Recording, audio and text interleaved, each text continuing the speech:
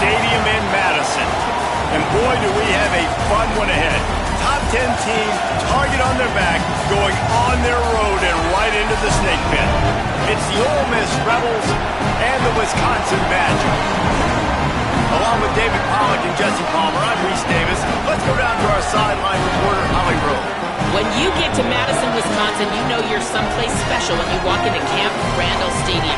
This is one of the largest and oldest stadiums in the country, opening in 1917. The students make it special. Every time there's a cool moment in the third and fourth quarter, Camp Randall continues to prove one of the best home field advantages in the Big Ten.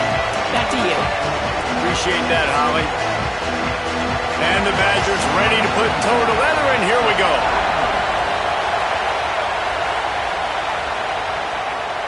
Fielded in the end zone, it's Alexander. I know he thinks he can house every return, but sometimes you just have to take a knee as he stopped at the 14.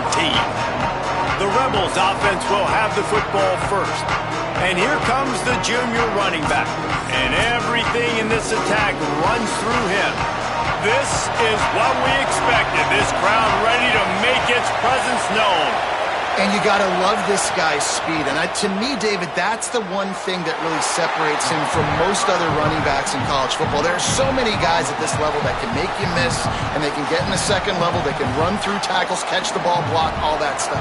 This guy, though, has home run breakaway speed. If he gets past your second level, he's out. And you see defenses take angles on him, and he just outruns them. Like, he's just got that extra gear that's different, that scares you. You can tell people are trying to play so fast to try to catch up. So, number one job for this defense, man, try to make him play in a phone booth, right? Like, don't let him get out in space and get matchups like on a linebacker. Not a good matchup from you. You will lose that. And not the optimum setup to try to salvage the opening drive with a third and long. Looking to throw, and he needs a bunch. Now he's going to break the pocket. At the 20, he's got space. Now they've got a little room to work with. They're out to the 28 with a first down. Play is stopped as they tend to an injured Ole Miss Rebel. That's the junior offensive lineman that they're counting on. We hope he can return to play soon. And the Rebels will have it 1st and 10.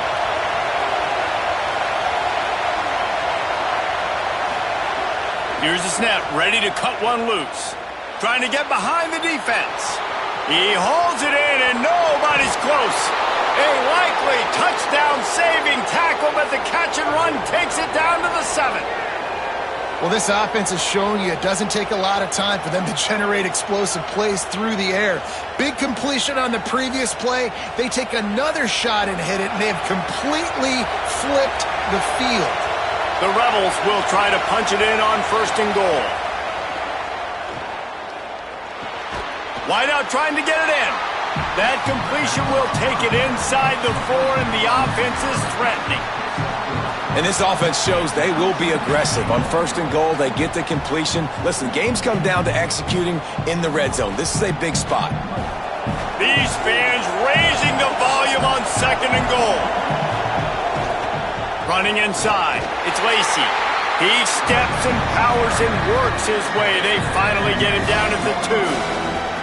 This is the most important part of the field. What you did to get down here means nothing. Nice job by this defense, staying confident, staying aggressive, and forcing the 3rd down and goal.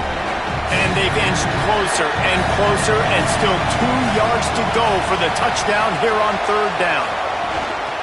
Barrels ahead. He gets nothing. Nowhere to go, and it'll be 4th down. Decision coming up here. I'm kicking a field goal, though, David. First drive of the game, you want to pay it off and just put some points up on it. Well, and see, I'd go for the touchdown because here's the thing. I'm going to make them go the length of the field, almost 100 yards. Even if I get stopped, I'm starting this game aggressive. Splits the uprights right down the middle. And with that, they break the seal on the scoring. It's 3-0. And on this opening drive, the D gave up some yards, but that's okay. They buckled down when they needed to. They forced the field goal, keeping the home crowd still engaged, still excited, and now they get the football.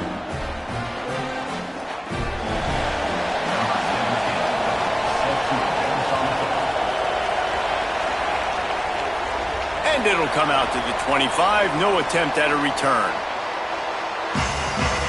So Wisconsin's offense takes the field for the first time in this game. And standing in the way is one of the best defensive lines in the country. Well, this is one of the best quarterbacks in the country, but David, he better have a clock going off in his head in this one, because this is one of the elite pass rushes in the entire nation as well. Their D-line is absolutely stocked and loaded with athleticism, with guys with bad intentions, and they built this D-line specifically for games like this. Yeah, so he better be on time, right? Like, that ball needs to be able to come out. You just got to be careful. You don't get away with some of those liberties of holding on to the football, extending plays, because those dudes are in relentless pass rush mode, chasing after you. This will be a great chess match.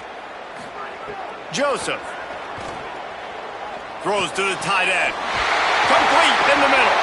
And he was off to the races. Finally tripped up at the 36. We always talk about the Wisconsin ground game, but the Badgers have had some efficient quarterbacks in recent years, too. And just finding the guy that fits, right? They're a scheme fit, a system fit. Finding that guy that can be a complement to the run game. That's what you want with a great Wisconsin offense. From the gun, they'll try the middle.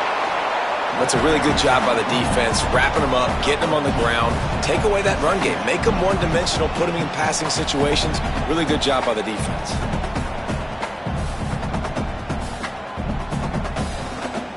Picked up 2 yards on that last one. They need 8 on second down. Joseph on the play action. Throws for the tight end. Almost had the completion, just missed it. And we talk to teams week after week, and quarterbacks and coaches, and what do they always say, man? Quarterback's best friend is a tight end. Well, that play right there, he wasn't his best friend. You don't see a lot of drops from him, but, man, he had an opportunity to catch that one. After the second down misfire, looking at a 3rd and 8.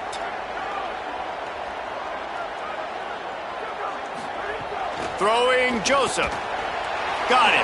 Nice move to pick up yardage. They make the stop about 4 yards short of the first down. And as an offense, that's just why you cannot get behind the sticks in these types of situations. 3rd in California is hard to complete and is hard to convert for anybody. And even though the running back is able to do something positive on that 3rd down play, it's just too many yards to gain, and now they're forced to punt. 4th down, Joseph. Under fire. Big man has it. It's a 1st down and more. He's got enough, and they roll the dice on 4th down, and they keep the drive alive. Nice execution by the offense on 3rd down, understanding what they had to do to get the 1st down, pass complete, move the sticks, new set of downs. The Badgers will snap it on 1st and 10. Out of the shotgun, they go to the ground. Defense right there to stop him in his tracks, and they get nothing on that play. Awesome job up front by this defensive line, being so good at the point of attack and eating blocks, eating some double teams that allows these linebackers to run free, unencumbered, and get to the football. It'll be 2nd down, and remember, they can pick up a 1st without scoring. They go play action with Joseph. Can't make the connection, and the defense putting on the heat and forcing the incompletion. And this has been a really good first drive, man. You talk about scripting the first however many plays. It's different for all the coordinators. Nice drive down the field. Now set up in a 3rd down situation. Let's stay aggressive. Let's capitalize on this momentum and not try to kick these field goals, because, you know, kicking field goals sometimes down the road can come back to bite you. The throw to the outside is complete. He'll be stopped short. It'll be 4th down, and let's see what the decision is here.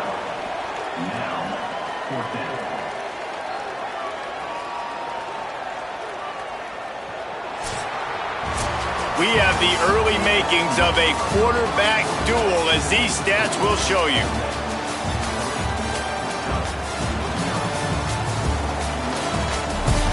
They are lined up and ready to go and get things started here in the second. They've already converted once on 4th down on this drive. They are unafraid to make everywhere 4-down territory. Joseph makes the grab. That might seem like a risky call to go for it on fourth down there, but you can't just hand the defense a win in that spot, David. No, and when you go back and you look at games, a lot of times those field goals get you beat. And this offense is like, forget that, we're going to be aggressive. And because they got it, it was a great call. And the Badgers trying to cash it in on 1st and goal. They'll try to get it in with the run. And he's in! Touchdown, Badger! The best running backs are the guys that can just sniff out the end zone. That running back showed you all of his freakish ability on that play.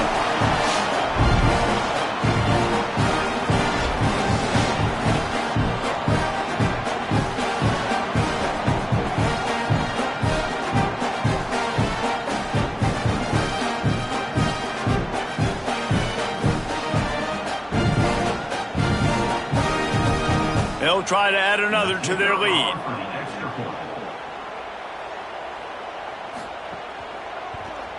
And the extra point makes it 7-3. 75 yards on the touchdown drive. And finish the deal with the short touchdown run from the 2.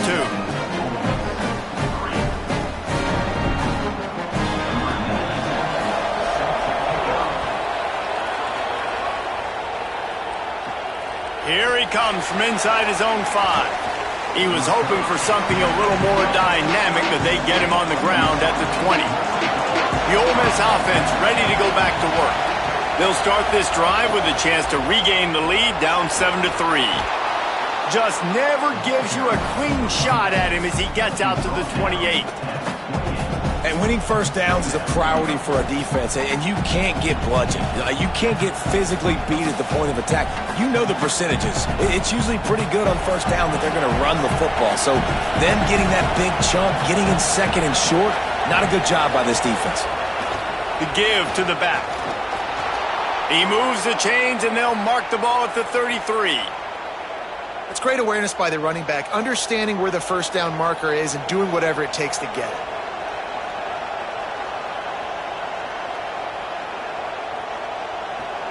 And this set of downs gets started from the 33, 1st and 10. Caught behind the line. It's Alexander. And the defense had that one well covered, just a short game there. And one thing I'm really interested to see is this Ole Miss offense post-Lane Kiffin, post-Charlie Weiss Jr., and they always find wide receivers. Palmer, it's amazing. They've had a knack for it. Was that Kiffin? Was that Weiss? Can Golden find those guys? They bring in a bunch of transfers to try to fulfill the same recipe that they've been using. Let's see how fast it will work. The best news is Trinidad Chambliss is back throwing the ball, though. And he's one of those guys who can elevate the players around him, too. You're right. There's going to be some new faces, and it's going to be important from a chemistry standpoint that he and these guys are able to get on the same page very early on. But once everything starts clicking, this offense, man, they light up the scoreboard. And how much would you love it as a receiver playing with a quarterback like Chambliss? Grabbed in the middle. It's Haas. They make the stop, trying to pick up just a little bit at a time to get to that first down marker. Really good concept there to get things going and use the tight end early. Yeah, I mean, just such a great job on first down, setting up an easier second down. Understanding I don't always have to push the ball down the field, but see the tight end, make the throw. No, it's not a big gain, but makes life really easy on me on second down. He's brought down, but it'll be enough for a first down. Basic run plays. I don't need a bunch of complicated stuff sometimes. I just need to get the first down and get the sticks moving.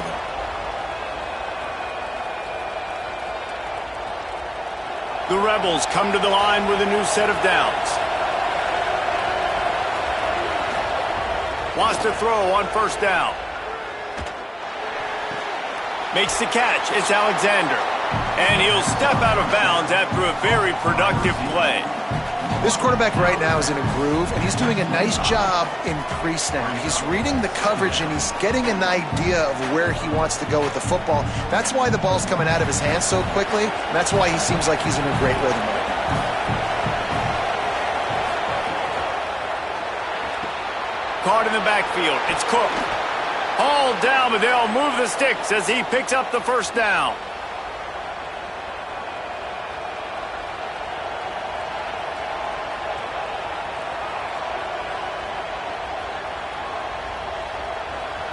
And the Rebels come to the line with a fresh set of downs thanks to that last connection in the passing game.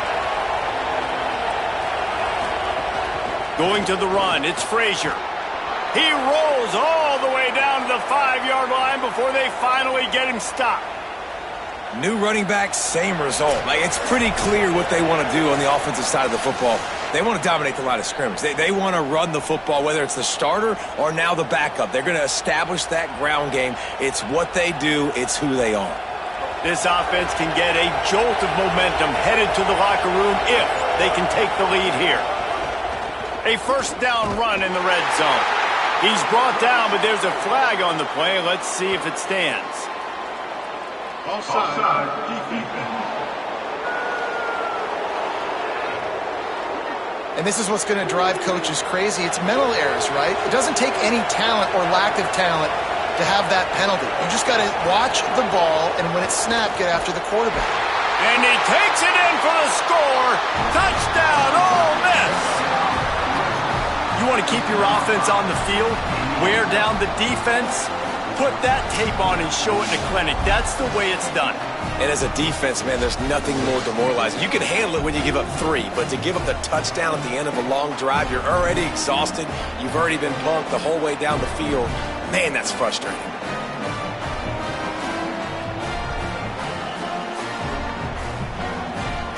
Lining up to tack one more onto that lead. And the extra point puts them up by a field goal. So it's an 80-yard drive and close the deal with a 3-yard touchdown run.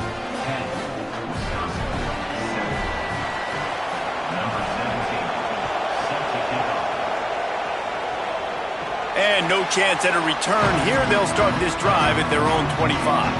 They take over late in the half, enough time to put together a drive.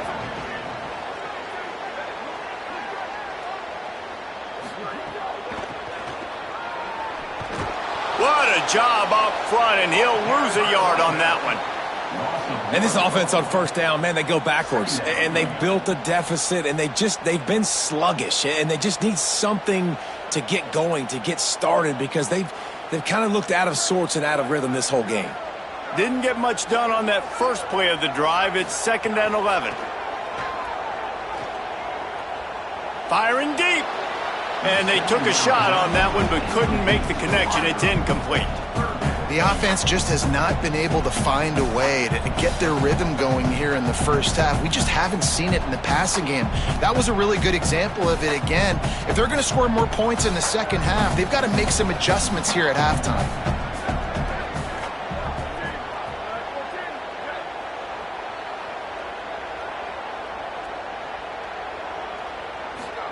From the gun on 3rd down, Joseph. He puts a lot of air under it down the sideline. Intercepted. Big play stops the drive.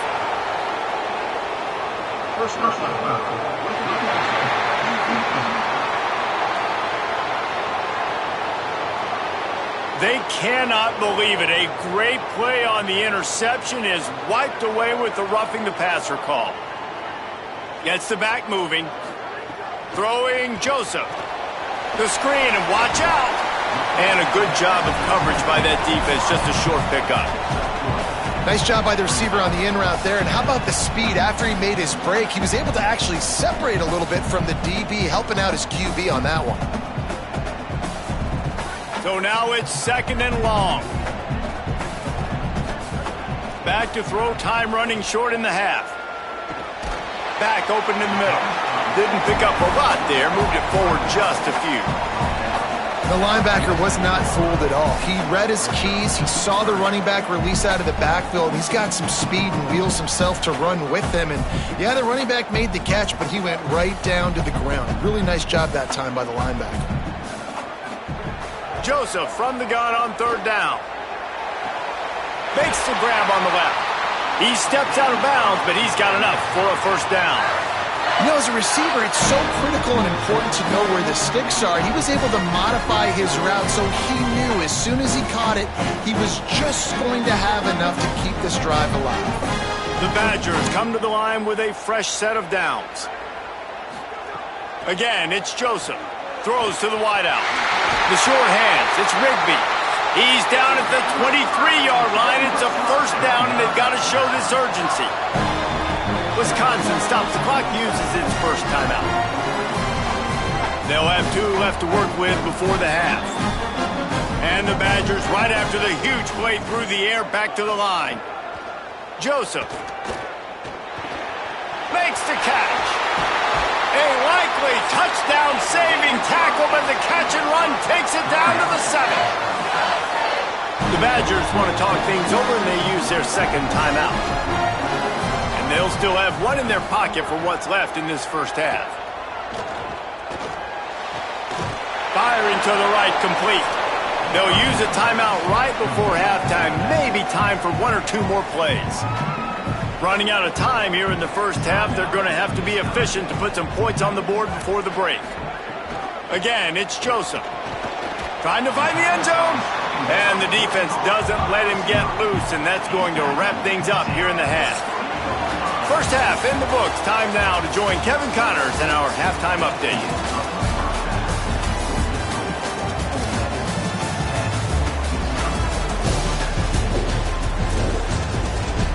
Thanks, guys. Looks like we've got a terrific atmosphere there in Madison. And a lot of coaches will say limiting the big plays and maybe hitting on a few yourself is key. But I'm more of a move the chains guy. Give me efficiency every day of the week and twice on Saturday. The offensive unit that subscribes to the less is more philosophy might be the one that leaves here today with a big fat W. And with that, let's head back to a great scene there in Camp Randall.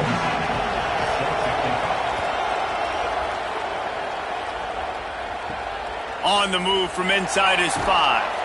They'll corral him and get him down at the 17-yard line on the return. Here comes Wisconsin's offense to get this drive underway. They start this third quarter, 1-possession game, and hoping to get an early drive going. This offense is ready, and they're ready to take the field here and see if they can get something established. They don't have to change everything and reinvent the wheel. They've had some successes in the first half, so let's get that continued here on the opening drive. Yeah, and I love getting that break at half to go talk with my coaches and pick my offensive coordinator's brain so I know exactly what I need to do to attack this defense, and I get ball first. They'll ride the hot hand. Oh, that is a nice move to get the ball out to the 36. You just sense the frustration starting to build, not only on offense, but I think with this running back as well. He is so talented. He's had some massive games throughout his career. Just haven't been able to get him going early in this game. That was a pretty good run there. Let's see if he can turn it on here in the second half. They bring him down, but not before he's able to pick up the first down. And we knew the linebackers were the strength of this defense, but coming in the offense, man, they felt really good about their running back. And so far, man, it's been a fun matchup to watch, but advantage to these guys that have been filling gaps, scraping, getting to the football, making plays. This linebacker unit really held down this rushing attack that they usually hang their hat on. Caught over the middle. It's Rigby. Following the completion, we get a stoppage to check out the injured player. That's the junior offensive lineman that they're counting on. We hope he can return to play soon. The Badgers can play this second down a lot of ways with just a few yards to go. Joseph on the play action. Got out of trouble, got rid of it. Fires to the big fella. Hit and brought down right at the line of scrimmage. Nice job recognizing the route defensively there. As soon as that ball was thrown, that defender knew exactly who it was going to, and he was able to make the tackle at the perfect time. No gain on that one. Third and short now from their own 48. And the incomplete pass will bring up fourth down. And you thought maybe in the second half this offense could just find a rhythm, find something to take advantage of this defense, but the defense has really had their number, not putting up a lot of points, and again, an empty. Look at this, guys. The offense appears to be going for it from their own side of the field. Trying to get it to the marker. He's not going anywhere, nowhere to run, and they stop him for nothing on 4th and 2. The give on the counter. Powers through the defender. Here's a little room there. They just gashed the defense on that one, and they've got it down to the 23. Defensively, you'll take the slow death. You'll take 3, 4, 5 yards a pop, but you can't give up the massive plays. You got to do a better job containing the football, making them run the guys, and get them on the ground. For goodness sakes, this guy is fast, I know, but defensively, we got to swarm to the football and get him on the ground. Looking to throw on first down. Quarterback now on the run, still looking. Really good running, gets it into the red zone, and they'll have it at the 16. There's a Badger slow to get up. They'll stop play and have the trainers look at him. While they have a look at the injured player, we'll take a timeout. This crowd knows when to bring it. He'll keep it on second down. He's stopped at the 14-yard line, and they'll stay on the attack from there. Yeah, and it's a nice job by this defense. Understand, listen, that QB is a threat, and they're going to run all kinds of options, and he's going to run the football. They were dialed in and got that stuff in the ground. Will they keep it on the ground again here on third down? They'll try to get it through the air. Can't make the connection on third down thanks to that tough, hard-nosed pass defense, and now it's fourth down. Yeah, and third and short, they choose not to run, throw the football, and I think a lot of that has to do with they know they're in field goal range. They can take the 3 points on the board. And the field goal unit will stay put as the head coach decides to go for it on fourth down. He'll try to throw and pick up the first down. Makes the catch along the sidelines and steps out of bounds. They spun that wheel of fortune on fourth down and come up bankrupt. Grabbed in the backfield. It's Rigby. Really good job making a play, getting it out to the 24 and moving those chains.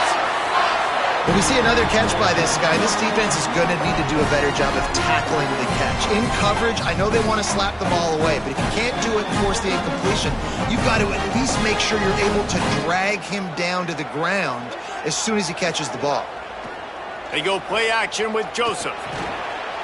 They stop him almost immediately. Short gain there, and still a little ground to cover to pick up the first. I like the idea by the quarterback there. You're trying to get this first down, so you find the tight end, see if he can make a guy miss or shake a tackle. Not able to get it done. Backed up now. Here's second and long.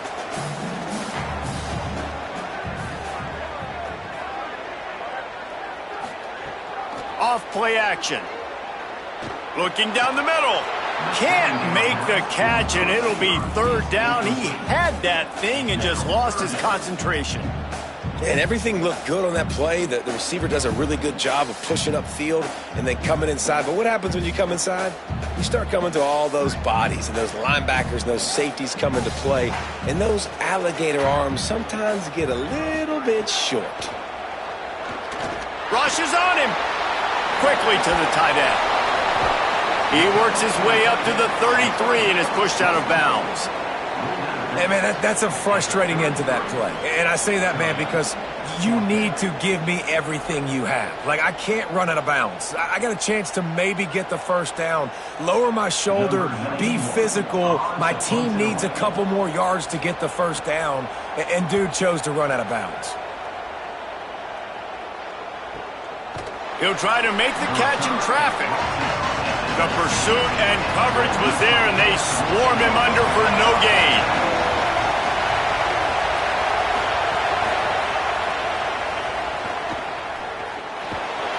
They'll give him 4 on the pickup at 2nd and 6.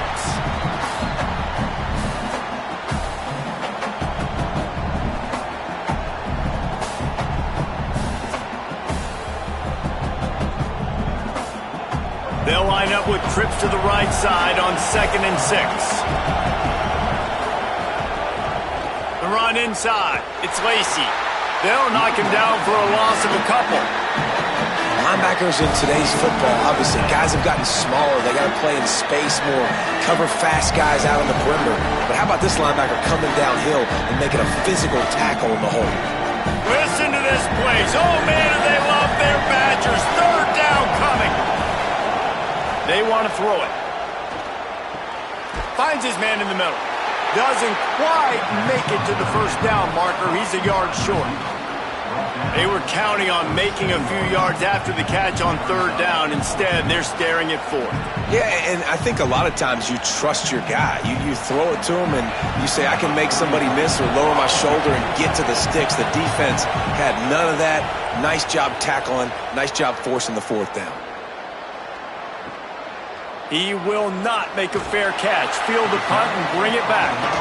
They'll get him down at the 21-yard line. The coverage team able to stop him right there.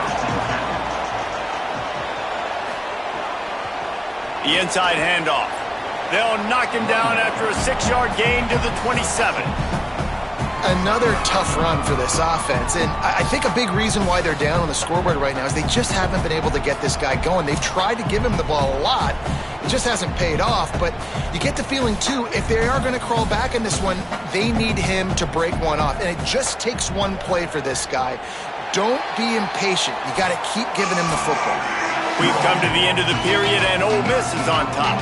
We take a moment to look at the stats of what has been a tight ball game.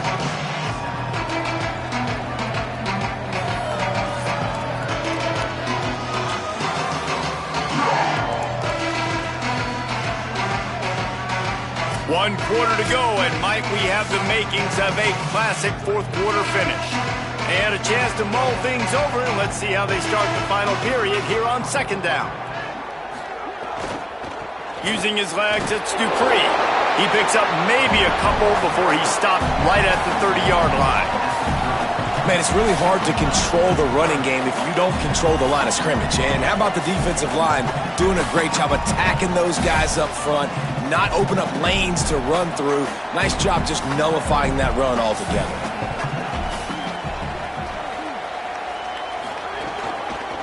Keeps it himself. And he's brought down at the 40-yard line, and that'll be a first down. Well, the defense did a pretty good job that time on the option play of having someone dedicating themselves to the quarterback to get him down. Not enough to stop the offense from picking up the first down, though. The defense really needs to be keyed in on this because they're going to see this option play more and more as this game goes on. Just a little off. Incomplete. And there's so much for a quarterback to think about. Stick it out in the belly. Do I pull it? Now when I pull it, I got to get my feet set, make an accurate throw to the right guy. So a lot of things going on, and I think that you saw that led to a little bit of inaccuracy. They're dealing with a second and long. Keeps it on the option. Stopped in the backfield. He's going to lose 3 yards on the play. Phenomenal job by the defense that time, shutting down the option play. They knew they were going to see this in this game, and all week long in practice, they really focused on this assignment football, making sure the dive, the quarterback, the pitch, all taken away. Nowhere to go with the football that time offensively. The defense coming up with a huge negative play. Under fire, and it's a sack. This defense continues to do a great job of not letting a great athlete at quarterback make big plays on them. Great job pursuing him, keeping him in that cage, not letting him get out in the open field because we know he can do some damage. Nice job by this defense so far.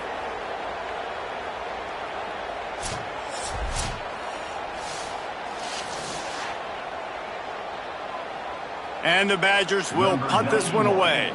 This will be the second time they've had to kick it away.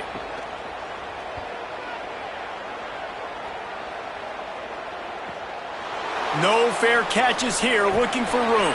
Coverage team gets the job done, and they'll mark him down at the 38-yard line. Here comes the Ole Miss offense onto the field. And points have been hard to come by in this one. They'll try to put together a drive. And he never had a chance, just stopped cold as soon as he got it. And I think if you're the head coach, defensively now, obviously, you've got 3 timeouts in your back pocket. You're trailing at this point, and the offense is going to be running the football, trying to bleed the clock. They're going to take as much time off the game clock as they can before snapping it. You've got to start thinking about using some of those timeouts. Here comes the heat. Not much of a chance there. He just had to get rid of it to avoid the sack. Another incompletion, and I've said that a lot, and these teams are just struggling. I mean, the offense just doesn't know what to do. Nothing's working, ground game, throw game. It's kind of been a rock fight on both sides. These fans stepping up to help this defense on third down. From the gun, wants to pass. Fires to the wideout. Finds a man in the middle. Good pickup there as he gets the first down, and they'll mark him at the 48. And what a big conversion by the offense there. With the lead late, you're just trying to stay on the field and bleed the clock. At this point, it's tick, tick, tick, tick, tick. Let's run this clock down as low as we can before we snap. Finally, some signs of life from this offense, which has done nothing in the second half. It's 1st and 10. Stop behind the line, he'll lose a yard. Wisconsin stops the clock, uses its first timeout. They still have a couple of timeouts to work with in this final quarter. Lost one on that last one. It's 2nd and 11.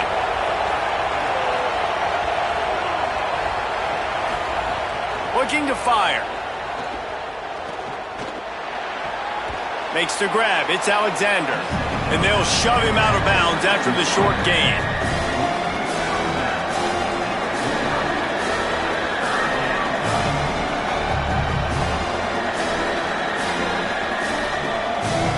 Getting late, pressure building, huge third down coming up on the road for this offense. From the gun, wants to pass. Stands in and takes the hit. Knocked away at the last minute, and that is precision defensive back play there. And that's a play on third down. This offense just has to do a better job protecting their quarterback. Give them a split second more time to complete that throw, but they couldn't do it there. And now on 4th down, they will put it on the shoulders of the kicker to save them with his foot.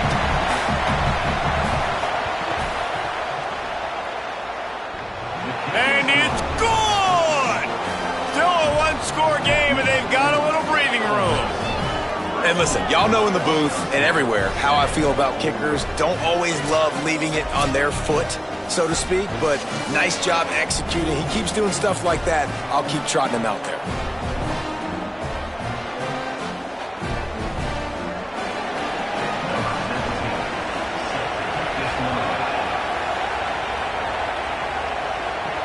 He'll bring it back from inside his 5. Just able to get out to the 18-yard line on the return before he's stopped. The Badgers start this drive as the offense looks ready to roll. They really didn't move the ball at all the last time they had it, and hoping for better fortune this time around. A little screen to the running back. They'll stop him just short of the first down marker on the screen. After the completion, we see there is a man down, and the clock will stop to check on him. That's the junior offensive lineman that they're counting on. We hope he can return to play soon. The Badgers with myriad options after that big pickup on first down. Makes the catch. It's Rigby. He's really close to that first down marker, but they stop him just a bit short. And I don't like the play call, guys. Screen pass at this point of the game against the defense playing big zones, prevent, trying to keep the ball in front. It's just not going to work. You've got to take shots offensively. The defense will try to hold up one more time. Under 2 minutes to go. Clock stops. We have reached the 2-minute timeout, and the offense is looking for a play to close this deal out.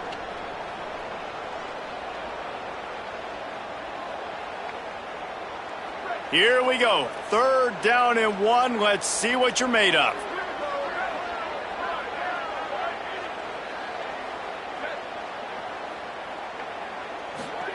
Throwing Joseph. And a missed opportunity on 3rd down as the defense knocks it free, and 4th down is coming up. After that incompletion, there is so much pressure now on this quarterback to come up with a big play. They need to score a touchdown. They need to keep this drive alive to have any shot at winning this game. But it all comes down to this play right here. Going for the marker on the ground. He's brought down, but not before he picks up the first down, and a gutsy call to keep this drive alive. That's a down and distance that would make a lot of coaching staffs pause, maybe call a timeout and think about, but not this one. There was no doubt, Reese, they were going to run the football and try to pick that up on the field. Direct challenge to the defense. If you want the ball, you're going to have to take it from us or stop us, and they didn't. So moving forward in this game, let's just see how this defensive line responds to this. Can they be more physical and start winning their one-on-one battles? There's a great saying in football. It's not the X's and the O's, it's the Jimmies and the Joes. Well, my Jimmy's better than your Joe.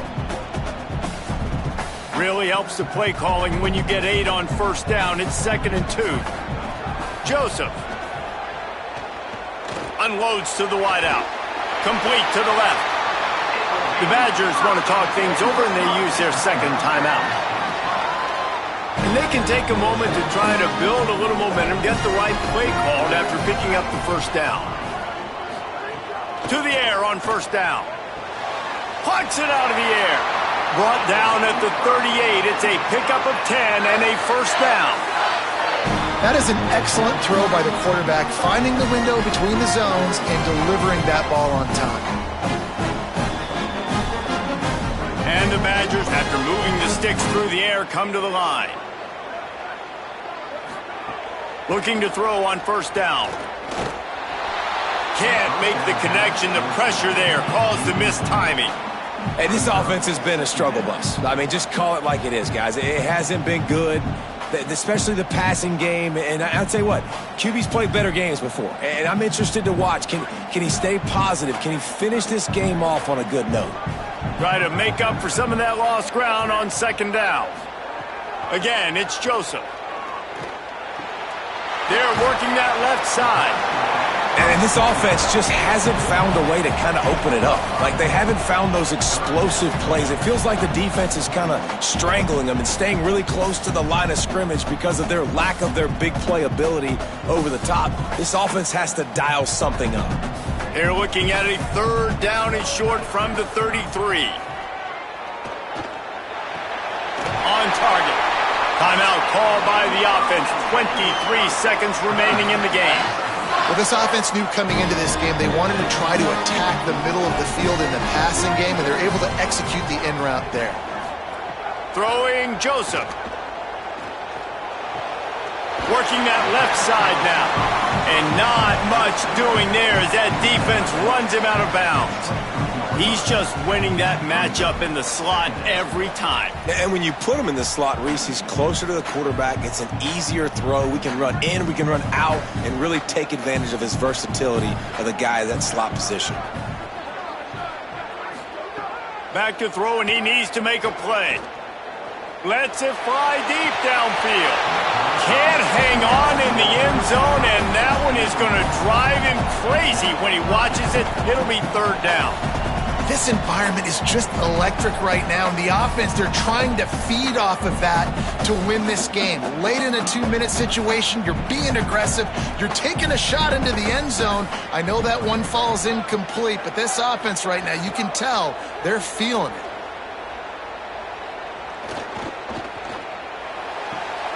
It's picked off, and they ruin the drive with a turnover. Takes it the other way. Touchdown, Rebels! The defense takes matters into its own hands. And all this defense has done all game long is be absolutely dominant. They have been shutting them out, whether they've tried running it, whether they've tried throwing it. They've been creating takeaways. You get the pick six right there. You just can't say enough good things about how this defense has played today.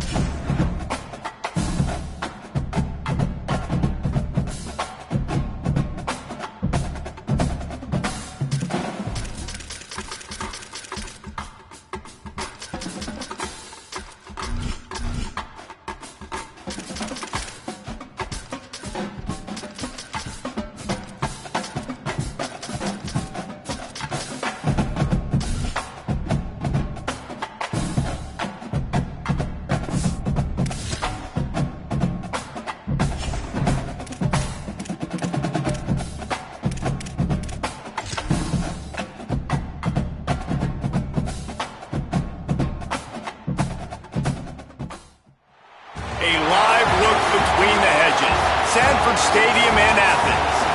We have two teams both ranked in the top 6 and both with high expectations as they prepare to square off.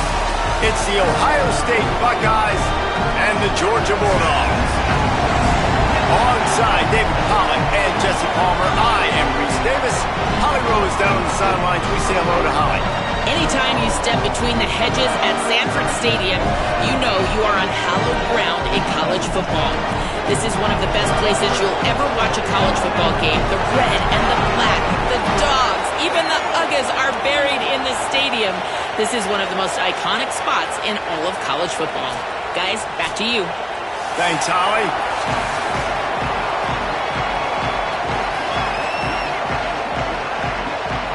Georgia about to kick it off to get us underway.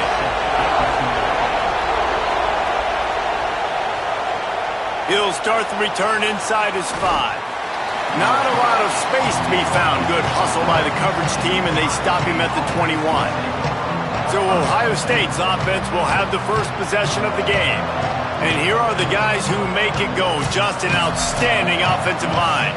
I think in college football, games are still won and lost in the trenches, David. And we are looking at one of the great offensive lines today in college football. They know every single week one thing. Oh, he's got some space. They bring him down, but the big play will move the sticks. Hey, listen, explosive plays comes in all different shapes and sizes. That time, they attack the outside to the left on the ground, and that is a momentum-shifting play. They know they have a huge advantage there. I expect them to go right back to it. And what do you do now if you're on defense? You got to be expecting that they're going to try and attack that side of the field, maybe in the same way, maybe on this next play right here. Here's Julian saying to throw. Fires quickly. This slot receiver gives defensive coordinators nightmares. You have got to double him virtually on every pass play. You better have safety help over top. Otherwise, this guy's a threat to score every time they throw the ball. This crowd going to try to make life miserable for these guys. Keeping it on the ground inside. It's Jackson. And he's stuffed by that big defensive tackle up front. Yeah, you just feel like the running back's asking for redemption on that one. You know, second and short, and you're giving him the football. He can't get the first himself. Now it's third down. He's looking over on the sideline like, call it again, throw me the ball, I can go do this. It's never a good feeling for the running back in that situation. Lined up in the gun on third down, Saying. With the catch, it's Johnson. That'll be enough for the first down as they stop him at the 43-yard line. He might have expected to see this DB up in his receiver's kitchen. Instead, nice little zone, and they pick up the first. Man, offenses are getting so good, Reese, at seeing the holes in the zone, knowing you're in zone, knowing where to sit down, how to make it an easy pitch and catch for the quarterback, and that's what it was on third and short. Nowhere to go on that one. It'll bring up 2nd and 10. Man, a nice second effort by the back to break a tackle. But how about those defensive backs willing to come up, stick their face in the fan, and make a tackle? Those are the best run defenses, too, right? It's not just D linemen and linebackers getting all the plays, but it's DBs that are willing to not just cover, but tackle backs in the open field. Caught in the backfield, it's Jackson. And that's why this guy can play first, second, and third down. You've already seen him earlier in the drive rip off some nice runs, but he can catch the football as well. They're going to find ways to get him going in all sorts of ways, but you're seeing it specifically on this drive. 3rd and short here from the 35. Might take a shot here if this is 4-down territory. To the ground to try to move the chains. That'll be enough for the first down as they mark it down at the 31-yard line. And talking to the OC this week, getting this running back going was step number 1. It was priority number 1. He said it makes the whole offense go. Like, he is the bell cow. He is the guy. This offense doing exactly what they set out to do on this first drive. Right back to the well. Sweet cut there. Big pickup on the ground here to keep this drive moving and give them a first down. You've got to be loving what you're seeing from your offense here on the opening drive of this game. They're in a really nice rhythm. They've got real good balance going on right now, and they've got the defense on their heels. The Buckeyes back to the line on first down. Let's see if they keep leaning on this running game. On the ground, it's Jackson. Getting work done on the ground. He's pulled down at the 14-yard line.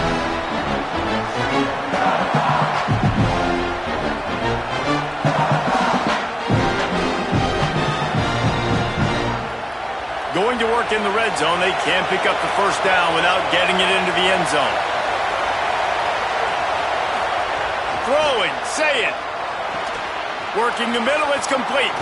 Shakes a man, and he might take off.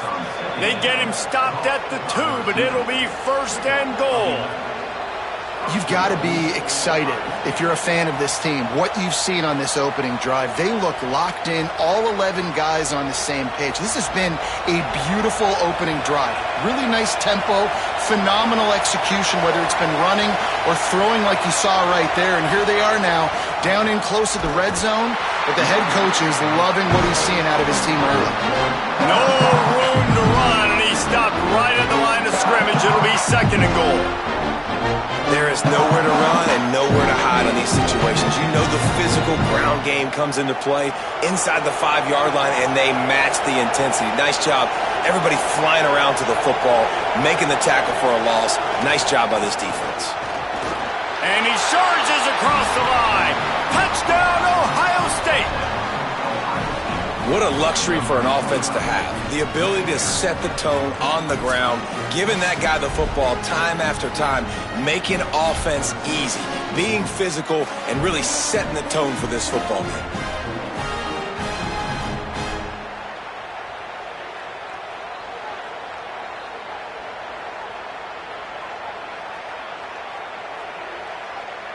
Setting up for the extra point after the first score of the game. And with the extra point, they get the first 7 of the game. They put it in the end zone with a 12-play scoring drive and close the deal with a 3-yard touchdown run.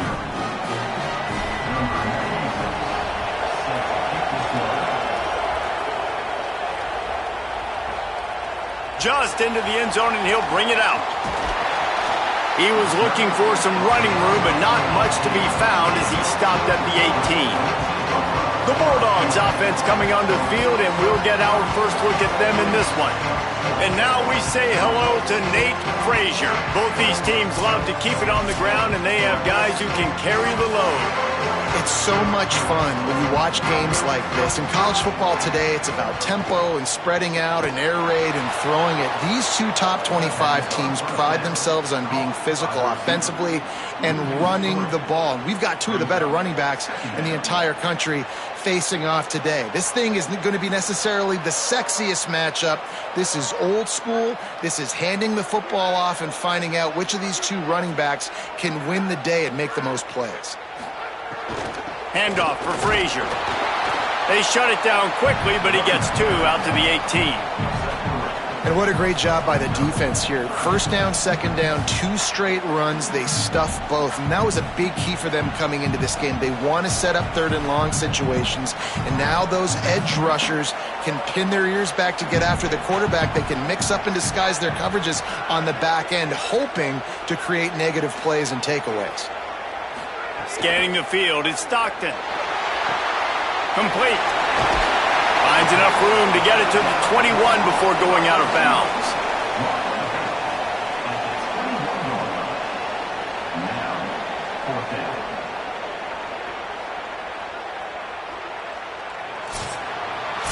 Well, guys, Ohio State has the lead here as we get a look at the numbers so far.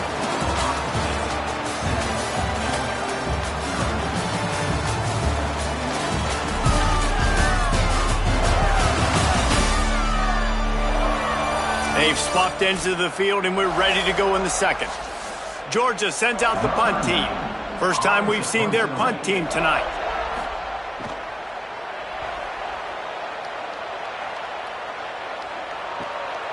He'll field the punt and take it back.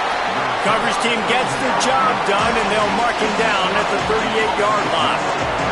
The Buckeyes roll that offense back out there. Last drive went for 6. We'll see if they can do it again. Surged ahead for a couple there. It'll be 2nd and 8. And the defense doing a great job committing to the run. When you commit to the run like this, obviously you can give up some plays in the passing game, but you got to stop the run first. After picking up a couple, it's 2nd and 8.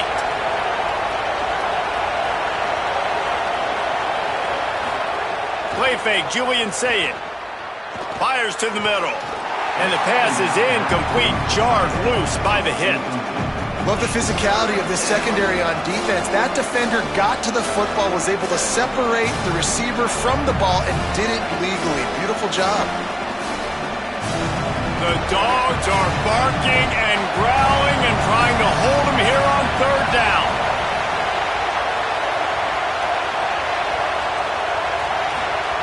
Now here's Sayed. Fires to the middle. Complete downfield. Putting together a real scoring threat here as they pick up the first down at the 36. We asked earlier this week, who's your favorite receiver? And of course he said the open one, but we know who he really wants to go to on 3rd down. The best one. I mean, I think the open one, obviously the politically correct answer, but you want to find the guy that you got that great chemistry with. You know exactly where he's going to be. You got that bond and that trust. Thought he saw some daylight, but this defense closed quickly, maybe picked up 1 on the play. Well, you're making a positive out of a negative. And that time, quarterback, nice job buying time. He's trying to throw the football downfield. Nothing there, so instead of throwing it away and getting the incomplete, just get what you can get and make this next down more manageable. Plenty of distance between them and the sticks here on 2nd down. And there was nowhere to go, just stopped in his tracks in the backfield. It's amazing how a play by a defensive end in the backfield can really swing the momentum not only of a series but of a game sometimes. All you're trying to do is create negative plays, to get them behind the sticks a little bit, to get those sacks, to get those tackles for losses. You see so much stunting in college football up front with the defensive line because you know once you get one of those plays, you got the offense right where you are. He'll be stopped about 2 yards short of a first down. That quarterback has a hose. That dude could throw it through a car wash and not get it wet. Great job of putting that ball on a line to his wide receiver. And here they come going for the first down on 4th and 2. Tries to get it on the ground. How about that defense rising up and stopping him short on 4th down?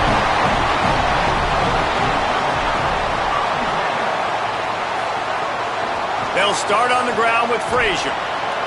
They stop him behind the line of scrimmage. He ran through one guy, but not through the rest. This offense has really struggled, and I think you're just waiting for one play, one explosive play to happen to hopefully galvanize you a bit offensively. That's not the case, and there they try to run the football in the first play of the drive, and it gets absolutely blown up for a loss. Trying play action. He's lucky that was a linebacker, not great hands. It's incomplete. Yeah, and great job by the linebacker understanding what to do in zone coverage. I drop, I take my steps. When that quarterback's feet get set, my feet get set, I break on the football. Nice break. Way to go break that up and swat it down. They've made 3rd down offense a key. It'll be tested on 3rd and long from the 28. Pressure coming. Still on his feet. He's brought down, but there's a flag on the field. Let's see which way that's going to go.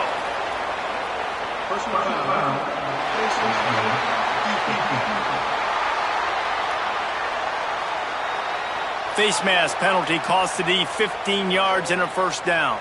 The offense comes back out with a new set of downs after the penalty. Out of the gun here with Nate Frazier. And just wedges it ahead a bit before he's brought down. And that run really didn't go anywhere. And a lot of times we don't focus on it enough. But how important those 5 guys are up front. To get on those defensive linemen, to try to move them out of the way, to get a run game going. It squarely falls on the shoulder of those 5 offensive linemen. Right back to the well. He's there to make the stop. Great job by the defense. Everybody firing off the ball, hitting their guys, holding their gaps, running to the football, nowhere to go.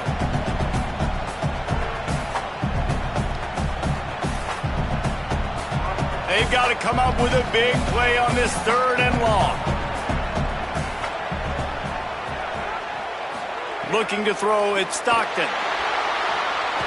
Got away from trouble and got rid of it. And this is going to be incomplete on 3rd. It's so nice when you know it's 3rd and long, you know a pass is coming, you worked on it all week, get your feet set at the sticks, understand that quarterback's got to be rushed, get him off of his spot. Nice execution by this defense. Georgia lining up to punt it away. That first punt was a beauty. They'd take another one just like it. And that punt will make its way into the end zone, and they'll put it in play from their own 20.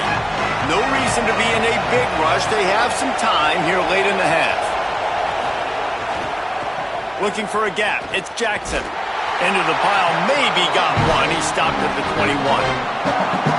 Run game is good. Balance is good. Now listen, if the run game isn't good, then you got to pass the football a little bit more. But sometimes you got to keep them honest, take them chunk by chunk.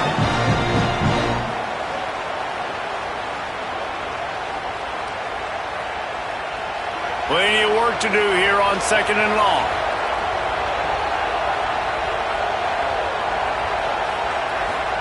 See it. Right on the money. Good, solid pickup on that one. They've got it out to the 40, and it's first down. Nice completion here to this wide receiver, and you're going to see this receiver line up in different spots all over the field all game long. Defense has got to keep their eye on where this guy is because they know he's a big part of this offense's success. Now from the 40, it's 1st and 10. He goes right back to the air. Throws to the wideout. Got his man on the right. He'll go out of bounds inside the 40. They'll mark it at the 39. This offense is clicking, everything working together really well. Coordinator, quarterback, offensive line, good rhythm, good flow. Defense is going to have to find something to kind of mess up this timing they got going on. The Buckeyes have it with a 1st and 10.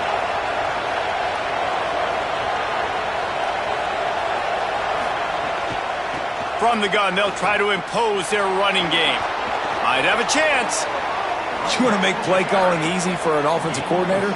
Run the ball like that every play. I mean, when you can run that on 1st down and set up a short yardage on 2nd down, it makes play calling easy. Every single call on that sheet is available here on 2nd down.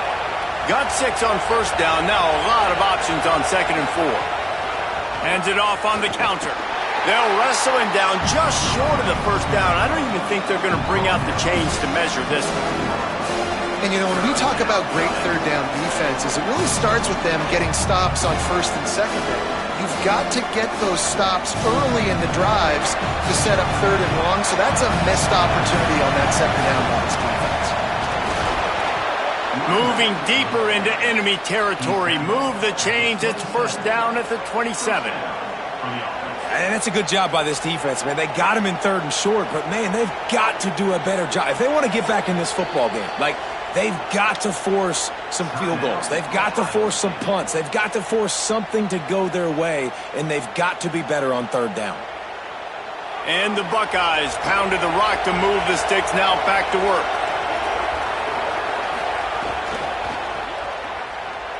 Finding an escape route. Runs through the tackle. Runs it all the way down, almost to the 10. They'll mark him out of bounds at the 12. And the old school toss play, huh? A little just toss to the right, get the running back on the run, A little bit more space, too, out wide where you can see, like, oh, where am I going to go? Where's the hole? As opposed to when you run right up the gut. So I like the mix-up. I like changing it up, tossing that fast guy and get him on the perimeter. Say it. Flips it out on the screen.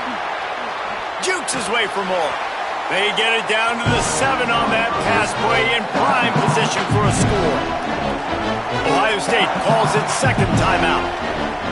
And they'll still have one in their pocket for what's left in this first half. Going to work on second down in the red zone is still some ground to cover to pick up that first down. Back to throw, it's Sayin. Looking to the end zone. Can't make the grab as he was going for 6 right there.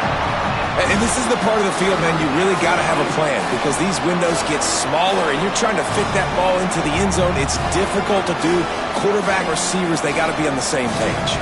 Not a lot of ground to cover and not much to defend. A big third down in the red zone.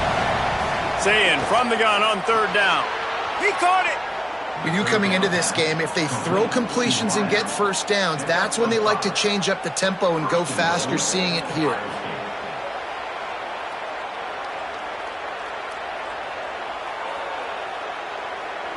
The Buckeyes have it with a first and goal. Here's Sayin to throw. Here's the pressure. Touchdown, Buckeyes! The sure hands in the end zone, and he has 6.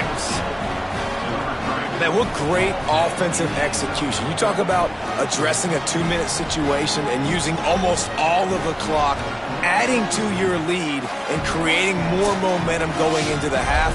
Great execution by this offense.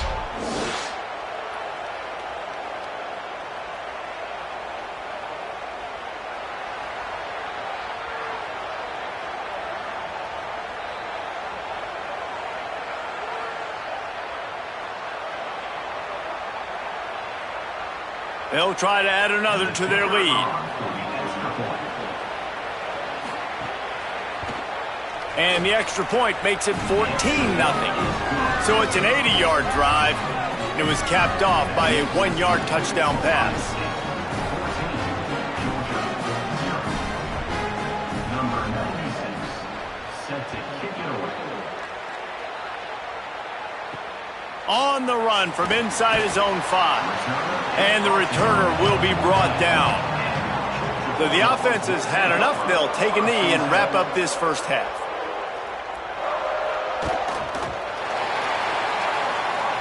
We've played 2 quarters here. Time to go to Kevin Connors in our halftime update.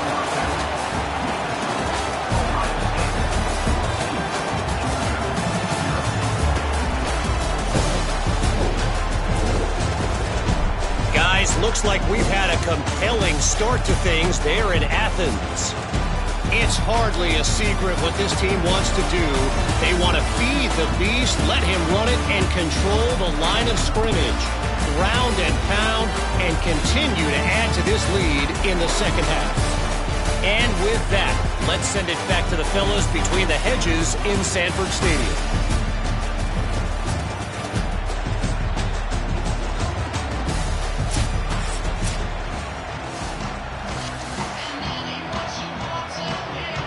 He'll put toe to leather and get this second half started.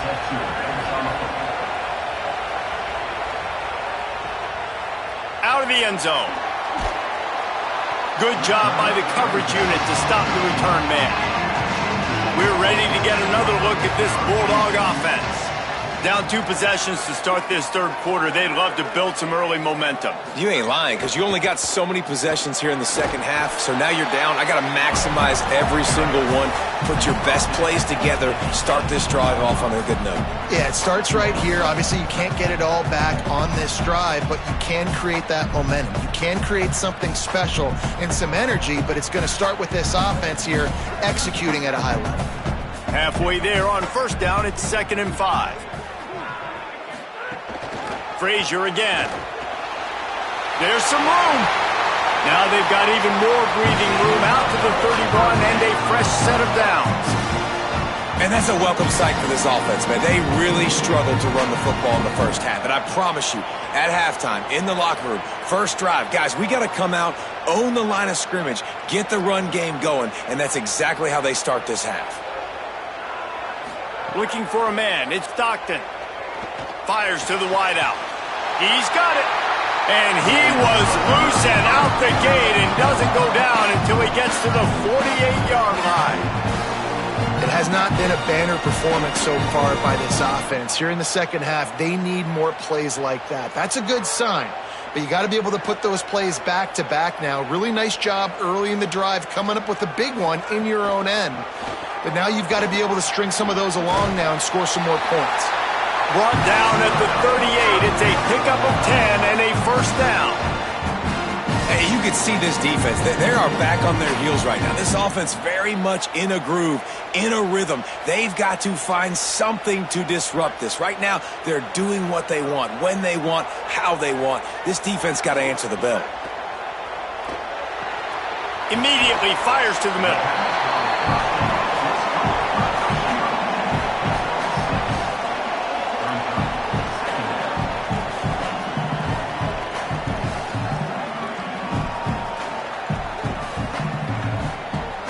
The Bulldogs in a good spot here with second and short.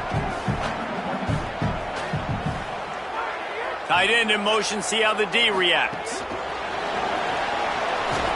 He's brought down, but he went backwards after that completion, not the way they had it drawn up.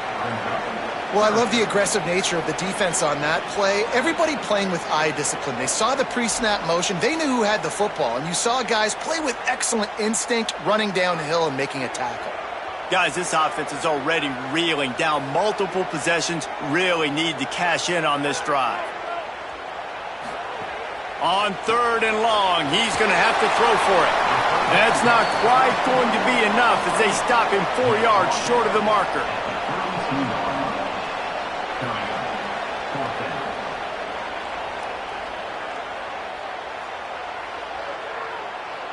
Facing this double-digit deficit here in the second half, almost a no-brainer to go for it on fourth down. He'll try to throw and pick up the first down. Right down the middle. Makes the catch, converts on fourth down, is still on his feet. He's got enough for the first down, and they roll the dice and convert to keep this drive going.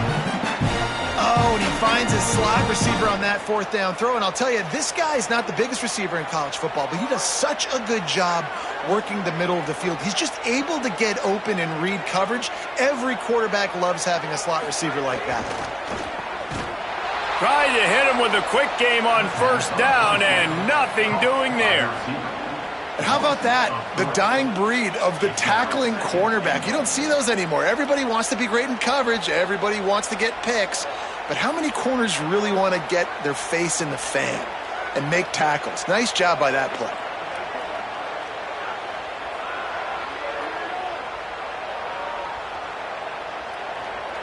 Back to pass, it's Stockton. Pocket breaking down. Good job to toss that ball out of bounds and avoid the loss. That's a heads-up decision by the quarterback there. You want to throw a touchdown, but if it's not there, just throw it away, and now we got third.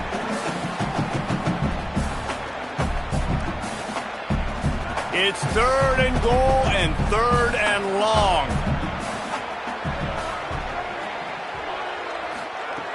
Looking downfield, and he needs a bunch.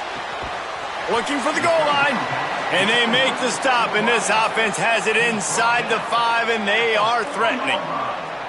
When a defense is in zone coverage, Jesse, they want to react. How do you react to a howitzer coming out like that one? Not much you can do because this guy's got a cannon. You saw all the eyeballs on defense on that play. They were waiting and anticipating that throw, but when you've got an arm like that, it's going to be tough to stop that curl route. It's incomplete, and the defense makes a stop and gets the football back. They'll give it on the counter. They didn't get a push at all on that one. It'll be no gain on the play. And what's the closest guy to the football, man? It's those defensive tackles, and those guards and centers have to work together. They got to get those guys and get some movement. They don't on this play, and the big fella eats. Nowhere to go. When you run into him, you usually meet the ground. They feed him again. That hole closed quickly. He'll get one out to the 6. And, man, the big fellas up front, they don't get a lot of credit. They don't get talked about a lot unless it's negative, but they're the big component, man. They've got to get some push, to get some running lanes, get this running game going. They're the ones that make it go. This dog crowd is off the leash, and they are coming after them, bringing noise on 3rd down. Saying, trying to be heard about the noise. Pressure's there, and he gets rid of it. And the missed connection on 3rd down. What a great job by the defense, forcing a 3 and out. Beautiful job in coverage there. This is going to set up a punt and get them the football back in great field position. The Buckeyes will line up to punt it away. They'll boot it away for the first time tonight. He just wanted to get it out of there from his end zone. Not a lot of room to make this catch. They stop him immediately, flying down the field and get to him before he can even get started. Back to pass, it's Stockton. It's complete to the left. And he is going to be forced out of bounds behind the line of scrimmage. Tremendous defense there. Brings up 2nd down.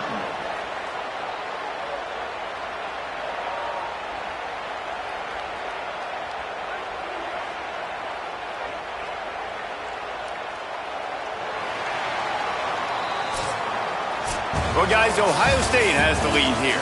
And they've built a comfortable lead after 3 quarters of play. Let's take a look at how we've gotten here.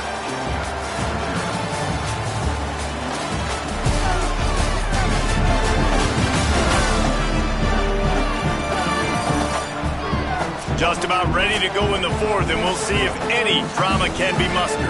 It'll be 2nd down as we open the final stanza.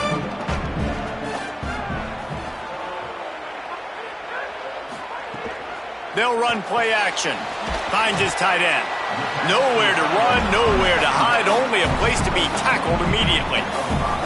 Well, and here's the problem offensively. Because you're trailing by so much so late in the game, the defense now is going to be playing big zone coverages, and they're going to allow you to throw the ball underneath in the middle of the field, rally to make a tackle, and bleed the clock. It's going to be hard now for this offense to claw their way back in this one. On 3rd down, he drops to throw. Lets it fly. And that one's incomplete. They weren't just trying to move the chains. They were trying to move the scoreboard. Instead, it's 4th down. And that was a game's worth of frustration right there on that pass. That was a bomb down the field, trying to get it all back because... Hold on a minute. The offense still out there going for it in their own territory.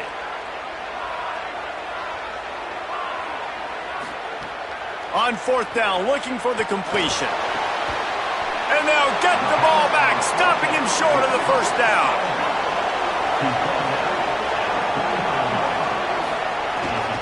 The hand to the running back. They'll get him stopped at the 34. He's got 10 yards on that one and a 1st down. And this offense has really done a nice job on the ground. Like, the ground game has been solid, man. Nice job opening holes, running the football. They've been consistent with the run. And as this game creeps along, right, if they can continue to do this with the lead, this is going to be a game that they're going to have in hand. Might as well give it to him again. Trying to pound their way forward. He picks up a couple to the 31. At this point of the game, the offense has the lead. The offensive coordinator knows they want to keep running the football. So he's going back, he's looking at his playlist, and he's saying, which runs work the best for me in this game? What can I lean on right here to make sure we win this one? After the 3-yard pickup, they come to the line, 2nd and 7. Here's the handoff. Makes it past the marker. Nice pickup on the ground there, and they'll move the sticks with the 1st down. Really nice job to move the ball on the ground like that in the big game, but we will need to check on an injured player. That is the freshman defensive end that they're very excited about. They're hoping that he's able to return to the game shortly. Here's Julian saying to throw. Bought a little time, lets it go. He just missed the target on that one. Got to put it on his body. You simply don't see that very often. A quarterback of this guy's caliber missing a guy wide open in the end zone. He makes those throws in his sleep. Operating in the red zone here on 2nd down. Running inside, it's Jackson. Wrestled down at the 8-yard line as they threaten deep in the red zone. And Tourney coaches this week, that's their guy. The running back is the guy they feel the most confident in. So I expect down the stretch, when you got a lead in this football game, you're going to keep hammering away with your best player. Boy, they'd love to move the sticks here and take a shot at it on 1st and goal. Makes the grab, and he will score. Touchdown, Buckeye. And this offense continuing to put up points. This game's out of reach. You know you're going to win, but still throwing the football, still finding that connection. I imagine there'll be some salty handshakes at the end of this game.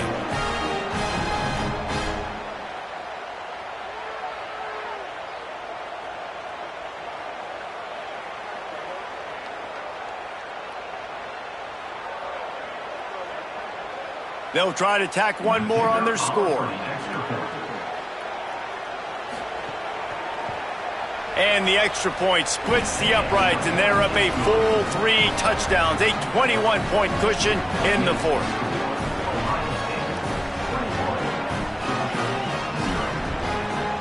Number 96, set to kick it off.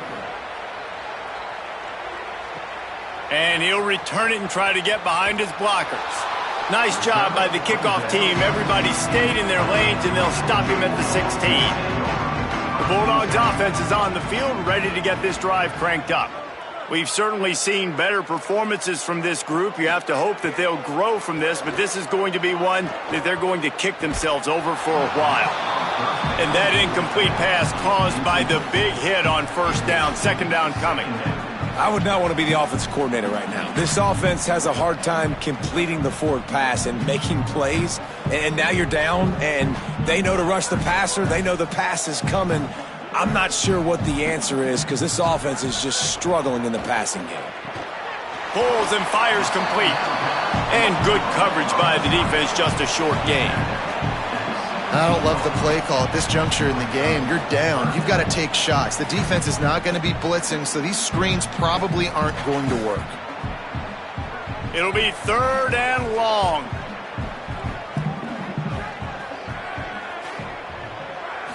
Looking to pass. It's Stockton. Complete with conviction on the crosser. A little more space. Open up that playbook even more as they pick up the 1st down out to the 30.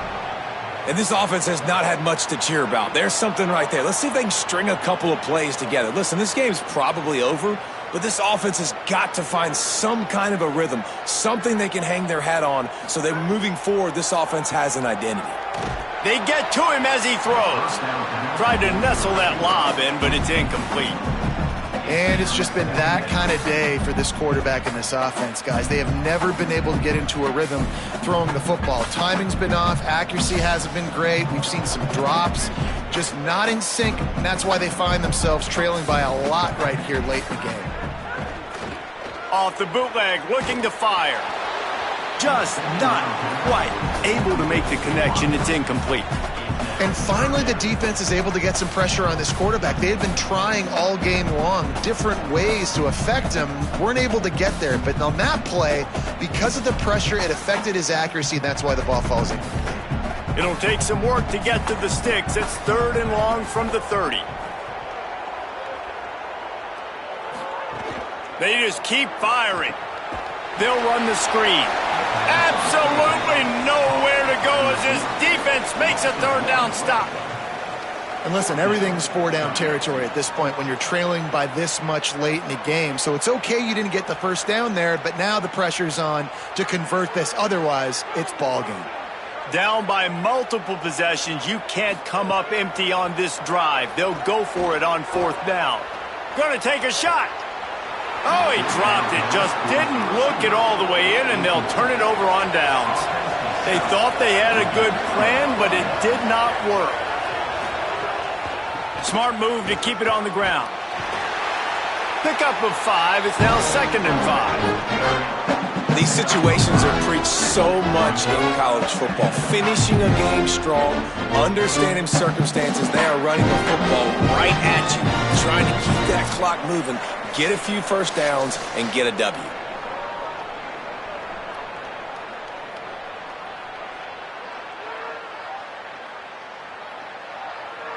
Halfway there on first down, it's 2nd and 5. Keep it on the ground. Not a whole lot of progress made there on the short run. And I'm a fan of this, man. Run the football, eat the clock. We got the lead. This offense has put together a nice day, man. Like, just balance, rhythm, timing, play calling, everything has worked. That's why they built this lead. They've had a great day today. Already in chip shot field goal range at the 21, but this 3rd and short, they're still thinking touchdown. They'll try to pick it up on the ground. Maybe a creep. Headed to the end zone, and he rolls into the house. Touchdown, Ohio State. And he punches it in the end zone, and man, oh man, has this running back been impressive. Just the amounts of licks he's taken and just kept moving forward. Like, they made no bones about it, Palmer. They were going to run the football, and they did. They gave it to him over and over again. The defense knew it was coming, and he still performed. It's incredible. The head coach called him into his office earlier in the week, and he said, look, we are going to force feed you the football. You have to carry this for us on our way to victory. And he was glad to accept that challenge. He did it today, David. He took a beating. He is going to need the ice tub. He's going to need cryotherapy. He's going to need a good stretch, and he needs some sleep. But, man, did he ever deliver for his offense and his team. And they did tack on the extra point, by the way. Knocked it right down the middle.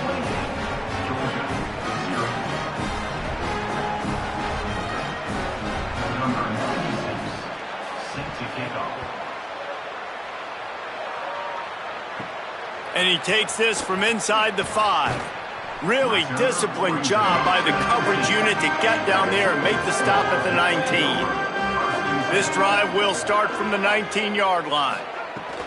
They'll start on the ground with Frazier. Sweet cut there.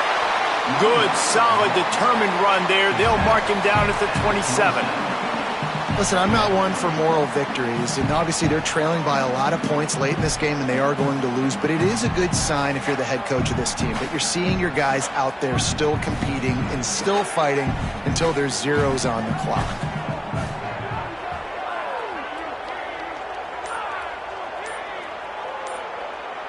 They'll move the tight end. Frazier again. Nice move to keep running. Ripping off a pretty good chunk of yardage. They've got it out to the 41 with a first down. Well, it's a nice change-up call on offense because obviously in the fourth quarter, you're down by a bunch of points and everybody in the stadium is expecting you to throw it to get back in the game. So you dial up the run play and you get a huge gainer. Hopefully that can give this offense the momentum they need to try to scrape and claw back into this one.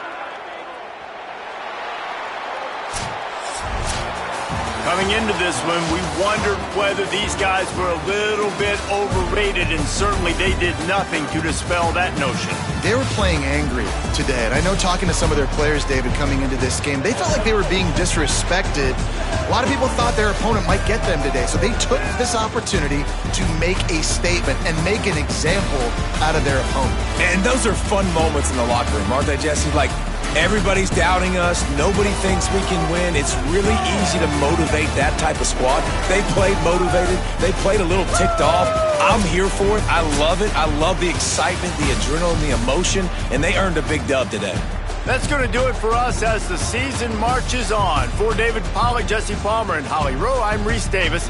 This has been a presentation of EA Sports College Football.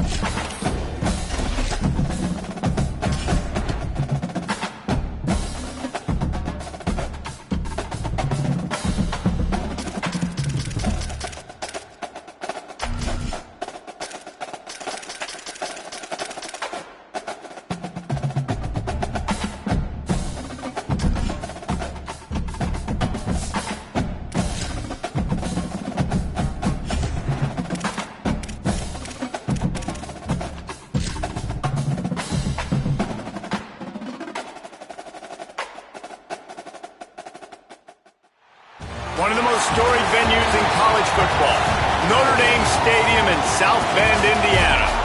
Today we have a top 25 matchup on hand with two of college football's premier teams preparing to slug it out.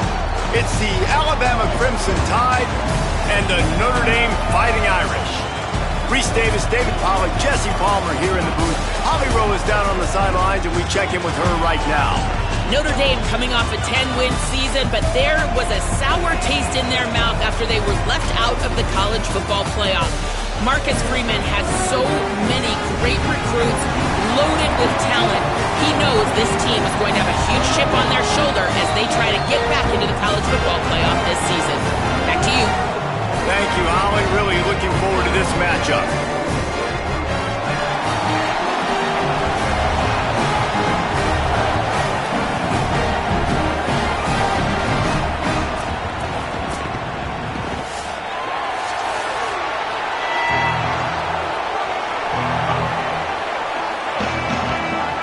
Notre Dame looking for a strong kick to get this one underway.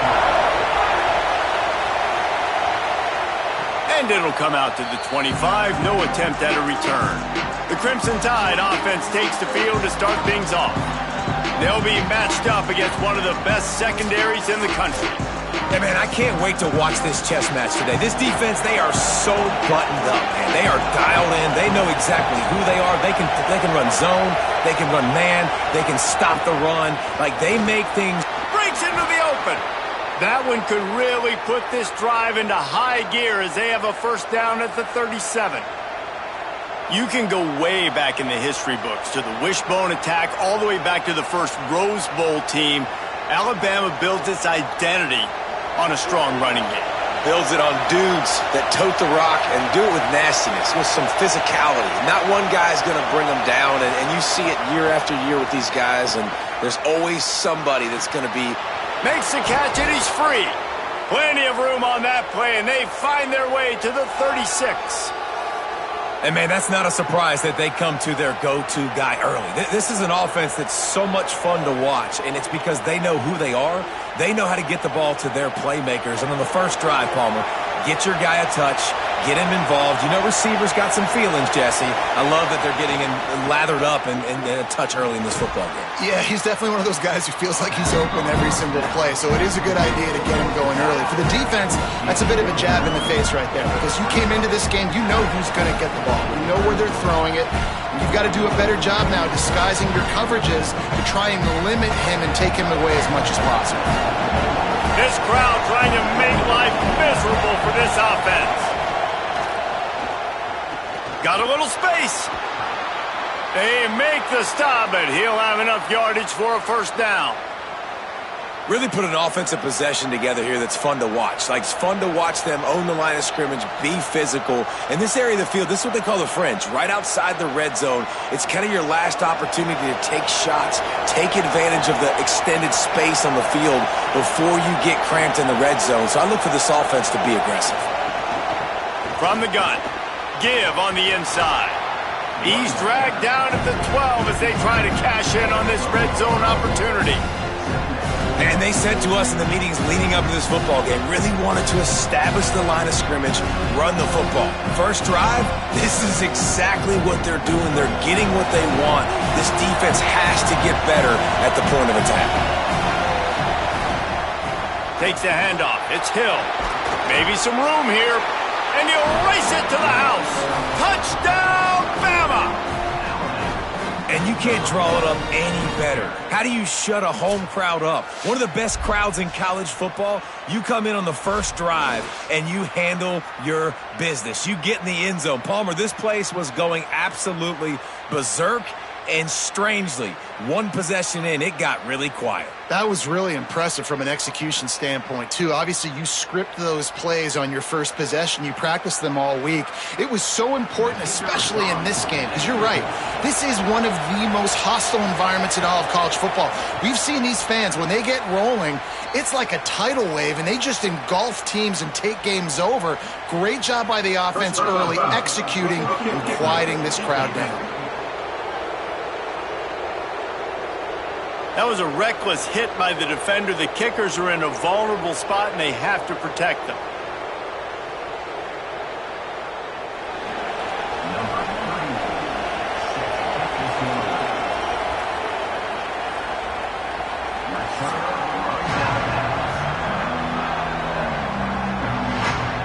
So Notre Dame's offense will come out to go on the attack for the first time.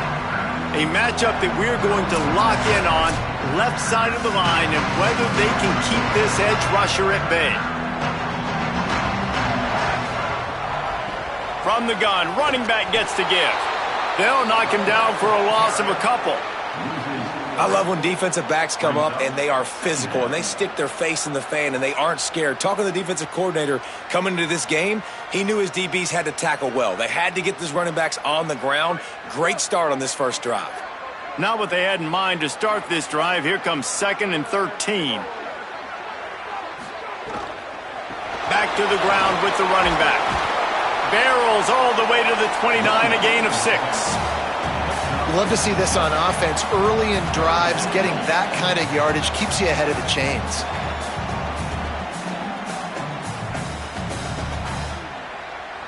Ball's at the 29. Defense can taste getting off the field. It's 3rd and long. Carr. And they can't make the play on 3rd down. Well, it's not quite the start this offense wanted to have on 3rd down. It's their first opportunity. That one falls incomplete. They're going to have to be better on those critical downs as this game goes on. The Irish send out the punt unit. They'll have to boot it away for the first time tonight.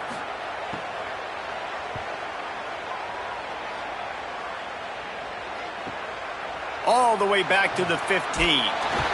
And he's going to get it up to about the 29-yard line before he's brought down. The Tide offense rolls onto the field. Already a solid start to this one. Now back to work with his 7-0 lead. Defense right there to stop him in his tracks, and they get nothing on that play. And that's exactly what you want to do as a defense, man. You want to get penetration and not let that tank get downhill. Because when he gets downhill at that weight and that size, it could be a problem for your defense. Get him before he gets started. Austin Mack. Caught in the backfield, it's Hill. Oh, did you like that stiff arm? Get a face full of that as he gets it up to the 34. Running backs just have to be a weapon in the passing game, even for little dump-offs and checkdowns. Yeah, find your matchups. I mean, you think about running back versus a linebacker. We like that matchup in space, and so find ways to get the football to your running back in space where you can break tackles and make things happen because they're just so dynamic. From the gun on 3rd down, it's Mack. Fires on the move. Complete to the left. He's stopped right at the 50-yard line, but they'll move the chains. It's 1st down. 3rd down, a lot of times it comes down to not necessarily who's the most open, who do you trust the most? Yeah, it's not about the X's and the O's. It's about the Jimmys and the Joes. And when my guy's better than you and I get you matched up out wide and I know I trust you, I'm finding you. Looking for room. It's Hill. Makes a stop in the backfield. He'll lose 4. That's such a great physical play by the defense because this is one of the bigger, more physical running backs you'll see in the country, and we're used to seeing him push the pile the other direction, not that time. It's the big guys up front on defense getting penetration, and they're sending him back for a tackle for loss.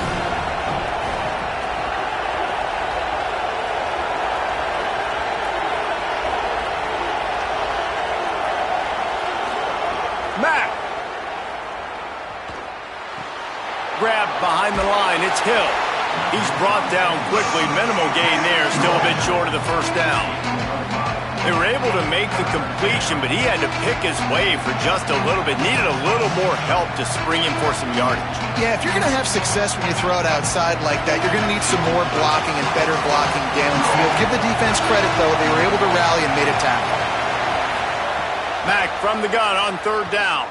Oh, they're after him. He's got him. Runs through a man, and he might have space. They'll make the stop about a yard short of the 1st down. We've reached a break, and Alabama has the lead. We've put one in the books. Let's have a look at our game summary.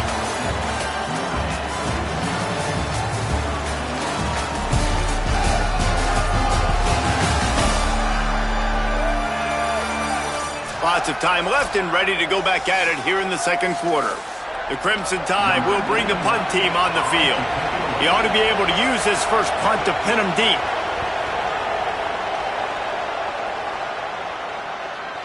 and they won't be able to down it. It goes into the end zone for a touchback. Notre Dame has the ball and ready to get moving. They went 3 and out on their first possession, now to see if they can be more productive this time around. Chucked it away just as he was hit. And I like the job by this defense. Seeing the play action, reading it, reacting to run, and then you got to convert to a pass rush. They do a really good job of it. Get to the quarterback and hit him as he's throwing the football. After that last incompletion, here's 2nd and 10 from their own 20. They'll send the tight end in motion. Carr on play action. Gets rid of it. Just a short pass to the tight end. Makes the grab almost to the first down marker, but a good pickup on that one.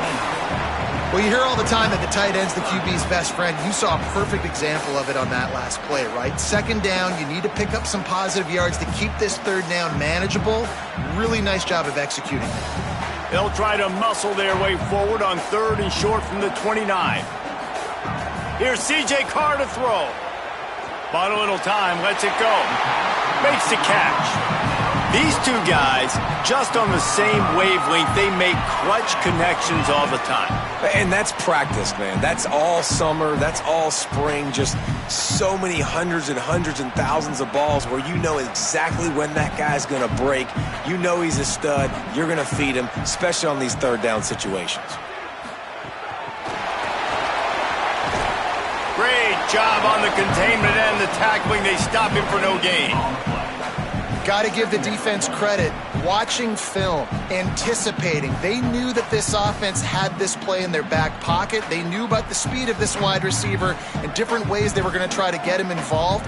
Everybody on defense on the same page, playing together. I love it.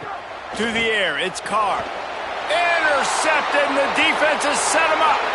Not much of a chance on the return, but they'll have the ball at the 33.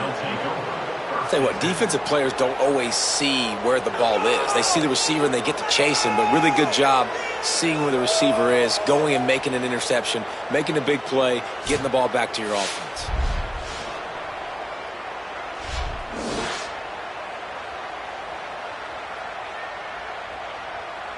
The Tide ready to roll on offense. They had to punt it away on their last possession, but man, what great field position this time. I mean, this is awesome. Like, last possession didn't go great. Now you're set up in an opportunity to get some points. Start thinking about what plays I like, Jesse, as I cross the 50. There are a lot of offensive coordinators out there, David, and in this position, they like to take a shot right away and try and capitalize on this field position. The Crimson Tide can dig into that playbook here on 2nd and short.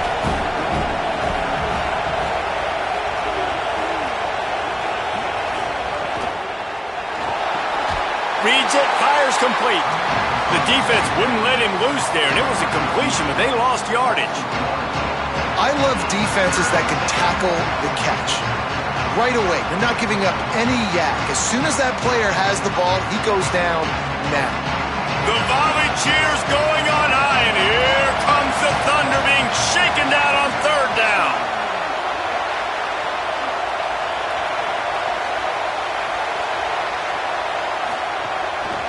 Trying to pick it up on the ground.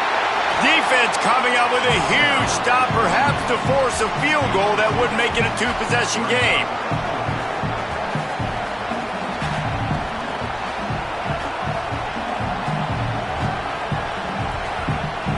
And now on 4th down, they'll try a field goal. This crowd trying to do its part to get inside the kicker's head. Dead center perfect. And that will extend their lead even further. And you want a touchdown and you want to be aggressive, but man, right down the middle, that obviously gives me some confidence down the road that I can trust this guy.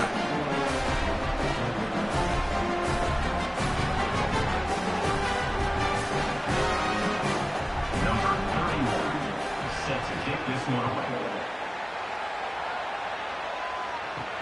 Here he comes from inside his own 5. Couldn't find a way to create that broken field as he stopped at the 25. They've got a little time here to put together a productive drive late in the half. Pulls it on the option. Got room at the 35. Able to work it to the 39-yard line, and that'll be a first down. The defense has got to do a better job with assignment football. Somebody has to be accounting for the quarterback on these run plays. You know you're going to see it. You've seen it on film. The option play, nobody home. He just takes off. That's an easy first down pickup for the offense. Moving forward now, the defense, they've got to settle in, and they've got to start playing better when it comes to assignment football. With the catch, it's Gilbert. It's going to be fun to watch this receiving group, I think, for Notre Dame this season. I think one of the things Marcus Freeman's done a really good job of in recent years is go to the portal and bring difference makers at the receiver spot. It was Malachi Fields coming over for Virginia, the big, tall body making big plays downfield last year for the Irish. And this has always been a position, David, that we thought was always a little bit behind some of the elite competition in college football, but it feels like that's starting to change now. And great house and phase on both backs, so obviously some experience there, but then bringing in some ultra-talented, highly recruited receivers from Ohio State. Those guys usually pan out pretty well to have that speed element. And a couple of guys that maybe click now with this C.J. Carr offense. And the passing attack, which went from a liability a couple years ago to a strength. It's hard to run on a defense that comes off the ball like that and runs to the football like that. Good luck. No holes anywhere. Carr from the gun on third down. Fires deep on the run. And they wanted it all on third down, but now dealing with fourth down. Well, you knew you were going to see it in this game, throwing the go route to one of the fastest players in all of college football. This receiver strikes fear in the heart of every defense because he's got elite track speed. He's going to blow the combine up in the 40-yard dash because of his wheels. Not able to connect with the quarterback on that one, but you know he has the defense's attention.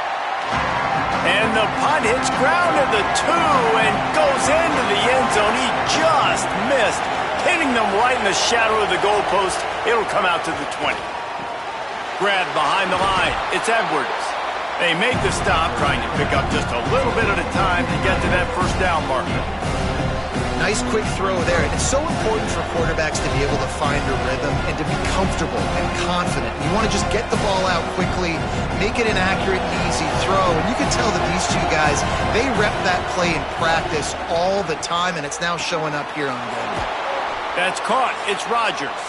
They pick up the first down. They'll mark him at the 34. Got to be expeditious here. The Tide will have to call their first timeout. They'll have 2 left to work with before the half. He's got his man. And they pick up just a few on that completion. One of the things you love about this running back is not only can he run between the tackles, but he's also a weapon in this offense. What will they dial up on second and a long way to go? Again, it's Mack. Finds the tight end. Dragged down, but they'll move the sticks for a first down. Alabama calls its second timeout of the half. And they'll still have one in their pocket for what's left in this first half. Throwing, Mack. Makes the grab. It's Edwards. Now the Tide uses its third and final timeout. And they won't be able to stop the clock again for the remainder of this half. To throw, it's Mack. Got a man in the middle. He'll work his way down to the 28. Right, second quarter, getting closer to the half. Offense is still having a lot of success stringing some first downs together. Defense is going to need to figure something out before they get to halftime. Clock still running, almost certainly the last play of the half. Again, it's Mack. A shot toward the end zone. The pass falls incomplete, and that's how we'll finish this half. That's going to wrap up the first half here, and now we join Kevin with the halftime update.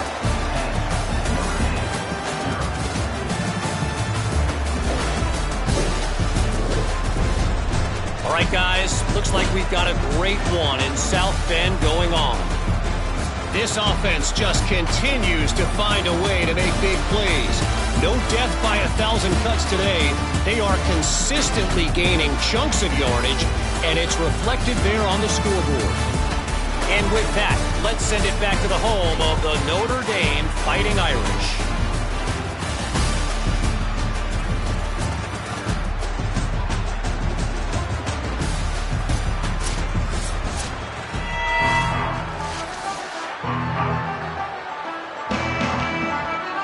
Just about set to get this second half underway.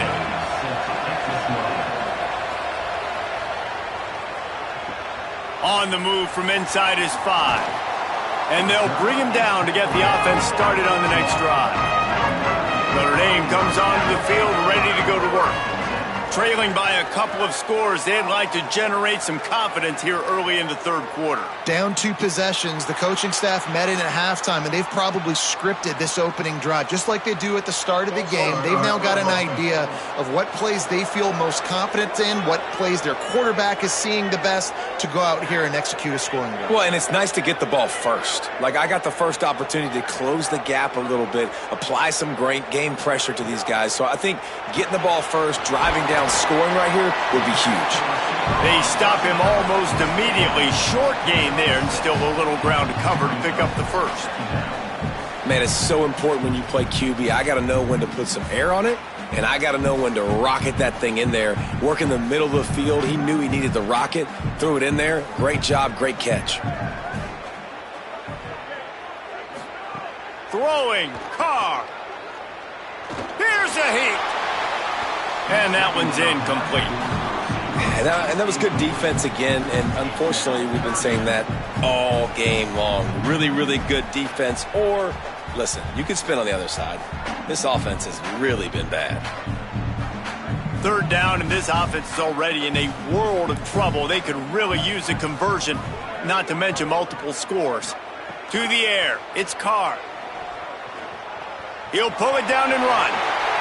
Plows through the defense. He slides and gets the first down. What a weapon to have a guy who can move the chains for you by any means necessary. Well, you just get the feeling, too, that if they're going to claw their way back in this game, his legs are going to have to be a factor. What a great job scrambling that time. Nothing open. He didn't panic. He saw some green grass. He was able to get outside, away from the defense, get upfield, pick up the first down. That play is going to help their momentum. They need more scramble plays like that from him. Nowhere to go on that one. It'll bring up 2nd and 10. And coming out in the second half, this offense, they needed to establish this run game. They needed to get something going. They're losing. They've got to find a way to get a flow, to get a rhythm. And so far here to start this second half, defense picking up where it left off. Here's Carr to throw. Quarterback feeling the pressure, and down he goes at the 22. In the second half, trailing the way they are, they know they're going to have to be able to throw the football to get back into it, but you can't accomplish that if you can't keep your quarterback standing upright. Give the defense tons of credit getting that sack on 3rd down.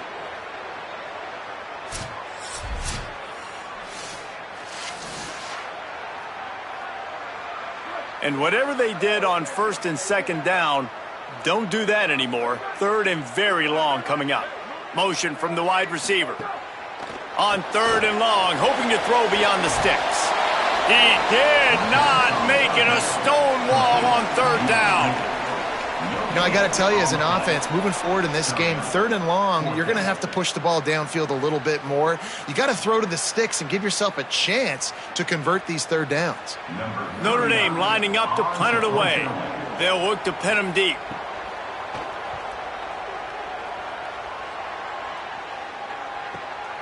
Makes the catch, wants to make a move upfield. They'll put that return to a stop at the 33, but the offense set up in pretty good field position.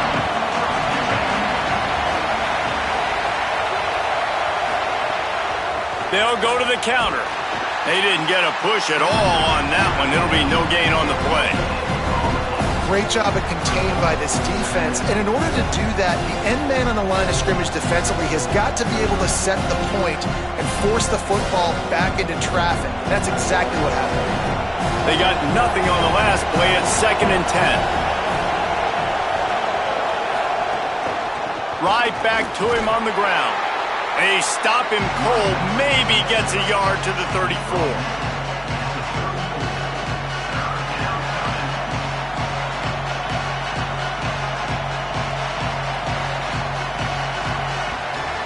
You want to talk about shaking down thunder from the sky. That's what they're doing here on third down.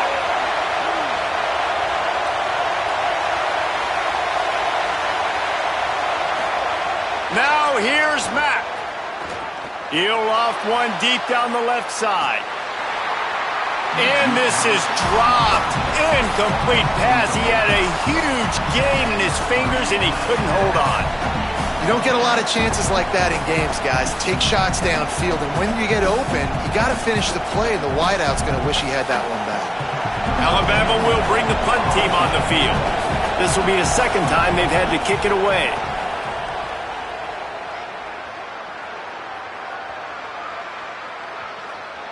And the punt will hit at the 7, and they can't corral it. It goes into the end zone. It'll come out to the 20.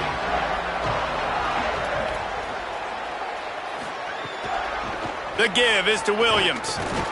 Not much there. Picks up a couple to the 22. And I think this has probably been the most surprising thing of this game so far. This guy's one of the best running backs in the entire country. They just can't get him going. He's never been able to get into a rhythm. You got to give the defense so much credit because they have been able to shut this guy down, and they got to keep that up here in the second half. Rides to the back. Makes the stop at the 32, but he picks up 10 on that play. Well, after they struggled running the ball in the first half, you just wonder if this coaching staff made some adjustments at halftime and just said, look, we've got to get more physical and we've got to own the line of scrimmage. After that successful run, they got to keep doing this here in the second half. With a first down, they'll snap it from the 32. Wide receiver comes in motion. The run inside. It's Williams. Defense right there to stop him in his tracks, and they get nothing on that play. The big fella in the middle, man. Those defensive tackles, they go such a long way in deciding and really stopping the other team's run game. Just forcing contact with those guards and those centers, owning the line of scrimmage, and getting running backs on the ground. Motion from the back. They'll see if they can find some running room on the right here. There's a crease. They've got it to the 49-yard line, and they'll move the chains. And that's what this offense needs, man. They need to do this, but they need to put several together. Back-to-back punts on their last two possessions. A lot of times that can wear your defense out, right? Playing so many snaps. This offense just keep being focused, executing on third down, putting some drives together. Next thing you know, you'll look up and you'll have points on the scoreboard. Takes the easy one to the back. In their vision of that play, someone would run free after making an easy catch. There was nowhere to run and nowhere to go except down. Probably looked really good when they drew that one up on the board this week in practice, but obviously a lot more difficult to go out and execute. Give the defense credit. Great stop. Carr bringing the heat, and they got it. So Alabama takes the lead into the quarter break. Now let's take a look at the stats in what has been a nip and tuck affair.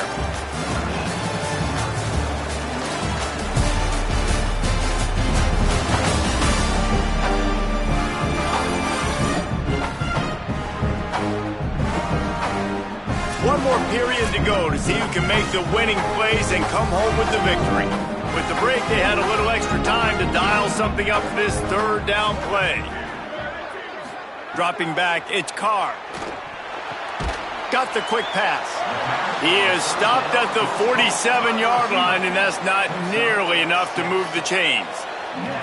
This offense has their work cut out for them, man, because the coverage has been so tight. And if you're not throwing to the sideline or you're not getting past the sticks, this defense is going to tackle you inbounds like they just did on that last play and bleed the clock. Carr to throw for it on fourth. Converts on fourth down. Still going. He's got enough, and they roll the dice on fourth down, and they keep the drive alive. And, man, this offense needed that. They've got to get it going. That clock is ticking. They've got 0 points on the game. They've got to put a couple of plays together. There's play number 1. Let's see if they can get a streak going, get down the field, and put some points on the scoreboard. Keeping it on the ground inside. It's Williams. Great penetration by this defense, and they knock him down behind the line. A loss of 1. Well, this running back has struggled to find anywhere to go, and I think one reason why is this linebacker and his speed. He did a great job there identifying where the ball was going to go. He didn't let anybody block him, made his way to the running back and got him on the ground. Nice job. He's got it again. He's in open space downfield. An explosive play in the running game as he's got the first down. And I think that's what you want to see from this offense down the stretch. Like, can you physically dominate the game? You've got the lead. Now run the football, eat clock, continue to feed your dude. The Irish relying on the running game to give them this fresh set of downs. Wide receiver going in motion.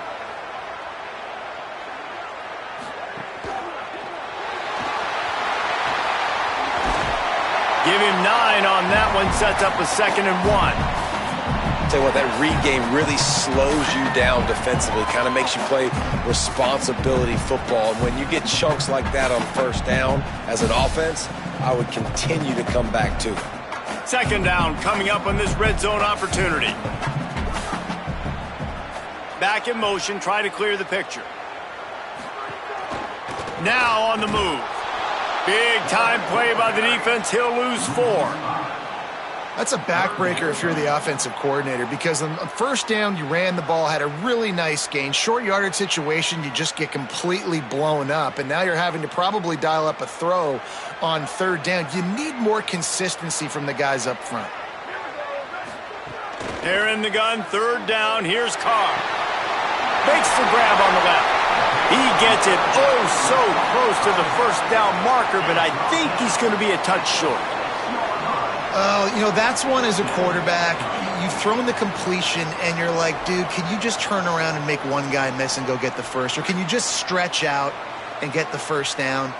You need your guys to have a little bit more awareness where they are in the field on that play. And even though they got... It's complete! They will score! Touchdown, Notre Dame! Well, we wondered exactly where the momentum was, and it looks as if Uncle Mo might have switched sidelines and switched families. And momentum is such a big thing. It's such a real part of college football, isn't it? And you can just feel that right now. Just felt a few minutes ago like this game was over, and all of a sudden, this team, they're believing in themselves. They've got some wind. They've got some hope. Their defense now needs to get the football back to keep that momentum going. And with the extra point, the lead is cut to 3. It's 10-7. That is what they mean when they say ball control, a 14-play touchdown drive. And they get it into the end zone with a 6-yard touchdown pass. He'll bring it back looking for help. Tackled and brought down at the 16-yard line after the return. Guys, here comes that Alabama offense onto the field. That last score the defense allowed made it a 1-possession game, and there is plenty of pressure to have a productive drive here. Nowhere to go on that one. It'll bring up 2nd and 10. The Fighting Irish called their first timeout. They still have a couple of timeouts to work with in this final quarter. Sends it back in motion.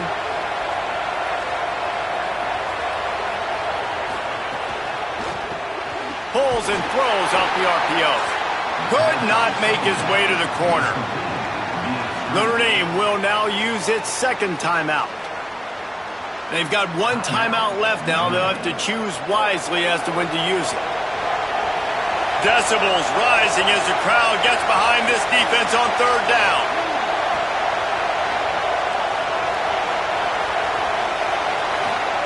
Now here's Mack. Oh, they really could have used that catch there. Physical pass defense. It brings up a 4th down. And both of these defenses, man, they've been so good. They've been physical. They've been great tackling, limiting explosive plays. But it's these type of plays right here, when it's kind of a 50-50, 60-40, when the offense has to make the play, the defense has been consistently winning in this football game. Makes the catch and now looking for just a little bit of daylight. They'll get down and put a stop to this return. They'll mark it at the 32. Here's C.J. Carr to throw. Under fire. Makes the grab. They'll get the first down. It's spotted on the 49. Man, this is where you really hang your hat on your defense. You got to lead late in the game. Offense just punted because they trust you. They can put you out there to get a stop. When you have the lead, get the ball back to the offense. We'll see if this defense can come up clutch. Looking to throw, it's Carr. Rushes on him. Good job to avoid the negative play and just get rid of that thing.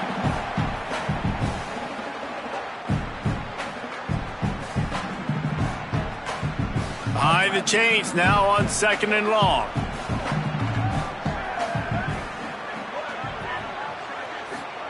Back to pass. This time he's got it. Makes that one pay off, and they finally get him down at the 38. It'll be first down. Got to give this defense tons of credit. How good have they been on the back end in coverage? It just feels like every time this QB has thrown the ball, it's been contested. They haven't given up a lot of yards, and they need to continue to be great in coverage with the lead in this 2-minute situation.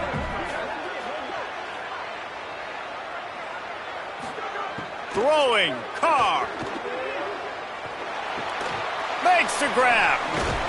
He's like a pinball with attitude out there, hammering ahead to the 30.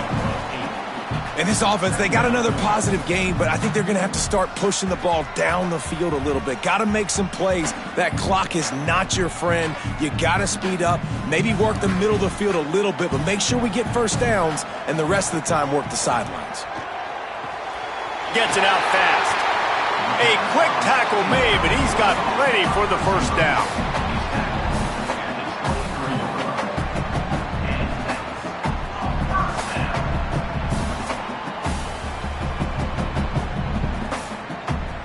Notre Dame comes to the line, that last completion, giving them a fresh set of downs. And he can't connect on the throw. It's incomplete. Well, I know it hasn't been a tremendous day statistically for this quarterback, but his decision-making has been good enough to win this game. Hasn't thrown a lot of TDs so far, but when things aren't open, he throws it away like on that play right there. He's not putting his team in a bad spot, and that's why they still have a shot to walk out of here with a W. Tight end now in motion. Here's Carr to throw. And that's going to fall to the ground incomplete. That was a physical matchup there. Third down coming. And this is a tough spot now to be in for this offense because it's 3rd and long. The defense knows you have to pass the football, so they're going to be playing conservative. So what's your play you can dial up? Maybe get half of this back. Like, I know the clock is ticking, but I got to make sure that I maybe cut this down and make it a more manageable 4th down. He's got it! Touchdown! Fighting Irish! And in the final moments, they've taken the lead. Man, this game has been incredible to watch, and the offense comes through late in the game, takes the lead. What a clutch drive by this offense. Now, I'm looking at you, defense. We got the lead late in the game. I need you to go put this thing on ice and win it for me.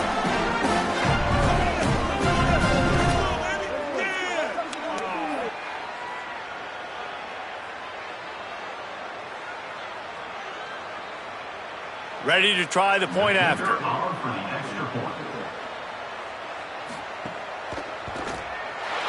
And the extra point is good, and every point counts. It's now a 4-point lead in the 4th.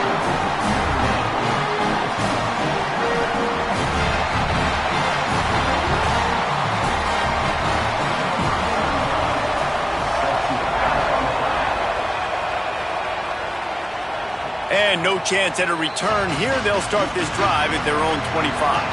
They'll put this one in play. First snap of the drive from the 25. Christian Mack. And it's incomplete. If you're going to take a hit like that, you might as well hang on to the ball. Well, the windows right now to throw into are getting smaller and smaller. How about the defender that time breaking on the ball? It was the hit that caused the incompletion. They've got to move quickly here. Still a chance, but they've got to force the ball down the field. Dropping back, it's Mack. Got the back over the middle. Stopped him at the 41, but that's a big pickup of 15. The Tide will have to call their first timeout. And they'll still have 2 timeouts left for the rest of this game. Looking downfield on first down. Unloads to the wideout. On target over the middle. And a big-time grab there. Knocked down immediately, but not before he gets it to the 40. Maybe this will breathe a little life into this offense, which has been flatlined in the second half. Here's 1st and 10. Again, it's Mack. Under fire. Just had to get rid of that one. Good job to fight another play. But how loud is it in this building? This is crazy. These fans are going absolutely nuts. And I used to love when the fans got involved, and I'm on defense, because it messes with the snap count. It messes with the communication, and it can really rattle an offense. Working well behind the sticks on 2nd down. Mack. Looking down the middle. It's complete. Offense will use a timeout. 19 seconds left in the game. Really nice job responding by the offense here. They watched the opponent go down the field and score a touchdown on that last drive. And you could see the quarterback there in the commercial break. He's telling his guys, let's go. We're going to go get this one. Everybody lock in. And that's what you're seeing on this drive. Doing a really, really nice job. They look confident. They're trying to score a touchdown themselves. And this defense has played good all night long, man. They've been all over the field making plays. And I love right here, man, not getting to the quarterback. You know you're not going to get there. What's the next best thing to do? Get your hands in the air. Try to bat the football. They do, and they continue a great performance. Here comes the heat. Outside the pocket, lets it go. Pass is incomplete, and we dwindle down to 7 seconds. And that's a nice play by this defense. Nice job getting a hand on the football, getting the bat down, and now all the pressure goes on the other side. This offense, 3rd and long, got to protect your quarterback up front. Give him enough time on this 3rd down and long situation to make a play down the field. From the gun on 3rd down, it's Mack. Throws to the wideout. A strike downfield. Defense is there to make the stop, but he's got the 1st down, and they'll have it 1st and goal at the 6.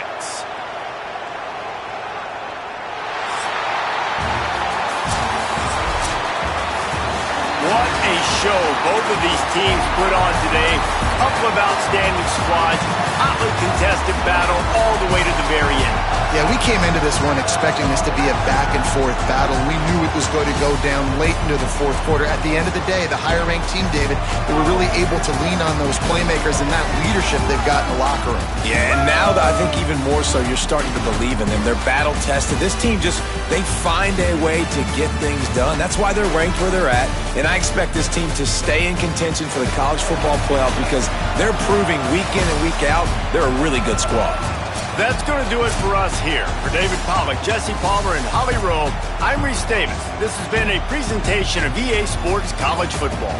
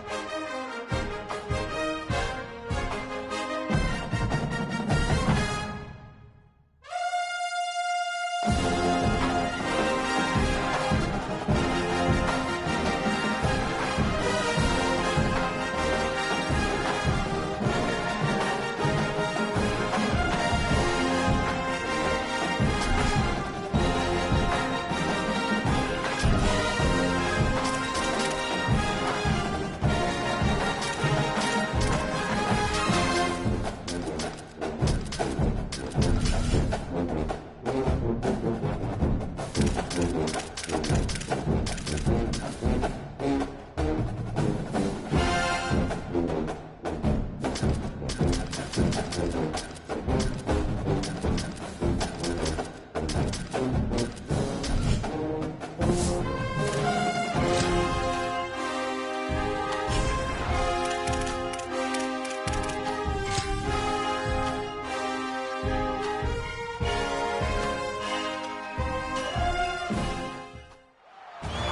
to L&N Federal Credit Union Stadium.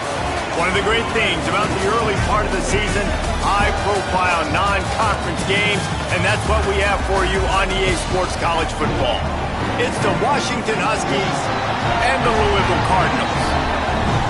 Reese Davis, David Pollack, Jesse Palmer with you, and Holly Rowe is down on the sideline. Hello, Holly. Did you know Louisville has one of the most unique stories about their stadium in all of college football? The L&N Federal Credit Union Stadium was built on a former railroad repair yard that opened in 1998. The land on which it was built was previously serving as a site for the Louisville and Nashville South Louisville Rail Yard.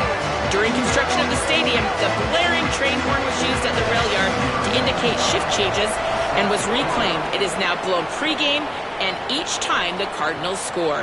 Back to you. Holly, thank you. The coverage team maintains its discipline, not much doing on that return. So the Louisville Cardinals offense as they take control of the football first. Isaac Brown, it is on him. He's their best player to make this offense go.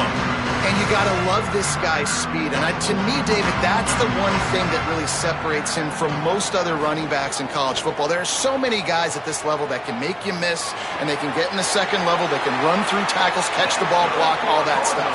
This guy, though, has home run breakaway speed. If he gets past your second level, he's out. And you see defenses take angles on him, and he just outruns them. Like, he's just got that extra gear that's different, that scares you. You can tell people are trying to play so fast to try to catch up. So, number one job for this defense, man, try to make him play in the phone booth, right? Like, don't let him get out in space and get matchups like on a linebacker. Not a good matchup from you. You will lose that one. I'll tell you, I just don't like throwing wide receiver screens against press man coverage. Receivers are not great blockers, and they just couldn't get it done there, and as a result, the offense actually loses a couple of yards. The Cardinals with a long way to go after the loss on the last play. Fires to the wideout. Soft spot in the middle. Stopped him at the 41, but that's a big pickup of 15.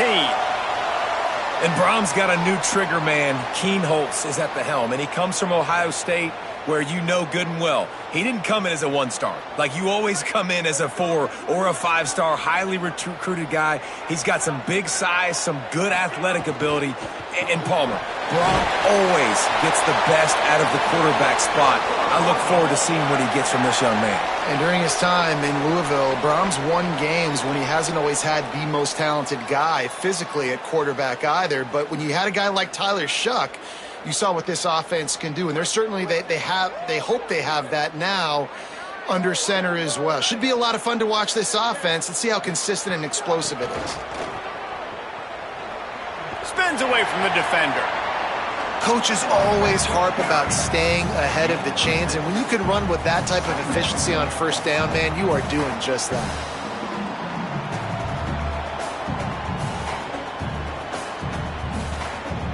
Six-yard pickup on first down leaves him with 2nd and 4.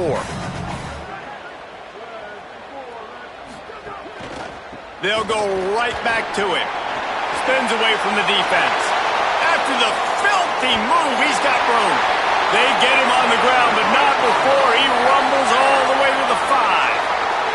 And already this guy is leaving his mark on this game. Opening drive, back-to-back runs where he's found a way to get positive yards. He was able to pick up the first on that last carry.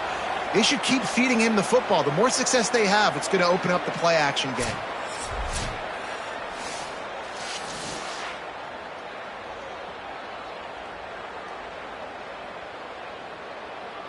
And the Cardinals will try to put one on the board on 1st and goal.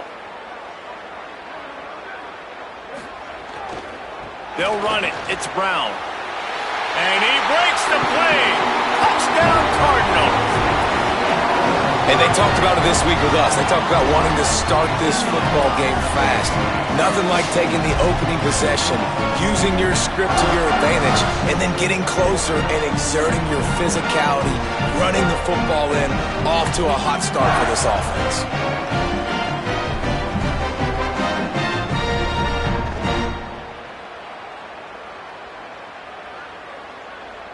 Getting set for the extra point after putting the scoreboard to work for the first time.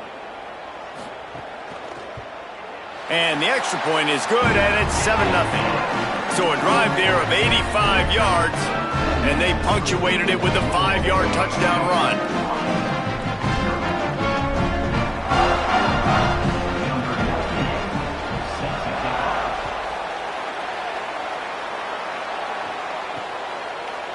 And it'll be a touchback. The ball will come out to the 25-yard line. The Huskies offense, who will go to work for the first time in this one. And this sophomore wide receiver is a playmaker. He's a good route runner, good solid hands, and a big part of this passing attack. And what a treat, man. We get to see an elite wide receiver, a master at his craft perform today. And obviously, nobody in the seats are surprised, right? Because this university continually pumps out guys at the spot. But, Jesse, I love the way this dude performs. I'm excited to watch him live. You know, it was amazing. The three of us were walking around the facility yesterday, and you're just seeing all the names of receivers and all the memorabilia and the jerseys and the Bolitnikoff awards. The tradition of the position at receiver at this school throughout college football history has just been elite, and this guy is the next one. And that's a great play by the defensive end. The best athletes on the field play defensive end. You can ask anybody. Yes, I agree. Jesse agrees. See, they agree with me. Same thing. But you watch them get off the football, make the play. That's why you put your athletes there. Now facing a 3rd and long.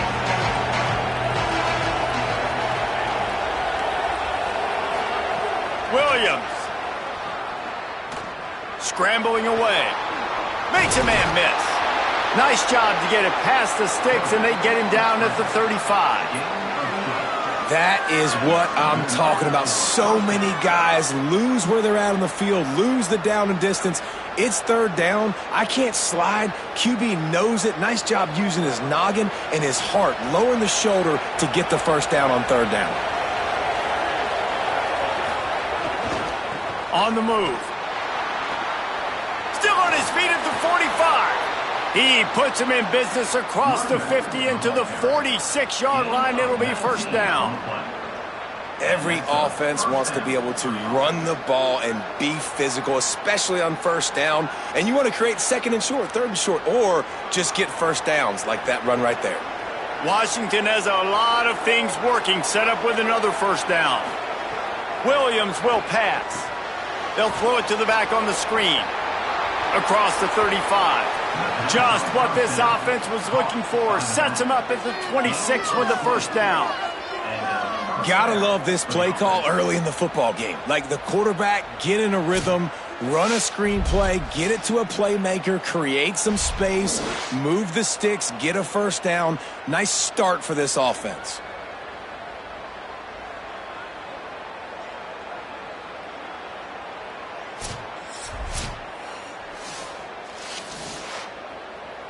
Washington has it and a fresh set of downs.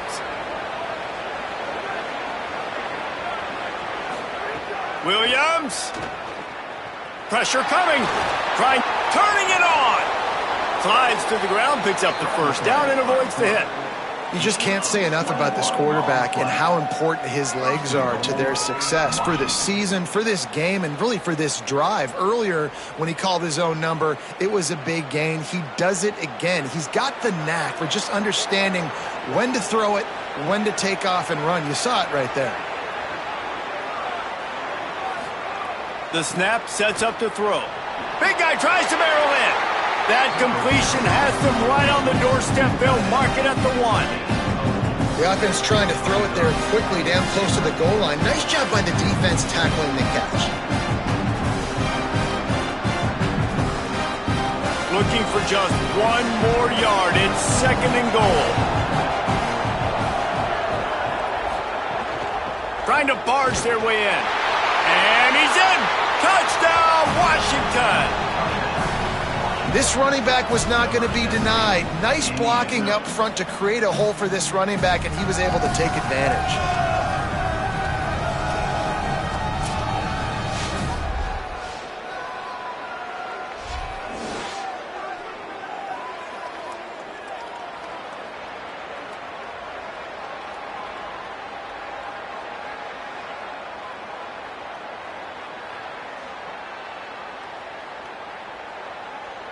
Setting up for the extra point and the tie.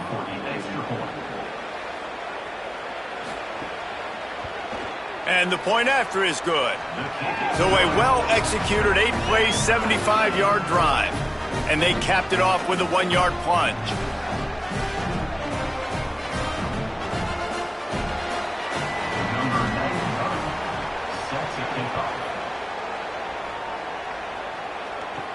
He'll bring it back from inside his 5.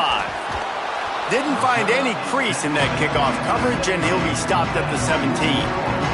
They'll get this drive going from the 17. Wants to throw on first down. Going for the big play. Reels it in down the left side. Gets the ball up to the 50-yard line, and it'll be first down. It's been punch, counter-punch throughout the early part of this game as we take a look at the first quarter stats.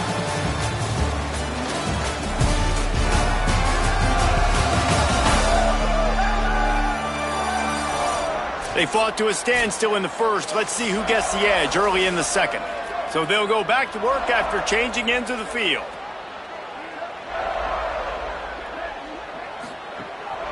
Handoff, Isaac Brown. And he has a solid gain before the defense bottles him up.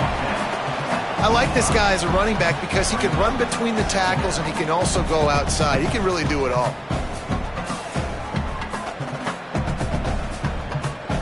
Halfway there on first down, it's 2nd and 5. Motion from the wideout. Hit and brought down right at the line of scrimmage. I like offenses being creative. I'm not sure if that was the best place to call that play. I think this offense needs to think about just doing things a little bit more by the book. They've got a lot of good playmakers. You don't have to reinvent the wheel this early in the game. Might be decision time if the defense can get a stop on 3rd down from the 45. There's the pressure. Just what they'd hoped for on 3rd down as they've got a first at the 32. Man, I'll tell you, this quarterback has got things you simply cannot coach. How about that situation?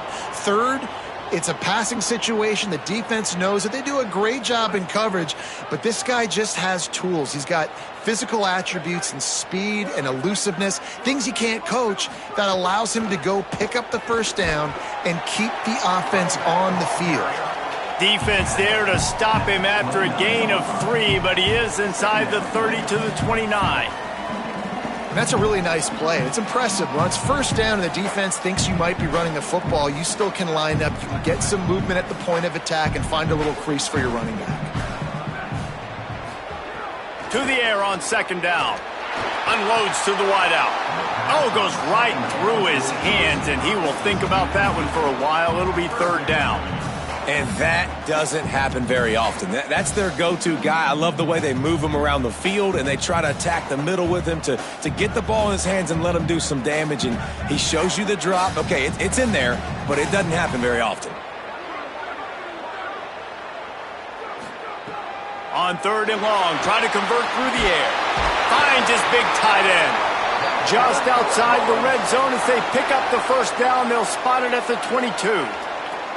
That's a tough pill to swallow if you're on defense. 3rd down, you're blitzing. You're expecting to be able to affect the quarterback, but give this offensive line, these guys, credit because they were able to pick everything up and give their quarterback an opportunity to throw clean from the pocket to pick up that first down. They'll give it to Brown.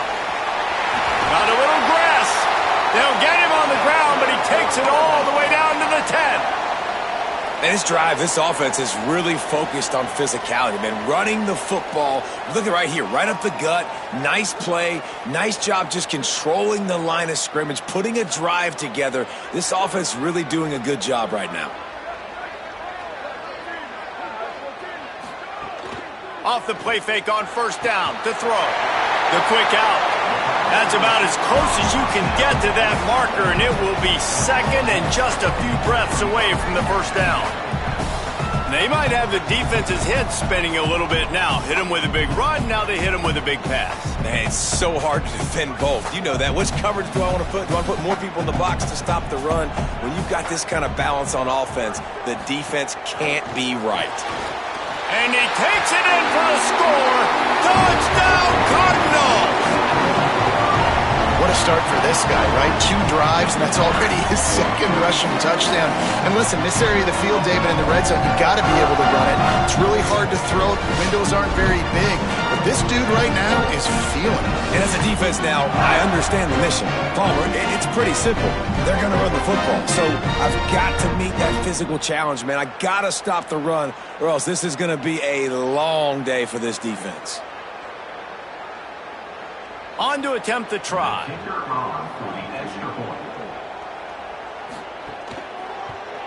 And the extra point is true, and they're on top by 7. So a scoring drive there of 83 yards, and they finish it off with a short plunge into the end zone.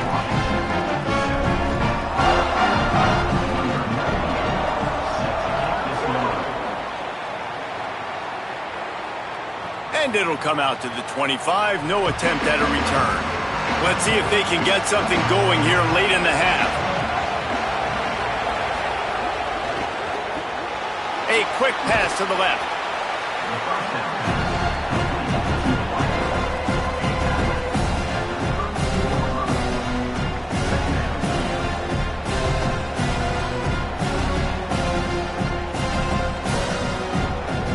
And the Huskies can really attack on this second and short. Now on the option. Now the toss. He's wrestled to the ground. They ran the option beautifully, and they pick up the first down. And this defense has to be so disciplined. Like, you just got to understand, I can't all go for the quarterback, and too much attention on the quarterback. We didn't play the pitch really well. That's why this offense is really hard to stop. Down to 2 minutes to play in the half, and the referees signal for the 2-minute timeout.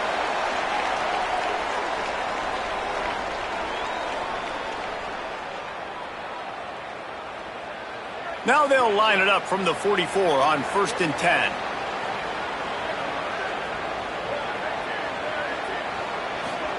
Throwing, Williams.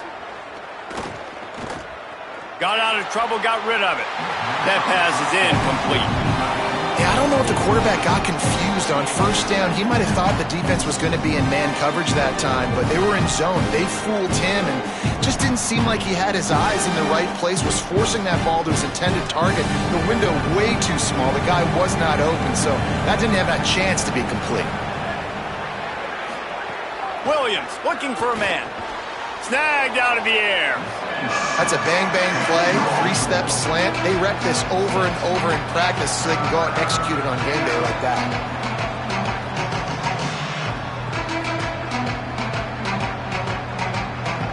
They've got a 3rd down and manageable from right around midfield. From the gun, wants to pass.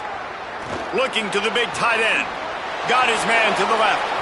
And they explode on that one, and they've got it down to the 22.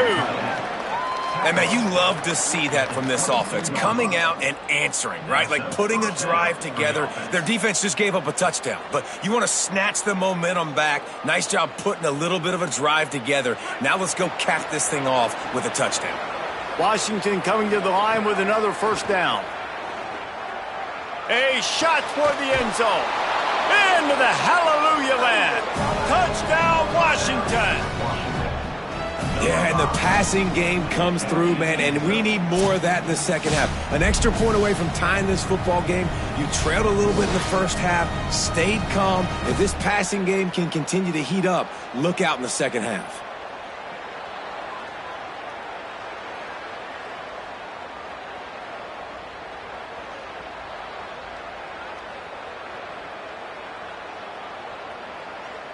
Extra point here will tie the game.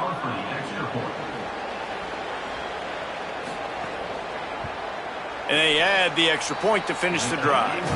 So that was a 6-play, 75-yard drive.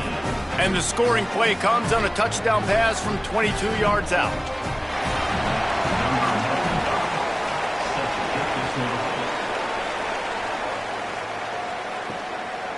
And he'll just take a knee, and this drive will start at the 25. The drive starts from their own 25-yard line. Off the play fake on first down to throw. And he was hit just as he was releasing the pass, and it falls to the ground incomplete. A good job by this defense. Great job in the secondary. Eyes on the quarterback. They took away the first option, made him go to option 2, made him go through his progression, and then they got time to get home and get a hit on the quarterback. Now the play fake. They get enough rush, and it pays off. The sack at the 20. Washington stops the clock and uses its first timeout. The brain trusts getting thoughts together for this big third down coming up. Not exactly the ideal situation for this offense. Third and long, backed up inside their 20. Get it out to the supersonic guy. Timeout called by the Huskies. That's their second. And they'll still have one in their pocket for what's left in this first half. Well, that time on 3rd and long, they just took what the defense gave them. Nothing down the field. They were hoping maybe he could make somebody miss after the catch. Wasn't able to do it, so now it sets up 4th. Hunt is on its way. Wants to return it. Everybody stays in their lanes well enough, and they stop him at the 31-yard line. Here we go. They'll try to get something on the board here in the final minute of the first half. And just a short, safe pass play. They pick up a few. And offenses nowadays, they're really just counting numbers. How many guys do you have out wide? How many guys do I have out wide? If I have enough guys to block your guys, boom, it's just built into the offense. Pitch, catch, let me get a few yards. So now it's 2nd and long. Here's Williams to throw. Oh, he's going to take a shot at the DB. And the throw downfield winds up incomplete, and there's a good reason for that. This guy was being mugged by the defender.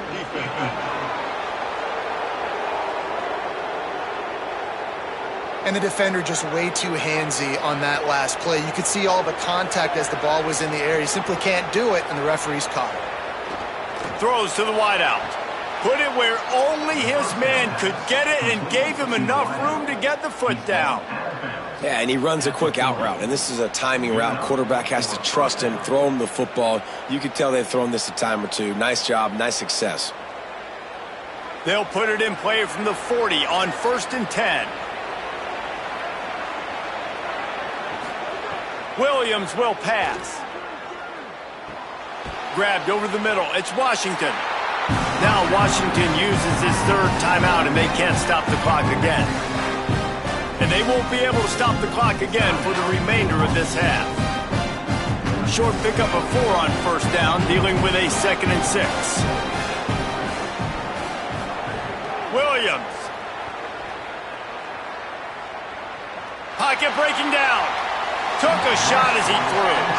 In most instances, I would say really, really nice decision by the quarterback. But when you've got speed like this guy has, I think he'd sometimes, instead of throwing it away, would like to see him take off and see if he can go make something with his feet. And it's 3rd down, but they're going to go ahead and try the field goal and try to get points before the break. And he's going to have to get into this football. This is a 53-yard attempt. And this one splits the uprights. And now they take the lead. Well, that kid just showed off his hammer for a leg, 50-plus, and he did it with ease.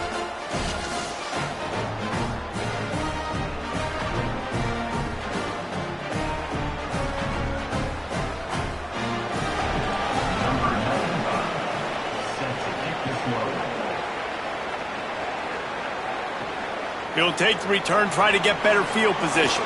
They'll corral him and get him down at the 17-yard line on the return.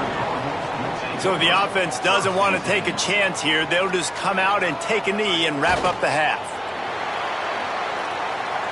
Halftime as both teams head into the locker room. We're looking forward to a terrific second half, but before that, let's check in with Kevin Connors.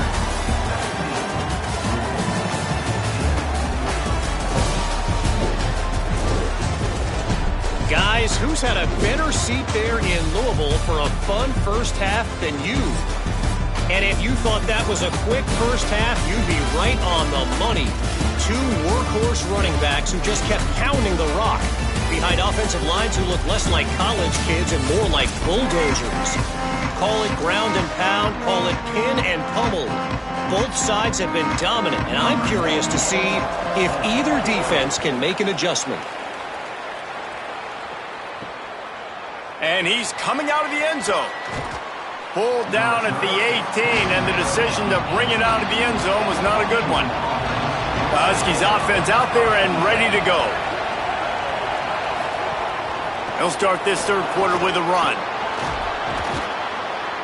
Makes the stop at the 33, but it's a 15-yard gain. In halftime in this locker room, there was a lot of positive things to talk about. You got the lead, but you know what else will be positive, Palmer? Get the running game going early in this second half. You're absolutely right here, and I think this coaching staff is going to try to put this game on the offensive line a little bit. Let these guys take this thing over, be physical, and push this defense around. Red pass, it's complete. And a good job in coverage there as they stop it after just a few. I don't know if that's the coverage you want to be throwing wide receiver screens against. Oftentimes, you want the receivers to have some access. You want the DBs to be off a couple yards so you can help set up the blocks and give the receiver somewhere to go with it. It's hard to run that against press coverage, and they only picked up a few yards there.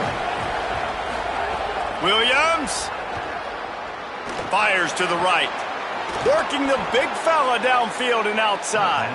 And they're getting it rolling with that play to the 42-yard line. Really nice looking pass there. You think about all the great Washington quarterbacks, right? Warren Moon, the Heward brothers, Mark Brunell, Jake Browning. The greatest quarterback name in college football history, Sonny Sixkiller.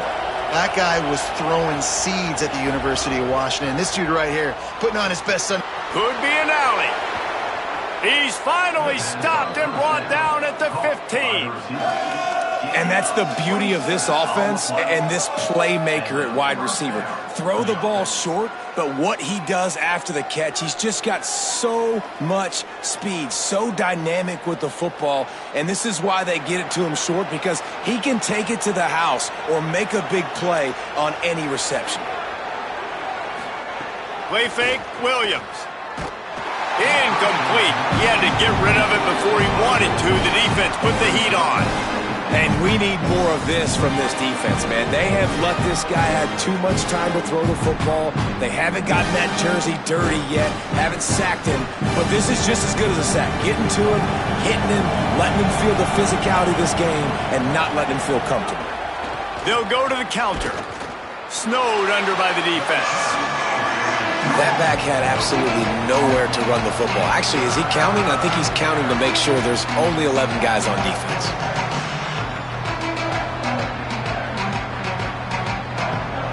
They've got to come up with a big play on this third and long. Throwing, Williams. Oh, they're after him. Caught into the end zone. Touchdown, Huskies. The offense strikes again to extend its lead here in the second half. And they got everything working. How great is this? You extend your lead, now you get your defense back on the field. Great job taking advantage of the situation and building on that lead.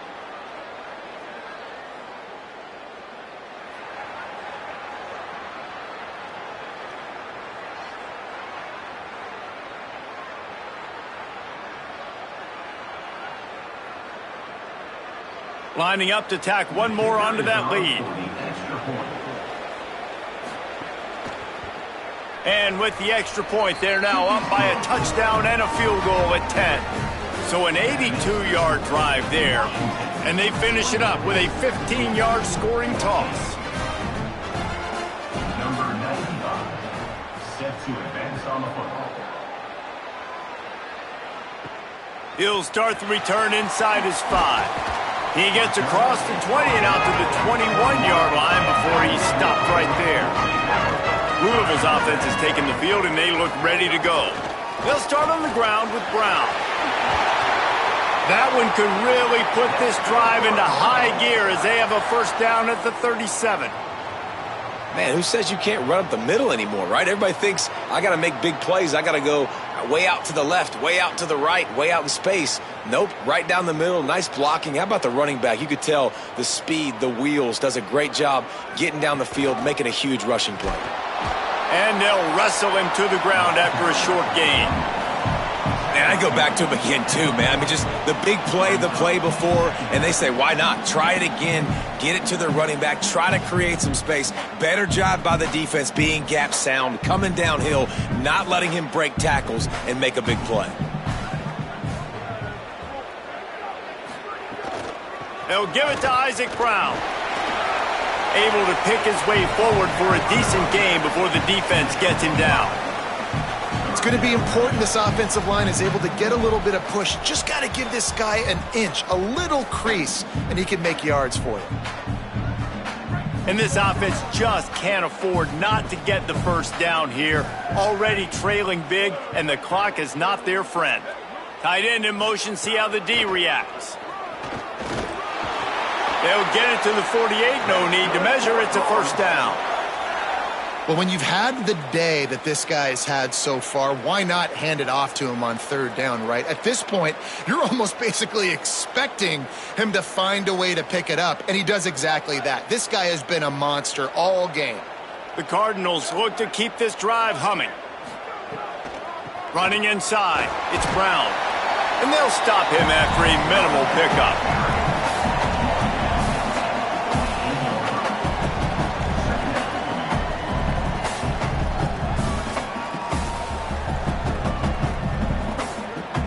After the productive first down play, it's 2nd and 6. The play action fake. Strong pass rush gets to the quarterback, and they get him at the 46. And this offense, man, they talked about it coming out of half. They wanted to get their guy into a rhythm. To do that, man, you got to protect him. You got to keep him upright. He's been hit a lot. He hasn't made that many plays throughout this football game. They got to do a better job of protecting their guy.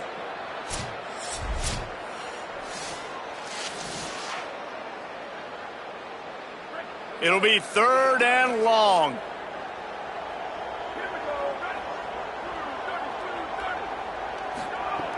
From the gun, wants to pass. And that's incomplete. A defender all over him. Knocked the ball to the ground. 4th down coming up. And that's a teach tape on 3rd down right there. That's a great job by the defense. Being back, understanding it's 3rd down. If they're going to throw it short, man, I'm going to break on the football. Go down, be very physical. You want to throw a slant, man, you make sure that they feel you. That's a great job by this defense, being physical, making sure he doesn't secure that catch. The punt goes out of bounds, and a nice job to get them backed up. I think they'll spot it right around the 15. A lot of work to do as this drive will start from the 16-yard line. The run from the shotgun. Picks up the first down. Just what they were looking for to get this drive rolling. They're out to the 35. You ain't getting by all these guys right up the middle unless your offensive line and your tight ends and everybody is putting in the work up front, committing to blocking. The running back does a great job finding the hole, exploding through. How about that nice, big, huge gain? If I'm the OC, let's call that one again. To the ground. He's got it again. Just sort of a relentless run, getting everything that was available to him, and they'll mark him down at the 40.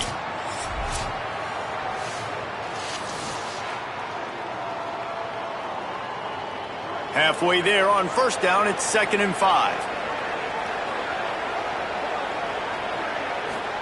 Here's Williams to throw. Snagged in the middle. It's Washington. And they reacted well to the completion, but it was too late to keep them from getting the first down. That's a first down for the offense.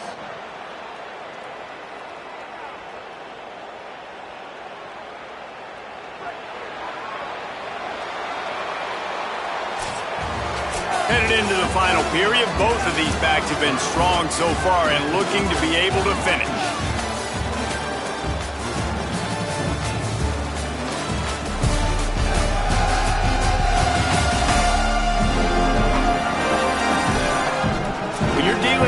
deficit like this, it's all about somebody stepping up to make a play, and you might as well start here in the fourth quarter. Out of the gun, the inside handoff, looking for a crease. Hauled down at the 38-yard line, and a big pickup of 15 yards there. And that's the challenge for this defense, man. It starts to get later in the ball game. That clock is not your friend. You're losing the football game. They got to meet the physical challenge of this run game. The Huskies will line it up on 1st and 10. Off the bootleg, wants to throw it. Quickly out to the tight end. Just sledgehammering his way down to the 33. I don't think he was the primary receiver on that play, David, but a very productive pickup on 1st down. And these tight ends are so good at understanding zones and where to sit down. And listen, it's not the huge gain down the field, but it's always death by 1,000 cuts, small gains, break tackles, and continue to move the sticks. That is a big win for this defense as they were right there as soon as he got the ball. It's going to be tough sledding for the offense here. They're trying to ice this game by running the football and bleeding the clock. They've got a pretty good lead here late in the game, but the defense knows the run's coming, right? So they're going to be loading the line of scrimmage, getting stops like what they just did. Be interesting to see what the offense does on this next one. Play action with Williams. Fires downfield. Oh, and he just flat dropped it. You do not see this guy do that very often. It'll be 4th down. I love the play design. I love the decision. I love the throw, and I hate the catch. That is a play you got to make on 3rd down. So on 4th down, here comes the field goal kicker in a huge spot.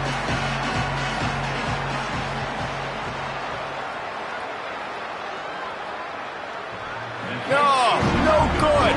The lead is still in double digits, but missed a chance to make it bigger. Oh, man, the dreaded doink. When you knock it off the crossbar, those are the ones where, man, just a couple inches to the other side, towards the middle, and that thing's in, but it still counts as a missed opportunity. Receiver wasn't ready for the throw, incomplete. Well, it's a nice job by the quarterback getting the ball out of his hands quickly on that RPO. He saw something he liked, just not on the same page with his receiver. Backed up now, here's 2nd and long. Looking to fire. And he got smacked just as he released the pass. It's incomplete. This offensive line is not going to like watching the film back tomorrow when they get the opportunity, because they have gotten beat time and time again up front, especially in passing situations. All of the hits, all of the sacks this quarterback has taken is the biggest reason why they're going to lose this game. On 3rd and long, he has to throw for it. And the defense makes a play, and they get the quarterback down at the 26. Pretty nice as a defense, right? When you can go nickel, put 5 DBs on the field and not have to blitz anyone, trusting your front 4 to get the job done on 3rd down, and they do it right there, getting the sack.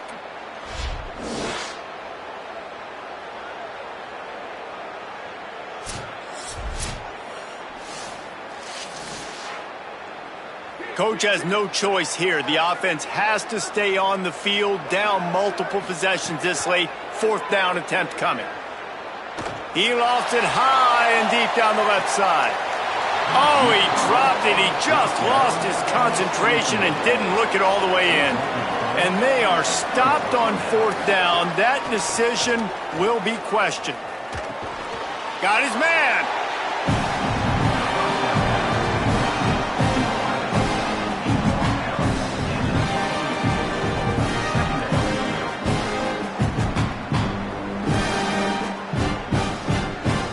They'll probably bleed every second possible off this clock before they snap it. On the ground, trying to pull the plug on this clock. Finding some room. He'll get that one all the way down to the 4-yard line before he stopped. And this one isn't over because the defense still has 3 timeouts left, but man, that clock is ticking. And they can just run the football up multiple possessions. They're going to need something magical to happen. They're going to need to start stripping at that football, create some turnovers, and get lucky down the stretch. In the red area, it's Washington. He never had a chance on the draw, tackled almost as soon as he got the ball. The Cardinals decide to use the first of their 3 timeouts. They still have a couple of timeouts to work with in this final quarter. The run up the middle, trying to power to the goal line. Could not find a hole. This defense clogging up everything. It's 3rd and goal. And this offense trying to be physical inside the 5-yard line. I get it, but I tell you what, Palmer, this quarterback has earned some trust from me with the day he's had. Yeah, right now he's thinking, put the game in my hands. I'm playing well, and I'm seeing the defense well. I see what they're doing from a coverage standpoint. Count on me to throw a touchdown here and help out our team. And you're not going to see many of those. That's a gift for this defense. You don't see this guy miss very often, especially to put 6 on the board. That was a big missed opportunity for this quarterback and this offense. So here we are on 4th down, and this field goal kicker is going to face all the pressure in the world. Right down the boulevard. And that lead grows even bigger. I really like the decision by this offense because now they got to score 2 touchdowns. Time is not on their side. I can stay very, very conservative. Use that clock. I like the decision by this offense. Number 95, set to kick it off. On the run from inside his own 5. Not a lot of space to be found. Good hustle by the coverage team, and they stop him at the 21. The Cardinals offense headed out to go to work. We'll see if that failed 4th down in their own end last time, David, sort of curbed some of the aggressiveness. Well, you hear about it all the time in football. Go for it. Be aggressive. The problem is when you get stopped, sometimes it puts you in a hole. And, Jesse, now the offense has to come out and respond. They were real disappointed not getting that 1st down. You could see it on the sideline. So let's just see if that's kind of galvanized them a little bit here to go make a statement and get some points. With the 1st down, they'll put it in play from the 33. Wants to throw it again. Grabbed in the middle. It's Foley. And they'll pick up the 1st down and mark it at the 47.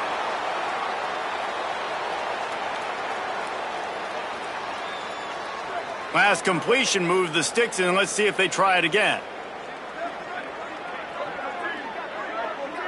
They'll send the back in motion.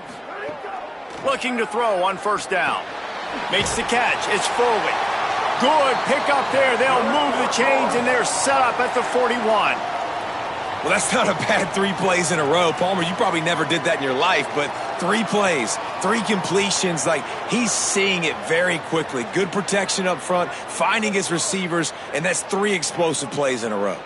Finally, some signs of life from this offense, which has done nothing in the 2nd half. It's 1st and 10. Brought down just outside the red zone. He moves the chains. It's at the 22. If they're going to sit back in zone, I'm going to make sure I know exactly what they're doing, find those holes, find those crossing patterns, and take advantage of that zone coverage. And the Cardinals have it with a 1st and 10. Fires to the middle. All kinds of room to throw that one in there. Touchdown, Louisville! And they take it in for 6 more points. And that's step 1. Great job by this offense getting in the end zone. Now you got to go get the stop. You got to get the football back. You got to find a way to do something to create a turnover, get an onside, to get the football back, to get back in this football game.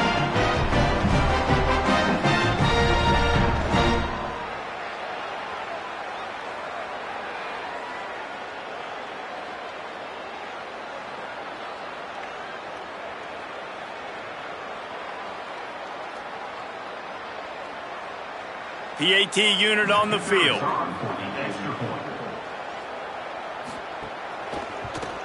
And the PAT will draw them 1 point closer. A very efficient 5-play scoring drive. And the scoring play comes on a touchdown pass from 22 yards out. They got one of the touchdowns they needed, and they'll try to get the ball back right now with the onside kick. Well, here in the 4th quarter, they were obviously expecting onside kick. They got their hands team on the field. They're able to jump on the ball and make sure they get possession. They didn't get a push at all on that one. It'll be no gain on the play. The Cardinals will now use their final timeout. And now what will they come up with on this second down play? Didn't get much on first down. It's 2nd and 9. Gets the back moving. The give to the back. Got enough for the first. And he runs it in for the score. Touchdown, Husky. And it was so important for the offense to come up with a touchdown there and not kick a field goal. You're trying to put this thing out of reach. And that touchdown puts so much pressure on their opponent now with less than 2 minutes to go.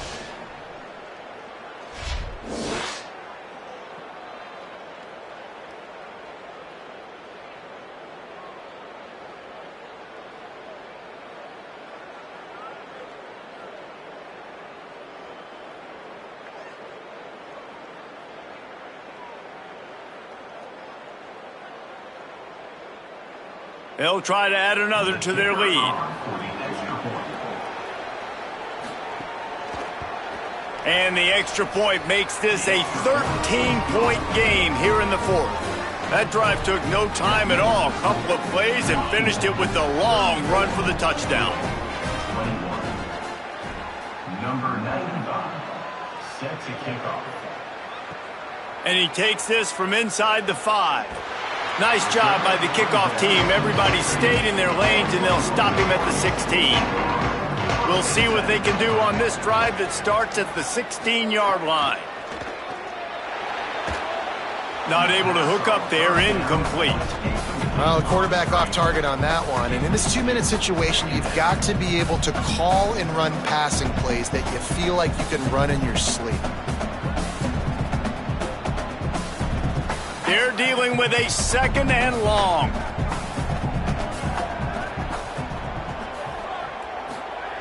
Misfired on the last play. They'll go back to the air. He almost picked up the first down on that one, but he'll be just a little bit short. So an example of a tight end doing a little unheralded work to set up a much better third down situation. And I like the QB here, Reese. I like the decision where I understand, let's get this football out, let's get some positive yards, and then get to third down, and we can still have a better situation now because he lets one fly deep.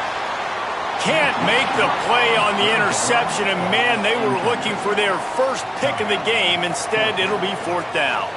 You know, I feel for this offense, if they're going to get back in the game, I don't know if they're going to be able to do it with chunk plays. They're going to have to be methodical and generate some first downs and march down the field. Down by multiple possessions, they can't come up empty on this drive in the fourth quarter. They'll go for it on 4th down. He's brought down, but not before he picks up the first down on a gutsy call to keep this drive alive. Man, you just love that as an offensive coordinator when your play on 4th down is executed perfectly. The defense all got sucked up on the play fake. That was an easy pitch and catch for the first. They'll snap it from the 36. They've got a first down. Makes the grab. He steps out of bounds, stops the clock after a short pickup of 7, and it's getting dire in terms of the clock. I love the anticipation on that throw by the QB on the out route. You got to throw it before the receiver comes out of his break. Nice work. The Cardinals with a 2nd and short to keep this drive moving. Back to pass. Here's a heat. And down he goes. Chased and sacked. A loss of 7 yards on the play. Brings up 3rd down.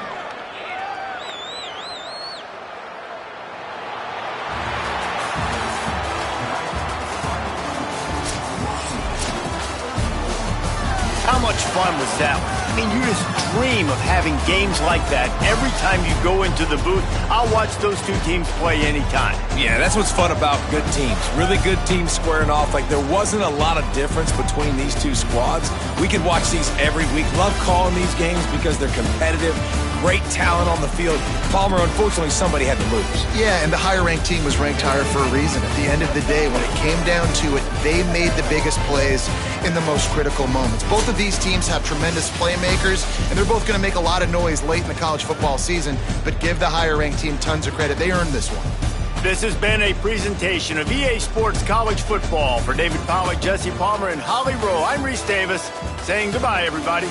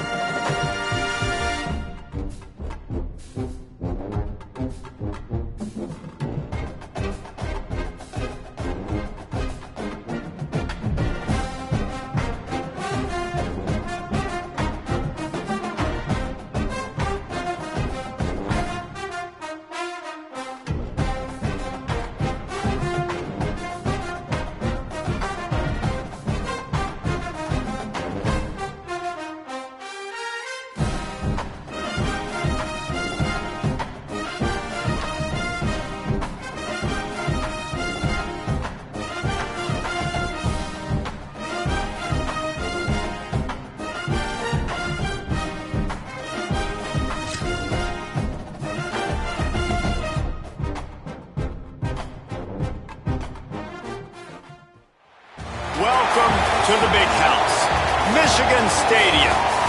We have a ranked versus unranked battle coming up here. You know how chaos can ensue if they start smelling an upset. It's the TCU Horned Frogs and the Michigan Wolverines.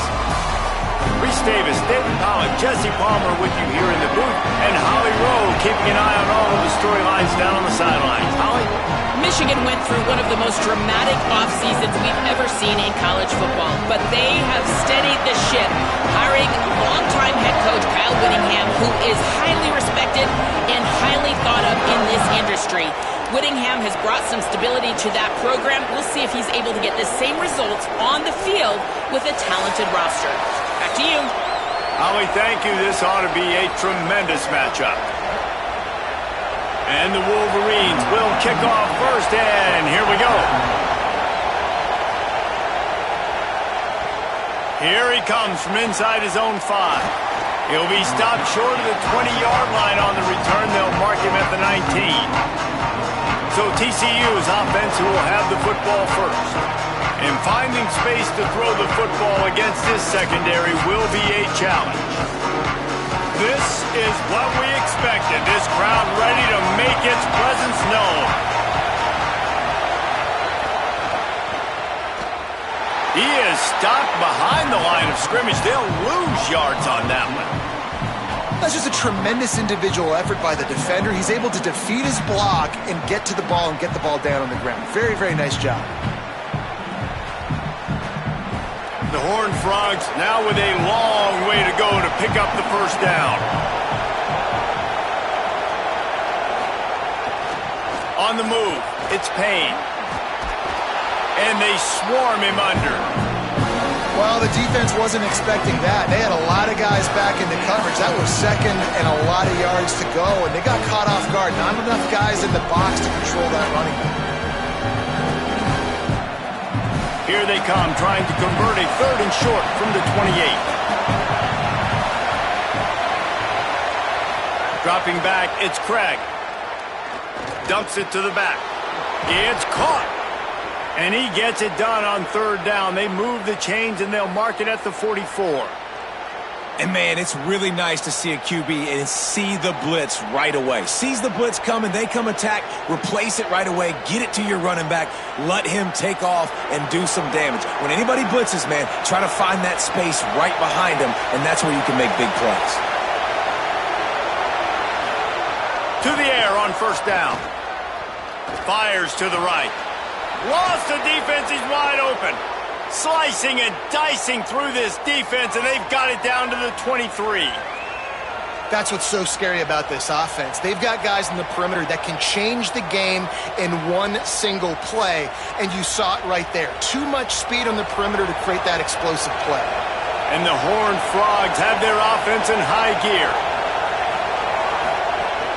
The run inside, it's Payne. They make the stop after a pickup of 3 just inside the red zone at the 19.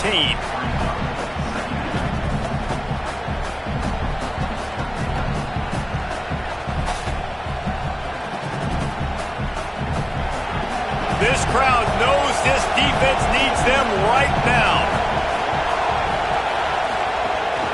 Trying to run, it's Payne.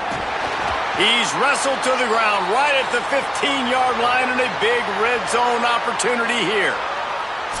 I know 4 yards doesn't seem like a lot, but, man, it's so nice when you can dictate to a defense. And 4 yards, back-to-back plays now set up with a whole playbooks available. I can do whatever I want. Got enough space. He's into the end zone. Touchdown, Horned Frogs! The offense goes as he goes, so really no surprise in the opening drive. They keep feeding him the football. He showed you all of his ability on that TD.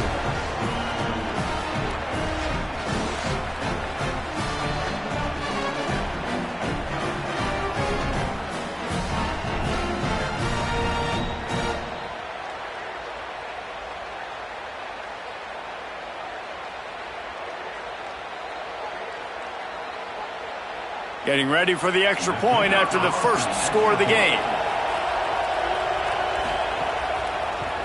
And he's got the extra point, and it's 7-0 to start this one. They put together an 81-yard drive, and they finished it with a beautiful 15-yard run for the score.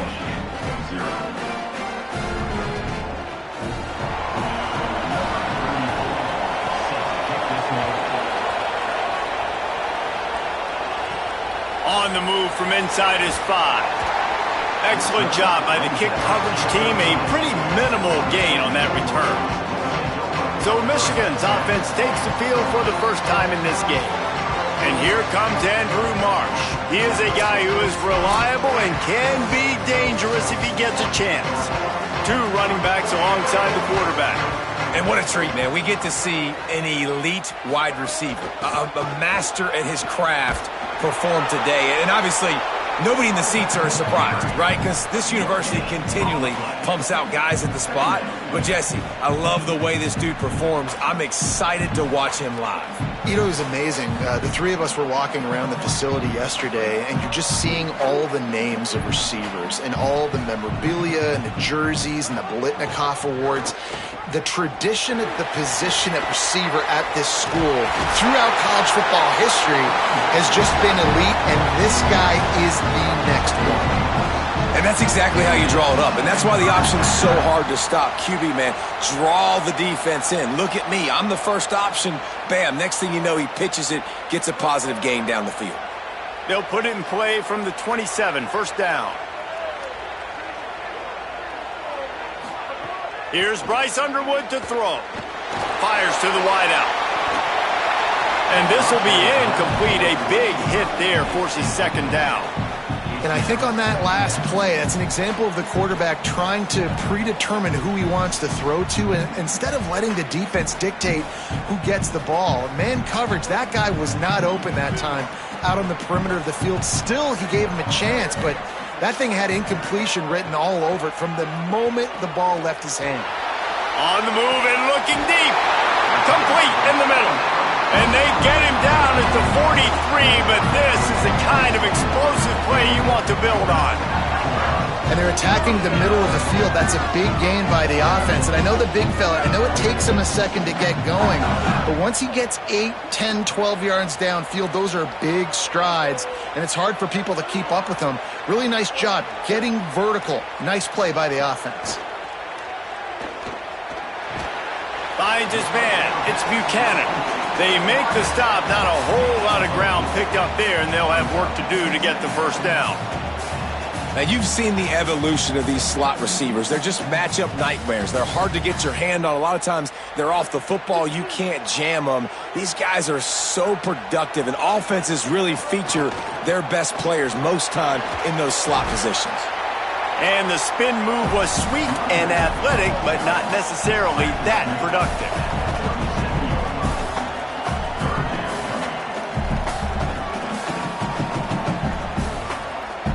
Defense trying to come up with a stop on 3rd and short from the 37. Underwood gets it to him on the screen. There he goes. They are on the move as they pick up the first down. They'll spot it at the 28. And a nice job slipping in the screen. Like, you got to know the situation when those pass rushers, Palmer, are going to come upfield and those situations when you can take advantage of the defense. Yeah, I would love a David Pollock just running at me free and then finding a way to negotiate the throw around a guy that just knew he was going to be getting a sack. That feels so good. Complete the screen and keep the drive alive.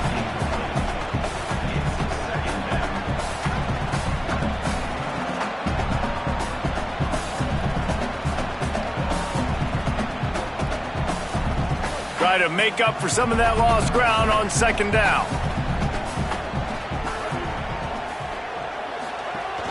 Keeping it on the ground inside. It's Marshall. Several defenders get an assist on that tackle. What a great play by the linebacker. You talk about filling a hole. Defensive line does their jobs. He comes in the hole and says, "Sit down, sir." A little less room to work with now as the ball's at the 28 and it's 3rd and long. Here's Underwood to throw. The screen, he's got wheels. That will be enough to move the chains and give him a first down in the red zone at the 14. We've reached the break and TCU is holding the lead. Guys, let's have a look at the stats as we've played one period.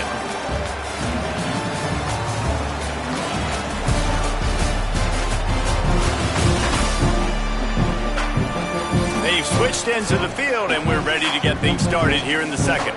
They've got a first down here to open the period. He'll do it himself. And he couldn't find any room to breathe. What a great job on the run fits by this defense. I don't think the quarterback made the right read on that play. I know they're asking a lot of this QB. He's got a lot to focus on with the pass game and all the different types of runs that they have in their playbook. But on that play there, that pre-snap look told me to hand it off. Good quickness to grab it off the deflection. That one takes it down to the 13-yard line. That's why everybody has to do the tip drill, DBs and receivers, and it worked out this time for the offense. That's exactly what you want as a defender. Just get your hand on the football, let that thing bounce, and you see so many big plays made, but it was the opposite. It goes right to the wide receiver, makes the play, makes the catch. Man, that's frustrating for a defense. Makes the grab. He gets it in. Touchdown, Wolverines. I tell you, when this drive started, the defense thought they had them in a hole. Not anymore. What a performance. And I really like the play calling by the offensive coordinator on that last drive. That was a nice mixture of running and throwing and getting different players involved. Really nice job, very poised in that play calling, and it showed up with the touchdown.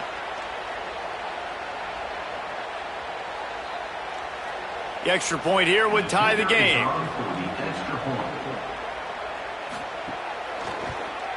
And the extra point splits the uprights. They'll stop the clock momentarily here to check on the injured Wolverine. That is their freshman offensive lineman, and boy, they hope this isn't too serious. Howie Rowe will keep an eye on that. He'll bring it back from inside his 5. Just able to get out to the 18-yard line on the return before he's stopped. The Horned Frogs offense takes the field ready to get going. They saw what happened on that last scoring drive and now probably feeling a little bit of heat to answer. Sometimes it's easy for the receiver to get lost running a drag through all that traffic, Jesse. Yeah, and this is a receiver too, Reese, who's dangerous once he has the football in his hands. So I like the idea on offense of trying to get this guy the ball quickly to see what he can do out once he has it. Short completion on first down, and here comes 2nd and 8. Pulls it on the option. But nowhere to go. Stopped right at the line of scrimmage. Yeah, and a great job by the defense, holding the line of scrimmage, playing downhill, playing responsibility football, making sure they shut down that option. Big noise, big house, trying to rile up this Michigan defense on 3rd down. To the air, it's Craig. Quick completion on the out.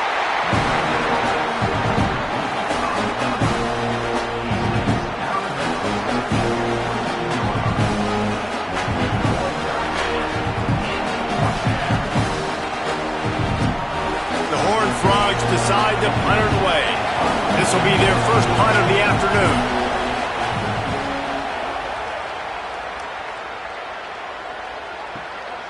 He'll try to field the punt and bring it back. He gets it up to the 34-yard line before he's stopped, and that's where the offense will set up shop. Wolverines offense heads out, ready to go on the attack. Pressure is on the way, and the pressure has arrived, and down he goes at the 30. Not sure exactly what led to that, whether the protection wasn't right or the quarterback just didn't see it, but the result was a negative play and a sack. But one thing I do know is that quarterback had no chance to get that ball downfield. That pocket was breaking down, and it was breaking down quickly. There were just too many bodies in that backfield for the QB to make anything happen. The Wolverines trying to find their way forward after the big loss on the last play. They'll move the wide receiver. Throwing, Underwood. Grabbed in the backfield. It's Marshall. They make the stop, but not before he takes a chunk out of what they need to move the sticks. They'll stop the clock momentarily here to check on the injured Wolverine. I'm sure Holly will find out what's going on, and for the moment, we will step aside. 3rd and 6 yards to go. From the gun, wants to pass. And the 3rd down pass is incomplete. Well, after giving up that touchdown on the opening drive, they had a little bit of a come to Jesus with their defensive coordinator on the sideline. I don't know what he said, but he, I think, just invoked the fear of God into this defense, because this 3 and out has been sensational, dominant. This is the way they've got to play moving forward. They booted away on 4th down. And the ball will bounce at the 4 and find its way into the end zone for a touchback. TCU will send its offense back onto the field. They didn't get much done the last time they had it. Had to punt it away from deep in their own territory, hoping this drive will be more productive. And the defense had that one well covered, just a short game there. This quarterback right now is in a groove, and he's doing a nice job in pre-snap. He's reading the coverage, and he's getting an idea of where he wants to go with the football. That's why the ball's coming out of his hands so quickly. That's why he seems like he's in a great rhythm right now. Back to throw, it's Craig. Unloads to the right. And they won't be able to connect downfield, looking for a big-time play. And how nice is it to have the home crowd going absolutely bananas? Communication is harder. The snapping the football, everybody being on time. Man, this crowd really affecting the football game. Here comes this home crowd as the defense tries to get off the field on 3rd down. Bringing the heat. Fires to the big fella. He'll be forced out of bounds right at the 30-yard line as they try to grind out some room. That's exactly what they told us they wanted to limit, yards after the catch, and it pays off on this play. And especially in these situations in 3rd down when you know the ball's going to come out fast, understanding that, breaking on the football, going, making the tackle, and forcing the 4th down.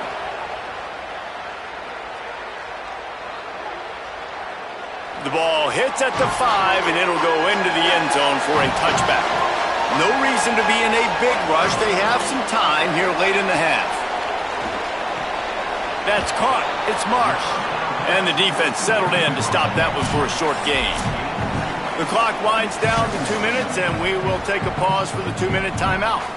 Knowing that your man can make the catch against his defender, that wasn't a big play, but it can set you up down the line to be able to take advantage. Yes, get it to him as fast as I can. When I see him open, he runs the little hitch, get it to him so he can make a little bit of yards after the catch, and eventually that little gain, he's going to bust one of those with his athletic ability.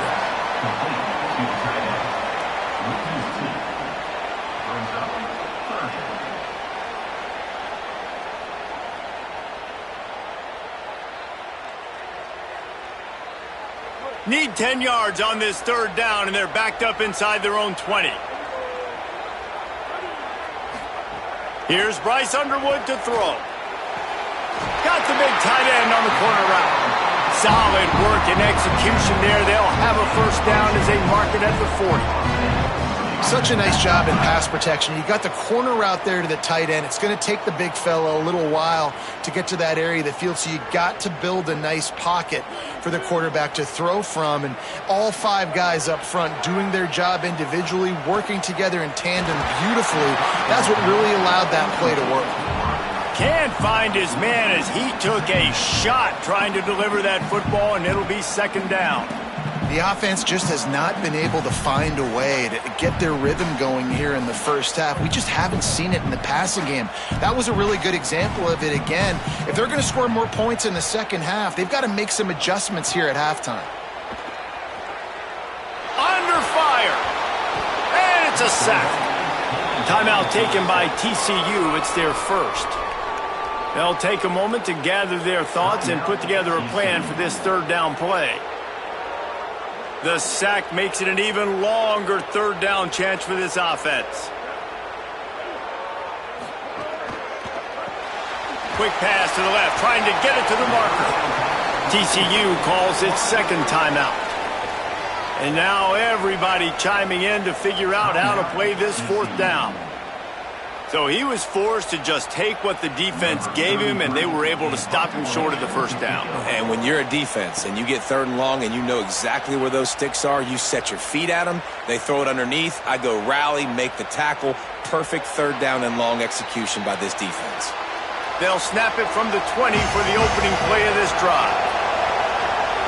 Looking to throw, it's Craig.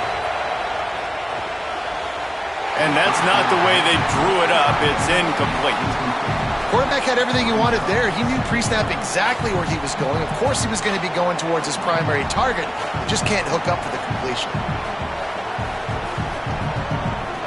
Plenty of distance between them and the sticks here on second down.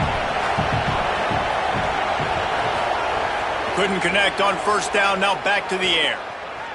The throw. Fires to the tight end.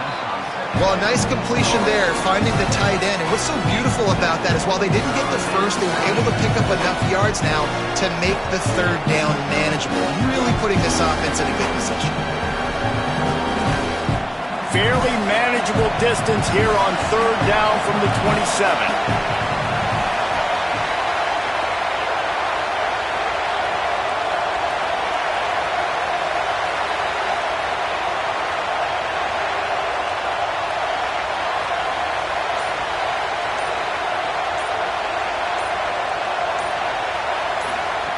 Looking to throw for it. Rushes on him. And he was hit just as he released it, and it falls to the turf.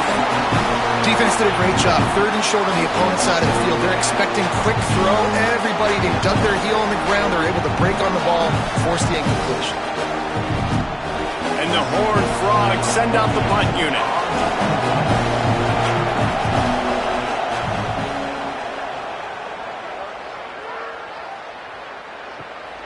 Now on the return. And he's going to get it up to about the 29-yard line before he's brought down. Inside 30 seconds to play in the half. We'll see how aggressive they are on this drive. Oh, better look out! Good pickup on the ground, and they'll mark him down at the 39. Now the Wolverines call a timeout. It's their first. They'll have 2 left to work with before the half.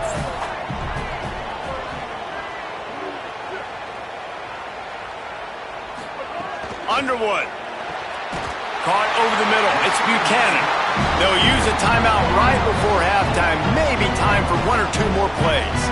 Time dwindling away as they try to put points on the board right before the half. Looking downfield, it's Underwood. Got it set up on the outside. They make the stop, but a good pickup there on first down. As we close in on halftime, a timeout is taken here. And in the final seconds of the first half, they'll send out the field goal unit. And they didn't get him lined up in the middle, so he'll have to knock it through from 54 yards out on the left side. That is no good. After that failed field goal attempt, fellas, still tie ball game. That's the end of the second quarter. That means it's time to join Kevin and our halftime update. Guys, looks like we've had a compelling start to things there in Ann Arbor. This defense has set the tone through 2 quarters of football. They've drawn a line in the sand, and they've held it. It's why they'll take a lead into the second half, and it could be why they come away with a big victory. With that said, let's send it back to the fellas in the booth at Michigan Stadium.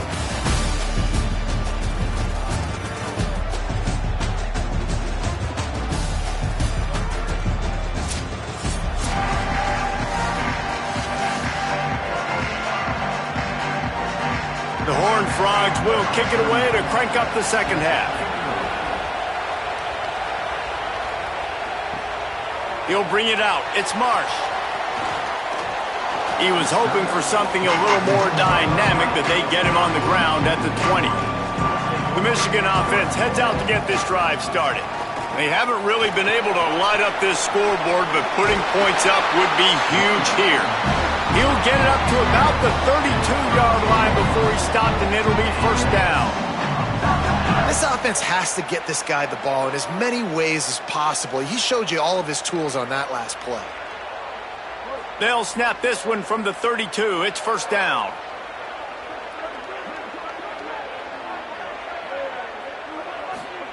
They go play action. Bryce Underwood. Got it in the middle. It's Marshall. They'll get him down, but not before he crosses the 50. He's down to the 49. come on, defense, what are we doing? I mean, you can't miss this guy. He's like literally the biggest dude on the field. That time, completely wide open. That's way too easy for the offense. He caught the football. There was nobody even near him. Someone on defense has to locate this guy. They've got to communicate to each other if they're passing off in coverage. You can't let that guy be that wide open. Wide open downfield. They've got the defense reeling right now with that big play to the 29. Making great decisions. That's what all of the legendary Michigan quarterbacks have done. John Navarre, Elvis Gerbach, and the guy, can't remember, drafted in the 6th round by the Patriots. Yeah, that guy, what was his name? Tom Brady? Yeah, I think that's his name. Yeah, he was pretty good too. But when you think about Michigan, you don't always think about the quarterbacks, and you don't always think about airing it out. But again, snags it! Touchdown Wolverines! They take the lead here in the second half.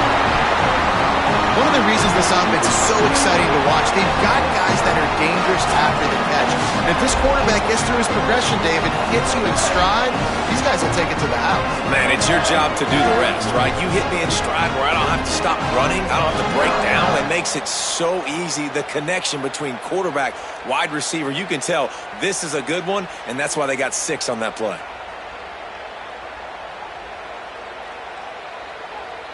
Getting set for the point after.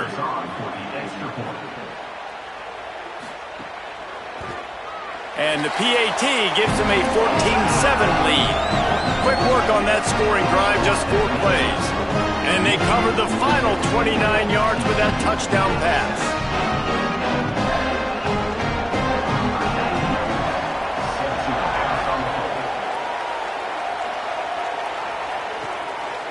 From a couple of yards deep, he'll bring it out. Tackled and brought down at the 16-yard line after the return. TCU ready to crank things up on this drive. They find themselves trailing by a touchdown and a chance on this drive to even the score. On target to the left. Knocked down at the 26 after ripping off 10 there. Yeah, and you've seen these curl routes. This is a timing route, understanding the ball's got to come out of my hand right when he hits the top of that curl. Nice job by the QB finding him. Nice catch. And it's another 1st and 10 play.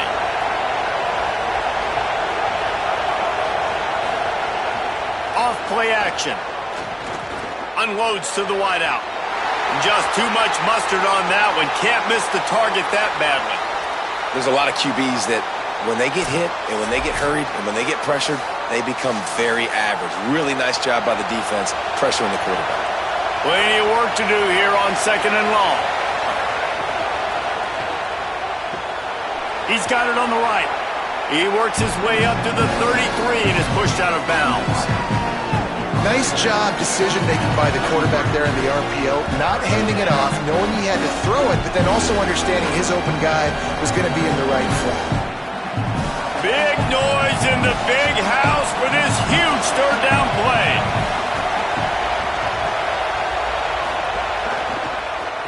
He'll try to get to the marker himself. He's not even going to make it back to the line of scrimmage as the defense gets big-time penetration. That's got to hurt if you're the offense, because you're thinking with this quarterback and his size and his athleticism, that's going to be an easy 1st down pickup on the option play. But how about the physicality up front by this defense, stuffing him at the line of scrimmage? They kick it away on 4th down. And the punt hits at the 6, and they can't down it, and it'll be a touchback. Guys, here come those maize and blue winged helmets on offense. Makes the catch. It's Hansen. He's brought down quickly. Minimal gain there. Still a bit short of the 1st down. Just a quick rhythm throw there and really good use of the tight end. Yeah, good use of the big fella. I mean, go through your progressions real quick. You can't find anything. Get the easy gain. Don't take a shot down the field all the time. Take those shots later, but take those easy, wide-open opportunities to get some positive chunks. Motion from the wide receiver. Catch in the middle. It's Hansen. That'll be enough for a fresh set of downs. He gets it to the 32. Yeah, and I love running my tight ends across the formation. Just big targets that I can find a way to get the football to.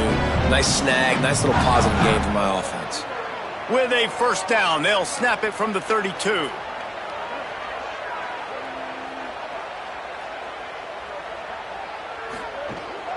using his feet.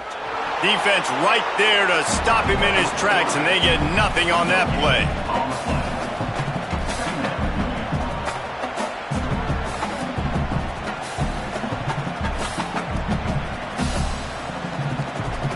On 2nd and 10, a 4-wide-out set, trips right. Here's Underwood to throw. Picked off. What a play to set him up. Takes it the other way. The tap. Touchdown, TCU.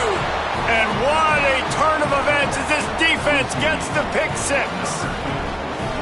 And that is a critical error by the quarterback at a critical juncture of the game, right, David? This thing's already close, and it's the smallest mistake that could make the difference.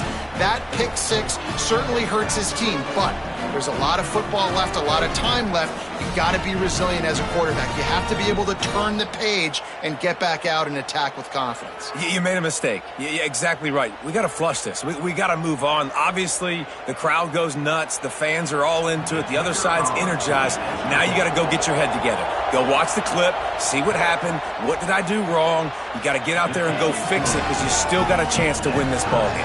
And he puts through the extra point.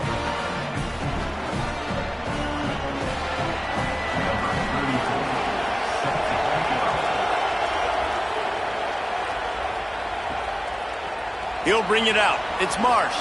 He was looking for some running room, but not much to be found as he stopped at the 18. They'll start this drive from the 18-yard line. Throwing, Underwood. Catch in the middle, it's Marshall. He'll get a fresh set down, stopped at the 31-yard line. Man, nice job getting the ball out of his hands quickly, understanding the big fella's open. And the big fella, I don't mean an offensive lineman anymore. That's what tight ends used to be, is just an extension of the O-line. These guys are now extensions at receiver. They can make big plays, get him the ball, run after the catch. Wide receiver comes in motion. Nowhere to go on that one. It'll bring up 2nd and 10. The first thing you have to do to make these plays successful offensively is I have to block the edge. I got to get my speedster in space. They didn't do a good job of getting that guy out there in space where he could really use his jets. Nice job by the defense understanding it, seeing it, rallying to it, and tackling that guy for a loss. To the air, it's Underwood. Quarterback moving out of the pocket. Slides to the ground. He got away and picked up the first down on a 2nd and long. This quarterback, man, looks like he's playing angry right now. He did not like that interception he threw the last time out on the field. You could see on the sidelines, guys. He could not wait to get back out there. And that time, it was like he was running mad. I don't even know if he really wanted to throw that ball. He just wanted to take off, scramble, go get the first down. Underwood on the play action. The short hands, it's Marshall. And they get him on the ground, and that'll probably do it for the 3rd quarter. We've reached the end of the 3rd quarter, and we have a potential classic on our hands, all tied up as we take a peek at the stats.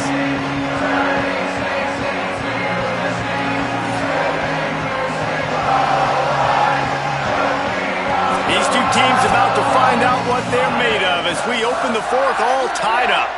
They had a chance to mull things over. Let's see how they start the final period here on 2nd down. Running inside, it's Marshall. Nowhere to go. Same song, 2nd verse, as this defense is ready for this guy. And we knew the linebackers were the strength of this defense, but coming in the offense, man, they felt really good about their running back. And so far, man, it's been a fun matchup to watch, but advantage to these guys that have been filling gaps, scraping, getting to the football, making plays. This linebacker unit really held down this rushing attack that they usually hang their hat on. And it was worth going for a chunk play, but the long pass is incomplete. And I like the aggressiveness on 3rd and short, trying to throw the football, take advantage of a look that they got. They weren't successful, and now it's 4th and short territory. Who knows what they're going to do? And the Wolverines will call on their punt team. He'll aim it toward the sideline to try to make it tough on the return team. How about this? It's out of bounds inside the 10, and they're going to mark it right around the 5-yard line. What a great job there. The run inside. It's Payne. He'll slither through and pick up 3 and get it out to the 10-yard line.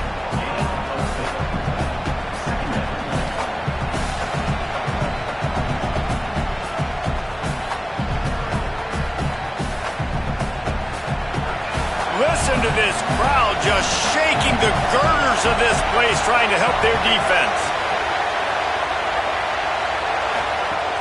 They'll go right back to the run. Got enough for the first. And he's brought down after a nice gain.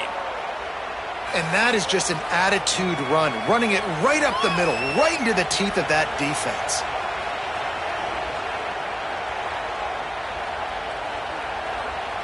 They'll snap it from the 25 here on first down.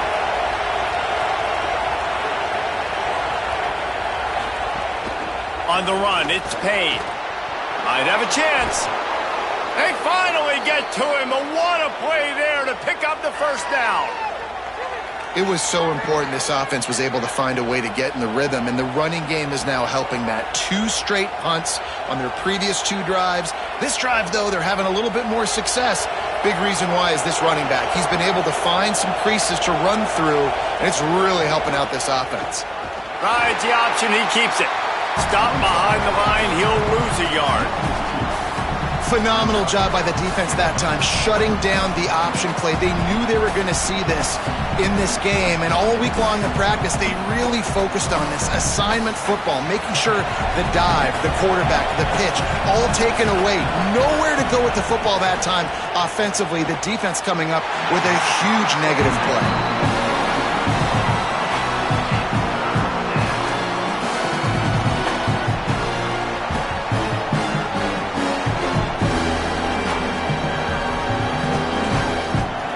Certain moments in the game you know are just a little bit bigger. Here's one of the big play coming on 3rd and long.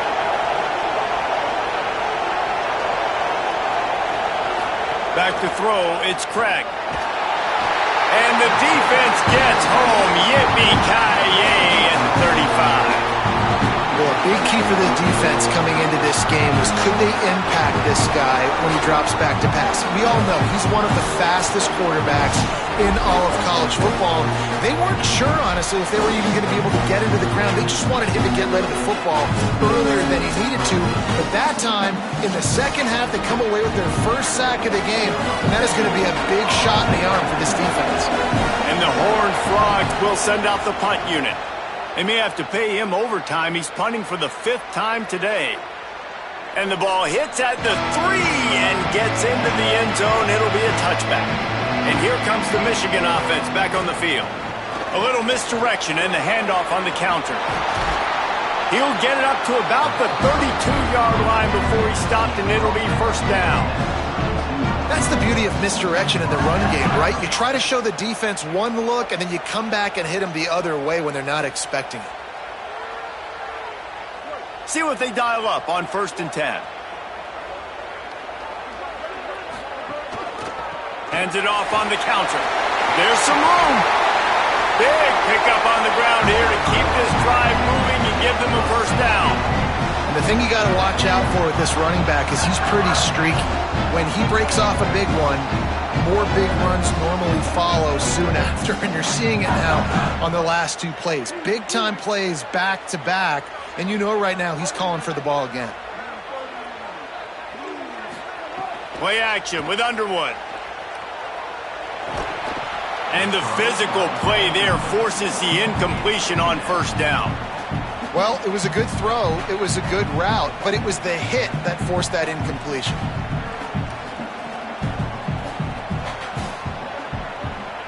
What will they dial up on 2nd and a long way to go?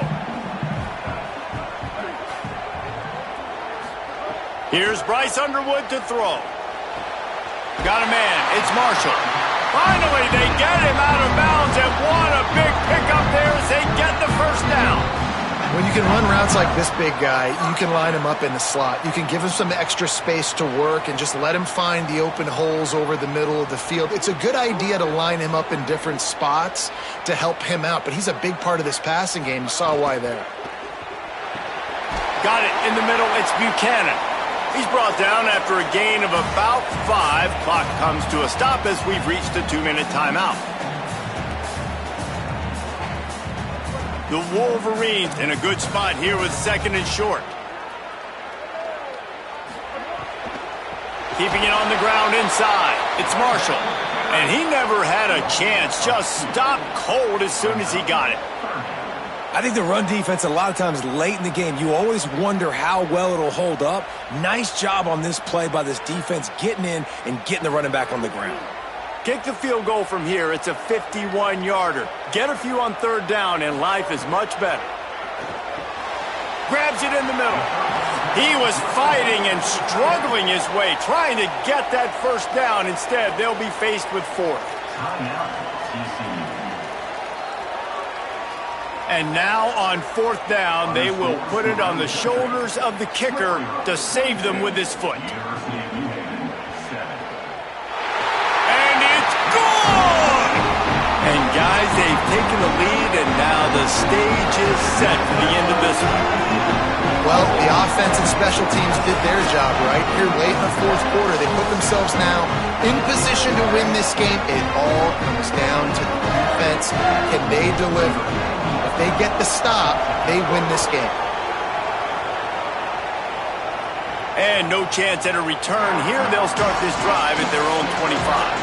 They'll put this one in play. First snap of the drive from the 25. Looking downfield, it's Craig. Makes the grab. And a good job of coverage by that defense. Just a short pickup.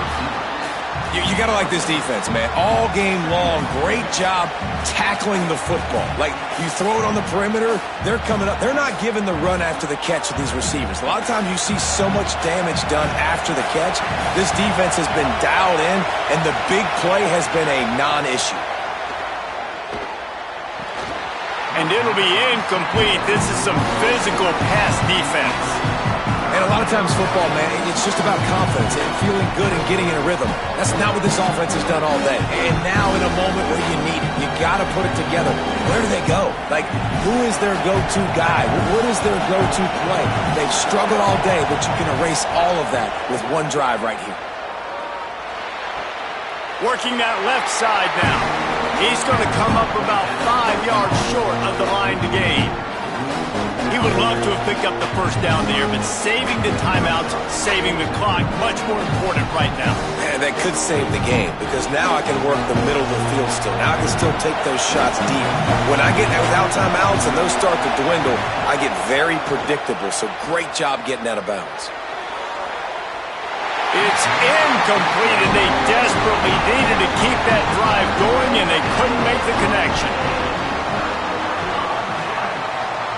Running inside, it's Marshall. They didn't get a push at all on that one. It'll be no gain on the play. TCU calls its 2nd timeout. And they'll still have 1 timeout left at their disposal. And the Wolverines enter the final minute with the lead. From the gun, the running back tries to hit the hole. Timeout taken by the Horned Frogs. That's their final one. And now they are powerless to stop the clock with a timeout. And that's exactly what I want from my offense. Like, listen, they're out of timeouts. I want this clock to tick. Now, we have seen some college coaches across college football continue to run the football and also give up the football and give a gift to the other team. This one's over if I just take a knee. And you've got to feel good if you're this offense, right? To come out and to make as many plays as you did in front of your home crowd. So on 4th down, here comes the field goal kicker in a huge spot.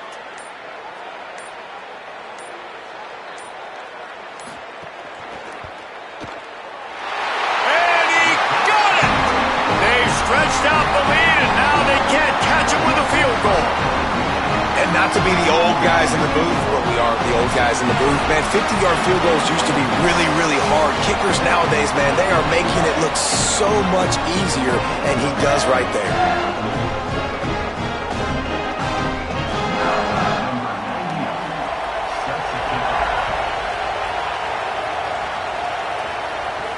He'll start the return inside his 5. They bring him down. A last gasp effort on that return comes up empty, and that's going to do it for this one.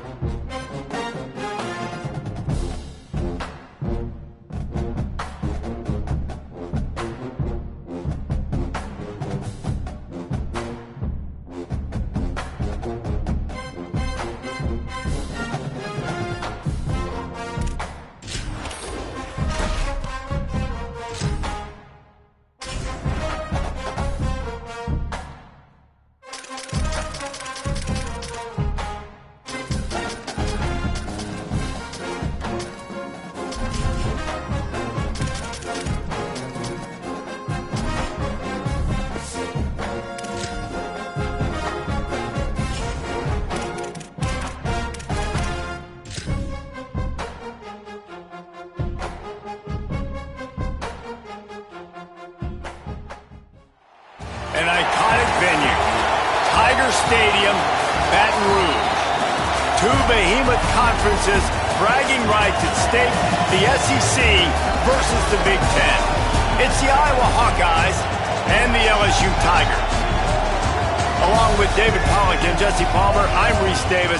Holly Rose, some interesting storylines setting up in this one.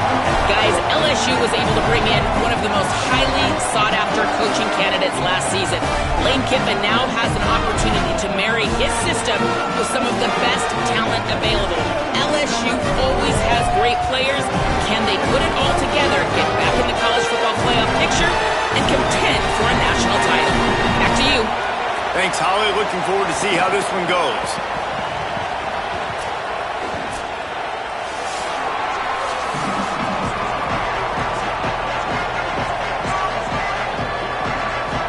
LSU will put a foot to it for the opening kickoff. And it'll come out to the 25. No attempt at a return. So the Iowa Hawkeyes offense onto the field first, and we'll see their opening script. And this sophomore tight end, without question, is one of their most reliable playmakers. We got a duel in this game of two of the better tight ends in the country. This place is roaring, and it's going to be so hard to operate under these conditions. We got a great tight end matchup in this game too, David. Both of these programs known for their All-Americans and NFL draft picks at the position, and we know college football is changing. We're seeing tight ends be more versatile. I can't wait to see these two guys go at it today. And how they deploy these guys, because they can play all over the field, man. They're receivers, they're blockers. So which one of these systems really cuts these guys loose? Who makes the plays? But two guys, man, that do it at an elite level and make defenses respect them. Handoff from Alton. Crosses to 40. And they'll spot it at the 45. That's good enough for a first down. How nice is it in an offense when you can generate explosive plays by running the football? You got to force feed this guy, man. He is an absolute game changer. The Hawkeyes just got that huge run. They'd love another explosive play. On first down, it's Malton again. That's a really good job by the defense, wrapping them up, getting them on the ground. Take away that run game. Make them one-dimensional, put them in passing situations. Really good job by the defense. After picking up a couple, it's 2nd and 8.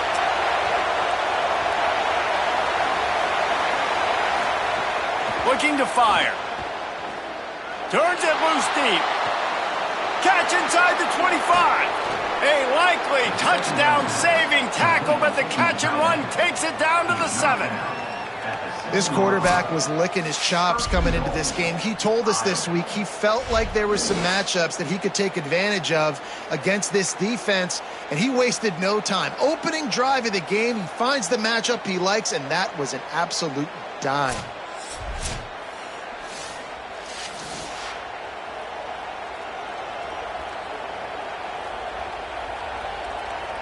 After that huge gain, now a chance to cash it in from just outside the 5. He's looking to throw. Going for 6. Touchdown, Hawkeyes! Grab the short pass to put the 6 on the board. How about that first drive? The hardest thing to do in college football is win on the road. They're the underdog, coming into a hostile environment. What do? Possession one, go right down the field and shut everybody in this building up.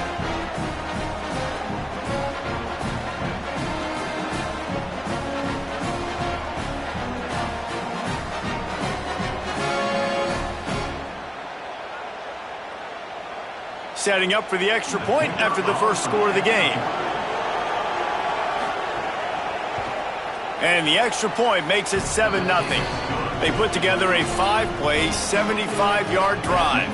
And they close the deal with the 7-yarder for the score.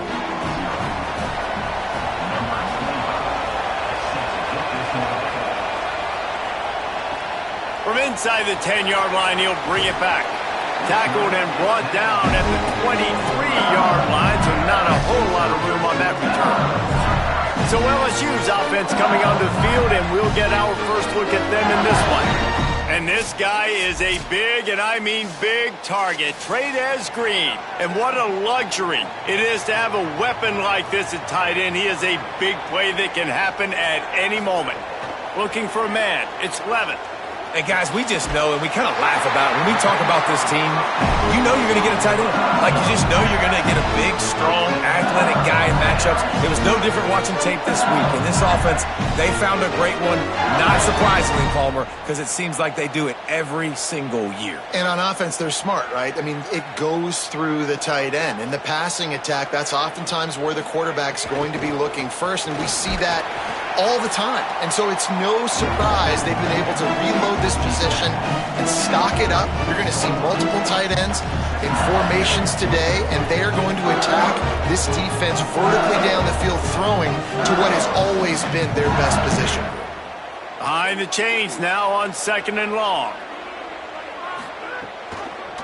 Quarterback keep. Knocked down immediately at the line of scrimmage. Really nice job by the defense playing responsibility football, making sure the quarterback couldn't make any of his reads, making sure the picture is not clear, getting downhill, getting the quarterback on the ground. Now facing a 3rd and long. From the gun, wants to pass. Throws to the tight end. It's caught. Flying down the left side. The 10. Touchdown LSU. He found some open space and turned on the Jets. Man, tight ends do so much for your offense. They block like crazy. You pull them, you use them all over the place. And when you got a guy that can do this, it's just the cherry on top of the sundae, making big plays, going half the field plus to get the big touchdown.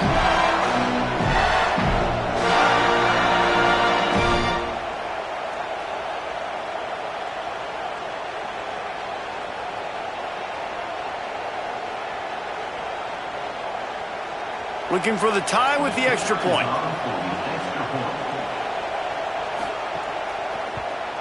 And they did tack on the extra point. Quick work on that scoring drive, just 4 plays. And they finished the drive with a 64-yard scoring toss.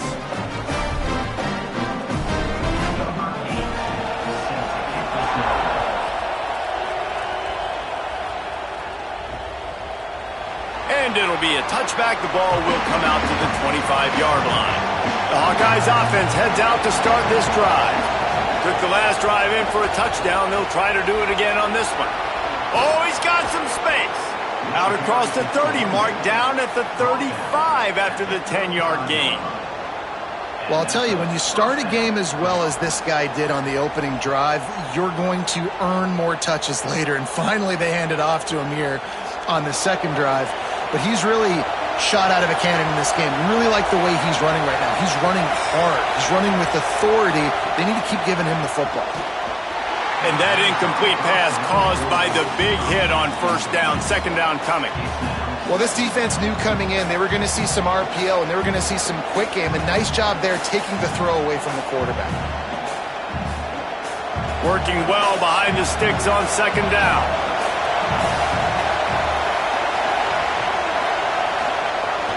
The run inside. It's Moulton. And again finds nowhere to run. Maybe got it back to the line of scrimmage this time. Well, the defense blitzed on that last run, but it was the big fella on the inside that made the stop and made the play. Great job flying out of his stance, locating where the football was, and getting to the ball carrier. Really good job at the point of attack. On 3rd down, he'll try to pick it up through the air. Quickly complete. They got him free for a big gainer to the 43. As a head coach, you love it when your quarterback is locked in early. Opening drive, throws a touchdown pass. Really nice throw on that last play. Here in the second drive, he's firing on all cylinders. You can tell this guy did his homework coming into this game, and right now it's paying off.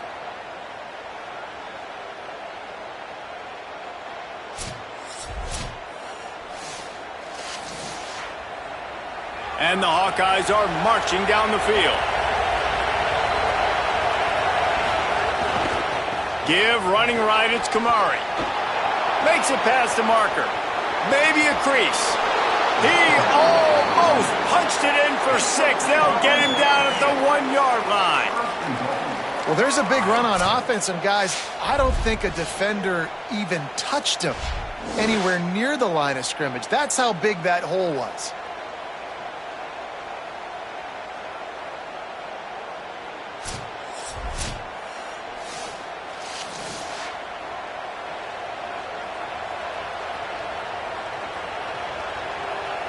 The big explosive play put him right on the edge, but you got to finish the deal. A designed run for the quarterback. They'll knock him down for a loss of a couple. And, man, it's nice to have a guy that is just better than your guys. And no matter what play you call, man, how about him getting in the backfield quick, penetrating, using his quickness, and using his strength to get him to the ground. That is a ball. Can the defense stop them again on 2nd and goal? They'll keep it on the ground to the left, stiffing the goal line. He cannot get it in, a mere inches away from pay dirt. After getting stopped on that 2nd down, don't be surprised if the offense hands it off to him again here at the goal line on 3rd. On 3rd and goal, you can't hear yourself thinking here. Here's Kamari Malton, going right back to the well, and this time he finds water, gets it into the end zone for the touchdown. 3rd and goal, you're going to turn around and just give it to this guy who just has a nose for the end zone. He's able to find the crease and pay it off for his offense.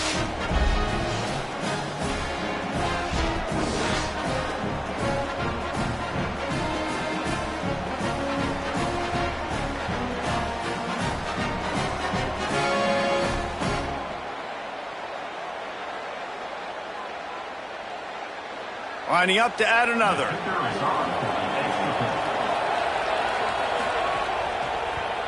And the PAT gives them a 14-7 lead. So a well-executed 8-play, 75-yard drive.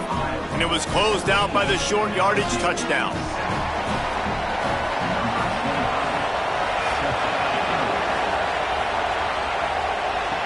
From inside his own 10, he'll try to help out their field position. Just able to get out to the 18-yard line on the return before he stopped. A little bit backed up to start this drive from their own 18-yard line. Throws for the tight end. That's caught. It's Green. And he'll get it up to the 38. It'll be a first down.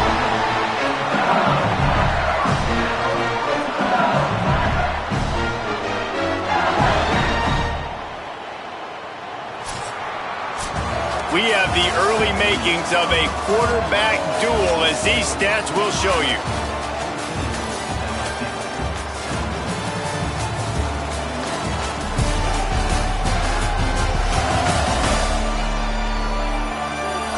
They flipped into the field, and we're ready to play. So first down here as they go back to work. Keeping it on the ground inside. It's Berry.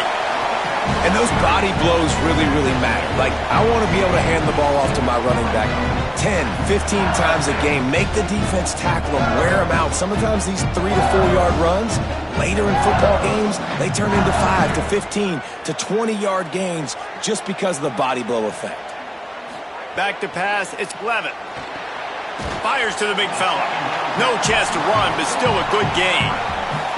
The modest gain on the completion really shows why you want to run the zone, make them execute, and rally to the ball. 100%. Zone eyes on the quarterback. I see him throw the football, break on it, go make tackles, live to fight another down.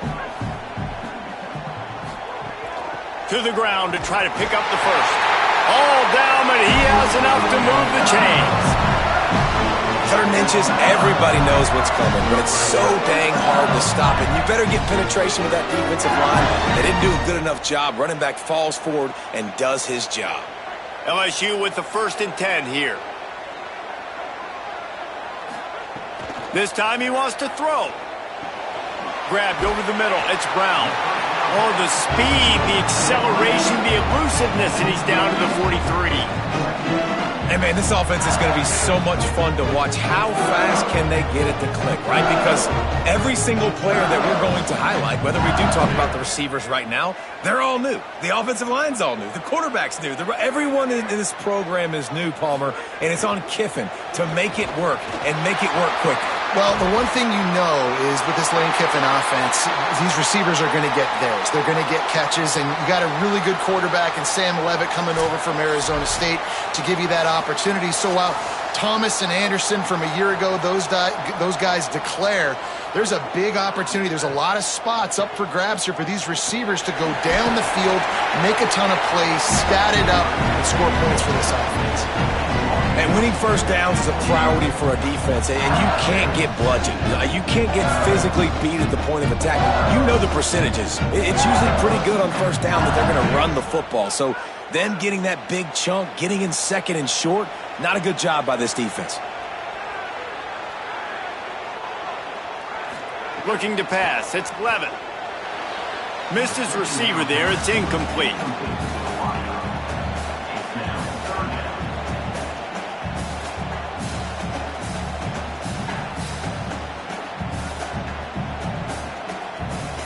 They probably feel good about their field goal chances from the 29, but they'd love to convert this third and short. Looking to the big tight end. Another incompletion on third down. Well, on third and short and field goal range, they dial up the pass play. Quarterback was trying to get through his progressions. There was just simply nobody open. Couldn't make an accurate enough throw. Ball falls incomplete. Now setting up a big decision here on fourth down. And the field goal unit is on the field. Tried to give it enough body English, but he missed it. After that miss, still a 7-point game, guys. Hey, sometimes I just feel like fourth down, man, just go for it every time. Like the field goal miss-make rate. And listen, kickers have improved the last couple of years, but you left some points off the scoreboard there. They'll start on the ground with Kamari Malton. Makes a man miss. Good, solid pickup on that one. They've got it out to the 40, and it's first down.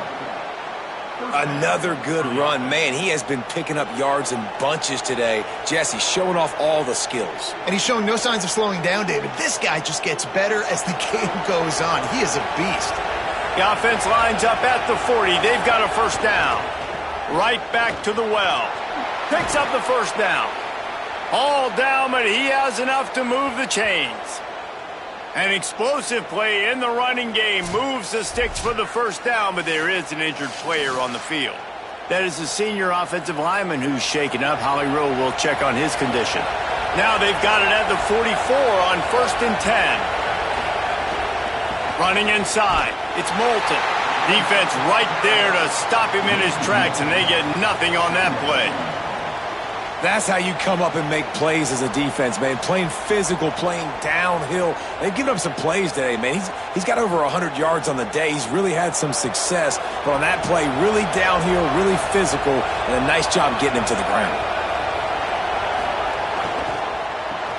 Caught in the backfield. It's Diaz. Didn't pick up a lot there. Moved it forward just a few. It's hard to have success on wide receiver screens when you're facing press man coverage because your blockers out front oftentimes can't pick them up, and that receiver gets gobbled up as soon as he catches the pass. You saw it on that last play. On third and long, trying to have a big completion here. Just too much of a rush, and down goes the quarterback just behind the midfield stripe at the 49. The number one job is to protect your quarterback, and they weren't able to do it long enough that time. This offensive line, Reese, they've got to do a better job communicating pre-snap and try and figure out which people on defense are going to be rushing the passer. Right now, this offense just looks confused up front. The Hawkeyes will line up to punt it away. We've reached the 2-minute timeout, and they'll talk it over to see if they can build on this lead before halftime.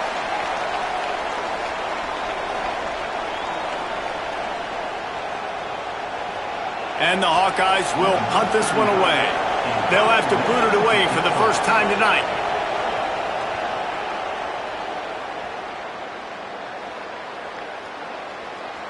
And the punt hits ground at the 2 and goes into the end zone. He just missed, hitting them right in the shadow of the goalpost. It'll come out to the 20. Scanning the field, it's Levin. Under fire. And he's sacked. Great work there by this defense. They'll tell you that somebody's always going to pop open, but it didn't happen in time before they got the sack. No, it did not. And you know what? I'm going to remember this. I'm going to remember zone defense. They didn't really have an answer. They weren't ready to get rid of the football. Quarterback hesitated. I got to him and got him on the ground. Might be a good call later on in the game. And the Tigers with a long way to go after the loss on the last play. Second down, they'll go to the air. Throws to the wideout. Intercepted, and the defense has set him up. They didn't give him much of a chance to make that play even bigger, but the turnover has him set up at the 16. I tell you what, it puts you in a tough position when you're backed up inside your own 20 trying to come out. But when you're a defense and you can force a turnover and you already set your offense up in scoring position, they are going to be extremely happy, and that offensive coordinator is going to look extremely smart. Plenty of time to work, not any time to waste as they take over here in the final 2 minutes of the half. Run in the red zone, it's Moulton. Oh, he broke out another move. They'll get him stopped just short of the end zone, but they're in business here with a first down. The Tigers will call a timeout. That's their first. And that got under their skin a little bit, having to use the TO after giving up the first down. On first down, it's Moulton again. Touchdown, Hawkeyes! And they add 6 more to the board with that trip to the house. And the offense continues to run the football. The second rushing touchdown from the running back. The offensive line paving holes. Continue to feed this man the ball.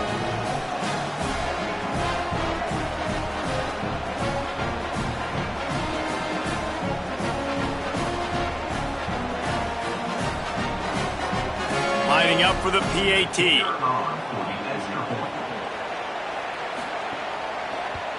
And the extra point will tack another one onto this lead. They got the ball in great field position, and bam, bam, 2 plays and into the end zone. Number 25, set to advance on the football.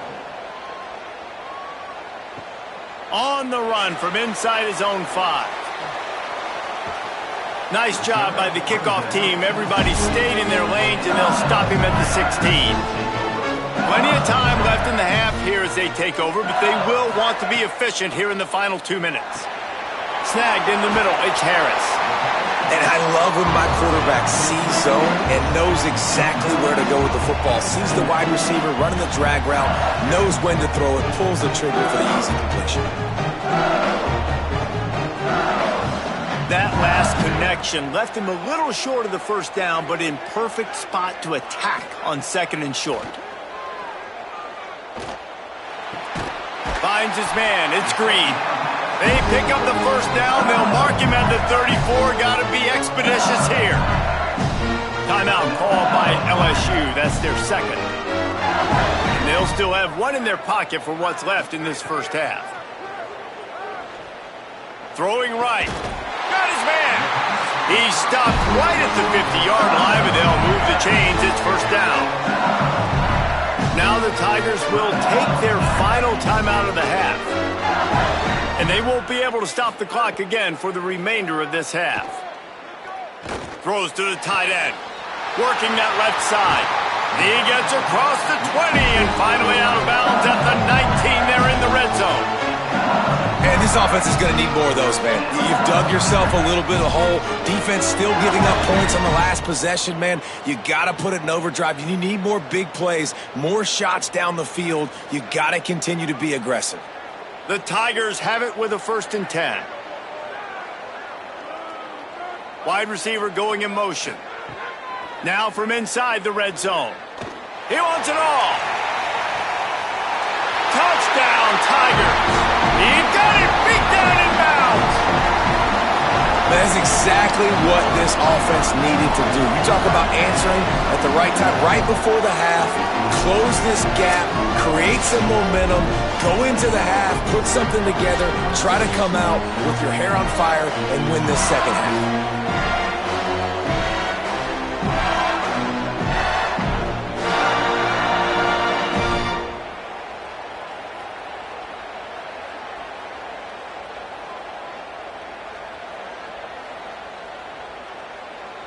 They'll try to tack one more on their score.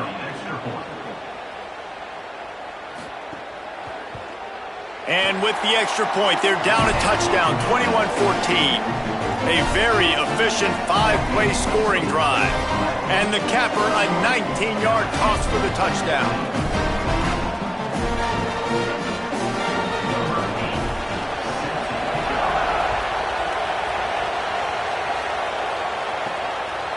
And he passes on the touchback. Here he comes. Tackled and brought down at the 16-yard line after the return. A lot of work to do as this drive will start from the 16-yard line. The sure hands, it's Diaz. He's down at the 27. They can stop the clock, and this is a first down. Now, I think this receiver's forte is his route running. He's a guy that can line up all over the field, but it's not just catching post routes and goes. This guy can run shallows, he can run slants, he can run the option routes and find soft spots in the defense. This guy really has all the routes in his toolbox. We've played 2 quarters here. Time to go to Kevin Connors in our halftime update.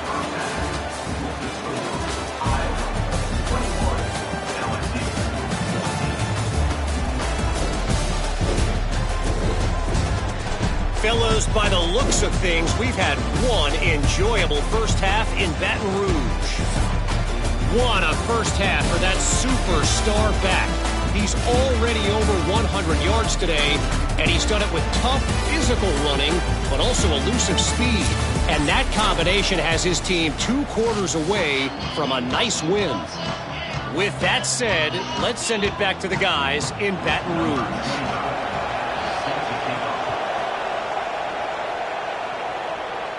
And no chance at a return here. They'll start this drive at their own 25. The Tigers sending out their offense ready to get this drive started.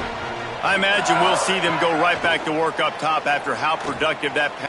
Going to take a shot. And it's incomplete. They were looking for the huge gain on first down.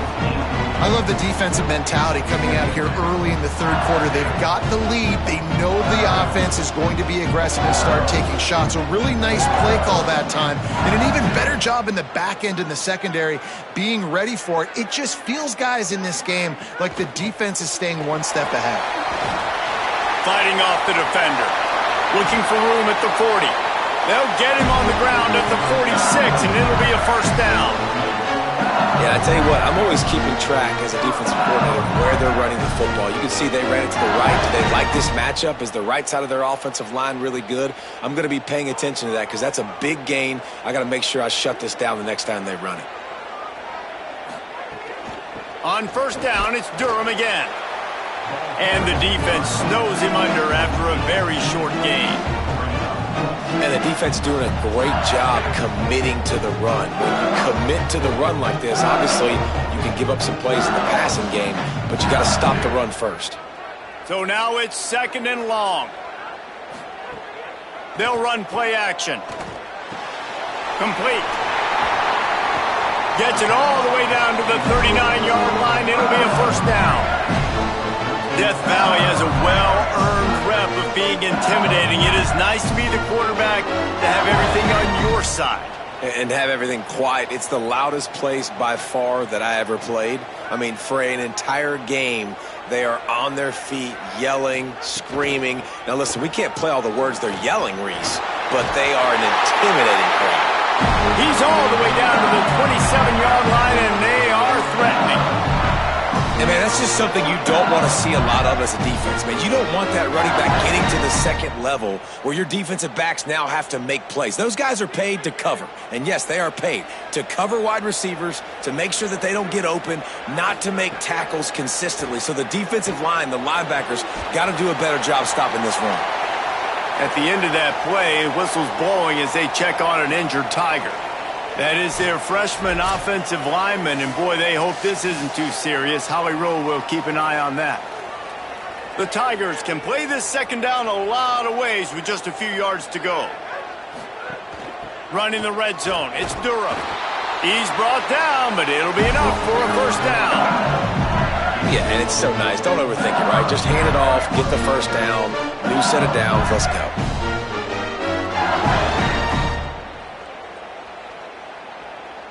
And the Tigers kept this drive moving on the ground, now back to work. Looking for a man, it's Levin. It's complete to the left. And that spin move kept the play alive and let this guy pick up a few extra yards. You want to talk about building a drive around a guy, first on the ground and now using him in the passing game. And you get so much bang for your buck because you can split him out wide. You can fake it to him and throw it. This is the guy that really stretches the field and makes you decide how you want to defend him. A linebacker, a safety, whatever it is, it's usually not good enough when he's receiving the ball out of the backfield. Yeah, you just feel like the running back's asking for redemption on that one. You know, second and short, and you're giving him the football. He can't get the first himself. Now it's third down. He's looking over on the sideline like, call it again, throw me the ball, I can go do this. It's never a good feeling for the running back in that situation. And this offense put together a really good drive, man. Like, that was a good drive, but third down in the red zone when the field starts to shrink, they really struggled to try to find a play to get someone open. Looking to convert, LSU comes to the line on fourth. He'll try to throw and pick up the first down. He caught it. He's got enough for the first down, and they roll the dice and convert to keep this drive going. It's a heck of being conservative, right? I mean, that essentially would have just been a two-shot field goal of where they were on that fourth down, but they decide to go for it, throw it. They're looking for 6. They're going for a touchdown. They are being aggressive.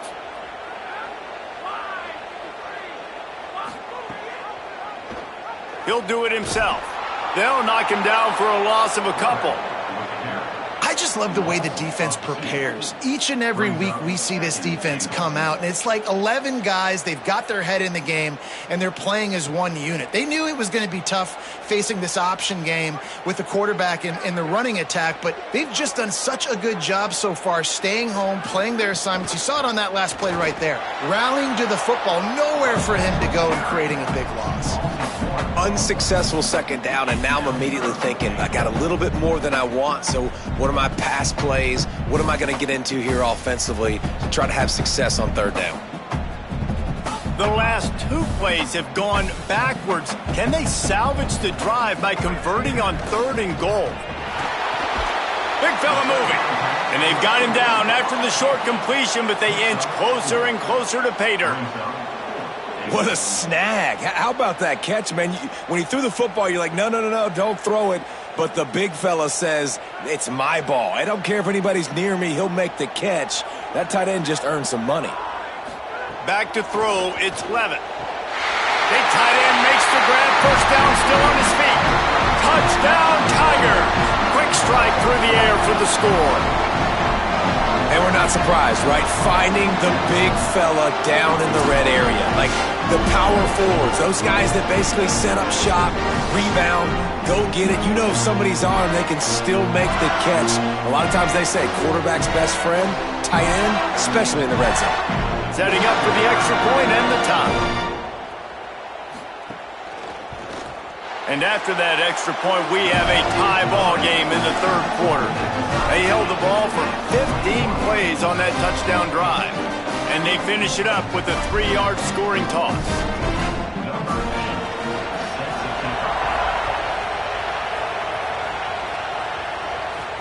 And he'll bring it back. And the coverage team gets the returner on the ground. First play of this drive comes from the 14-yard line. They'll start on the ground with Kamari Malton. Nowhere to go on that one. It'll bring up 2nd and 10. Man, it's really hard to control the running game if you don't control the line of scrimmage. And how about the defensive line doing a great job attacking those guys up front, not open up lanes to run through. Nice job just nullifying that run altogether. They'll go to work in the air on second down. And the pass is incomplete thanks to a big hit.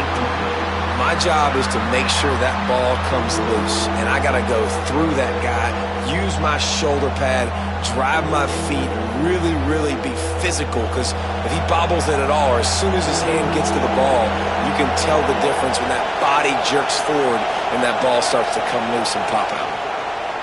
On third down, he drops the throw. He did not make it a stone wall on third down. As the offense, you want to get the ball to your playmakers and let them make a decision, let them make a guy miss, but not with that kind of defense. They were all over it right away. No third down conversion for you. The Hawkeyes will punt it away on fourth down. This will be the second time they've had to kick it away. He'll field the punt and look for room. He was able to get that ball up to the 48-yard line before he stopped on the return. They'll start this drive at their own 48. Here's Caden Durham to begin the drive. And a good, solid pickup there before the defense knocks him down. It's got to feel good as an offense knowing that early in the drive you can turn around, hand it off, get a push up front, go get positive yardage. As they get set to snap it, just about to reach the end of the quarter. The run inside. It's Watkins. They get him down, and that'll be the final play of the third period.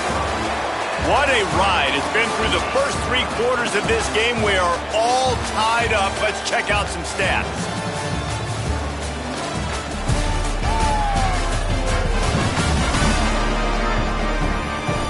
This is when winning plays are made, and we start right now in the fourth. Final stands of the game, and we'll start with the first down. The give to Caden Durham. Got enough for the first. Gets him on the ground at the 28, but not before a big 10-yard pickup. First down, you know you always want to establish the running game. How about this offense? Nothing fancy. Run the football, be physical, get a big gain. LSU getting set on 1st and 10. Caden Durham again. Maybe some room here. They'll get him on the ground, but he takes it all the way down to the 10. I love the play called running the football here in the fourth quarter because with the score what it is right now, everything is at your disposal on offense. You are not panicking. This isn't throw every single down, all of a sudden 2-minute air raid type stuff. You can run the ball. You can do all of your stuff, personnel, shifting, motioning. You just got to be very, very careful and absolutely cannot turn it over. And he finds some solid space, makes a nice game before the defense is able to stop him. First down and goal, I bet you the percentages are really high for run, and this defense was ready for it. They got to match the physicality right here, right now in this situation. Boy, if that first down play was any indication, they might walk this thing in on 2nd and goal. Here's Durham. Touchdown, Tigers! And with that, they move out front here in the fourth. And what a push up front by this offensive line. Everyone playing in unison, driving out of their stance, working into the second level, hats on hats, creating a lane for that running back.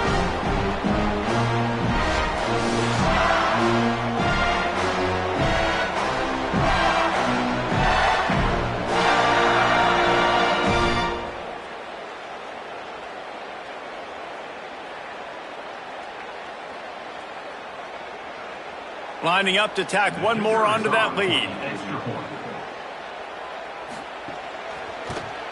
The extra point is good, and now in the fourth, they're up by a touchdown and an extra point. So that scoring drive took only 6 plays, and they closed the deal, pushing their way inches into the end zone.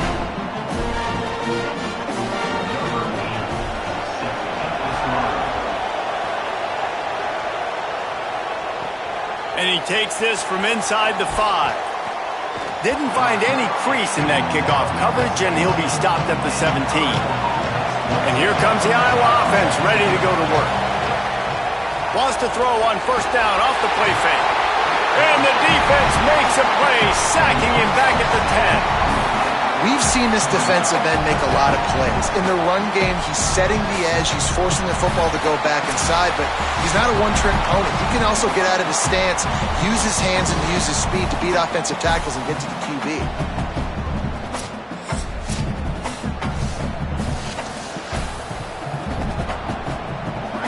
The roar of the crowd trying to fuel this defense to keep them pinned in their own end.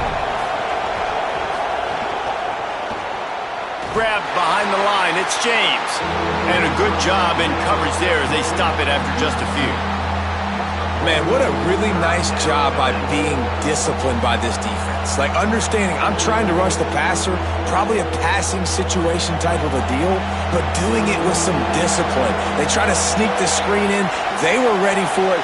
Nice job by this defense. Oh, they're after him. Oh, and he took a shot as he threw that one away. It's so nice when you know it's 3rd and long, you know a pass is coming, you worked on it all week, get your feet set at the sticks, understand that quarterback's got to be rushed, get him off of his spot.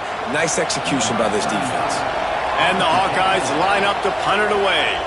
3 and out, they got stuck in reverse. They hope the punt can bail them out. He gets a block. And they'll get him on the ground as the offense comes out to start the next drive. So the LSU Tiger offense comes out to start this drive. Pulls it in, it's Green. And he's brought down after a nice gain. I'll be honest, man, if I had the weapons these guys had offensively, I'd be staying aggressive too. It's what got them to this point. It's why they have the lead here in the 4th quarter. Take some shots when those opportunities present themselves. Ripped off a chunk on the opening play of this drive. Now it's 1st down from the 48. On the ground, trying to pull the plug on this clock. The Hawkeyes call a timeout. It's their 1st. They still have a couple of timeouts to work with in this final quarter. Well, this offense thinks that they have enough left in the tank here to run the football and run all the time off the clock. They got the lead late. Didn't get the 1st down on that last one, but it's not going to surprise anybody if they turn around and hand it off again here. Off the bootleg, wants to toss it. It's complete on the right side. Iowa spends his 2nd timeout here. They've got 1 timeout left now. They'll have to choose wisely as to when to use it. Well, look, I know this guy's not the biggest running back in college football, but boy, is he dangerous, right? He's so shifty. He's hard to bring down. It's a good idea to get him going in the passing game. Put him out in space. Let's see what he can do. Got a man. It's Harris. Now the Hawkeyes will call their 3rd and final timeout. They'll have to navigate the rest of this game without being able to stop the clock. LSU moving quickly, going to work again on 1st down. Back to pass, it's Levitt. Firing to the right, complete. Found a little bit of room to operate, but he'll be stopped just short of the 1st down. I'll tell you, this slot receiver, he really does give his quarterback a nice option. Runs really good routes. He's got nice hands. You saw it on that last play. The Tigers with myriad options after that big pickup on 1st down. We'll head to the 2-minute timeout. Tight ball game here, and this offense will try to milk the clock. If they can pick up a yard here on 2nd down, that might put this one in the books.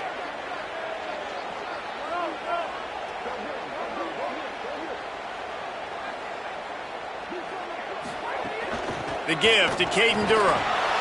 And tackled there by the defense.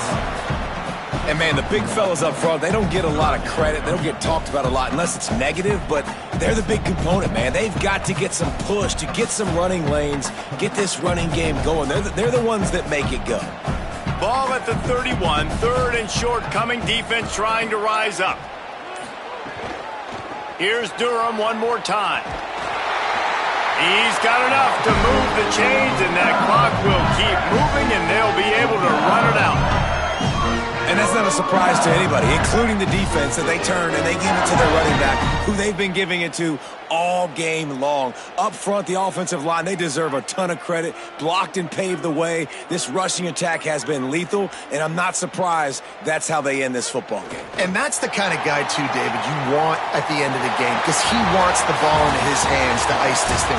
He's looking over the sidelines before that play call, and he's like, give it to me, let me finish this thing and win this game for us, and that's exactly what happened.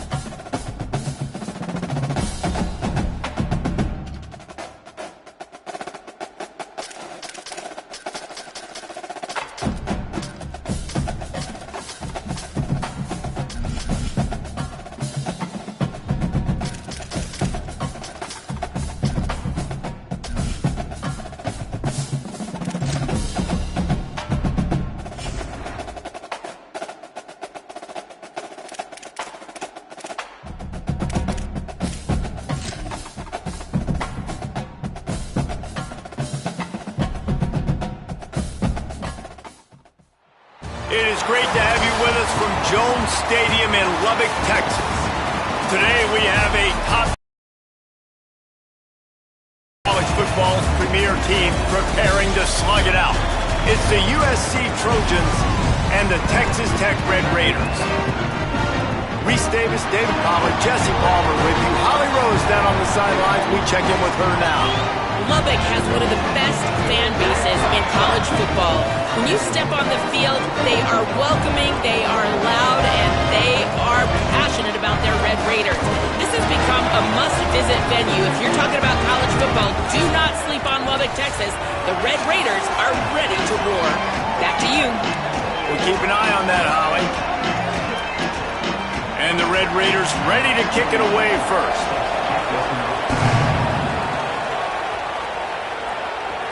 Here he comes from inside his own 5. He'll be brought down at the 22-yard line. Good coverage on that one. His return is stopped short of the 25. So USC's offense will have the football first. And let me tell you about these linebackers. This group can make life miserable on any offense.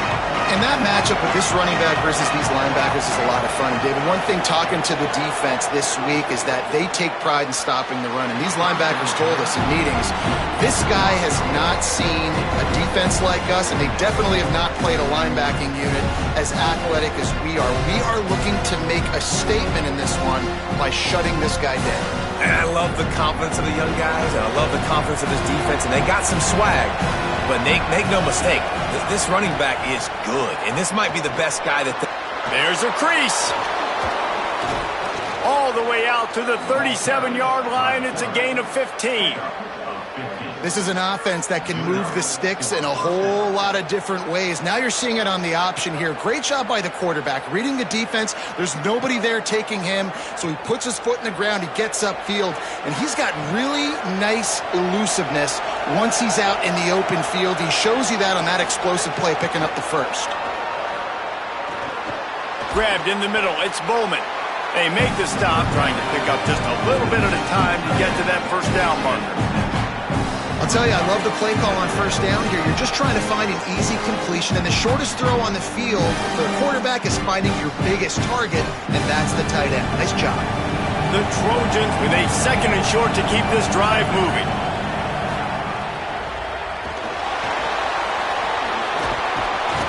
Stopped at the 46-yard line, but give him 10 yards and the first down.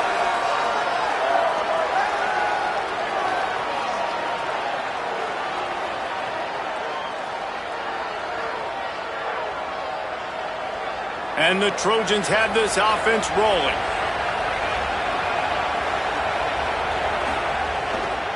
Keeping it on the ground inside. It's Jordan. They didn't get a push at all on that one. It'll be no gain on the play. Well, when we're talking USC offense, it all starts with Mayav at quarterback. We get that. But, David, we also know they've got to have balance. One thing Lincoln Riley has always done, no matter where he's been coaching offense, is making sure that they can run the football as well. The Trojans always recruit well at that position. They do well through the portal, and that's not going to be any different this season. They've got to be able to tote it. It's never any different, and they will always commit to it. And I think the quarterbacks usually get the acclaim and the fame, but the running backs, man, they're always going to find those guys. Even as a young guy, King had to step in with several injuries a year ago to tote the mail. They're going to run it. They're going to commit to it. It's a huge part of Lincoln Riley's offense and the reason that they're successful. To the air. It's Mayava. Going to try to get it himself. He'll be brought down at the 41-yard line, not close to the line to gain, and it's 4th down. Well, it's a really nice job there on that 3rd down, trying to get after this quarterback. And obviously they're not able to make the play in the backfield, but really nice job pursuing. You see the athleticism and the speed they have, how they play as a unit together. Only giving up a little bit of a gain and now setting up 4th down. On 4th down, he'll try to toss it. Got his man. They make the stop, but not before. He gets enough to convert on 4th down, and rolling the dice pays off. The metrics tell you so often, go ahead, go for it on 4th down, and it pays off there. And that just shows you the head coach's confidence in his quarterback to go out on a critical 4th down and execute.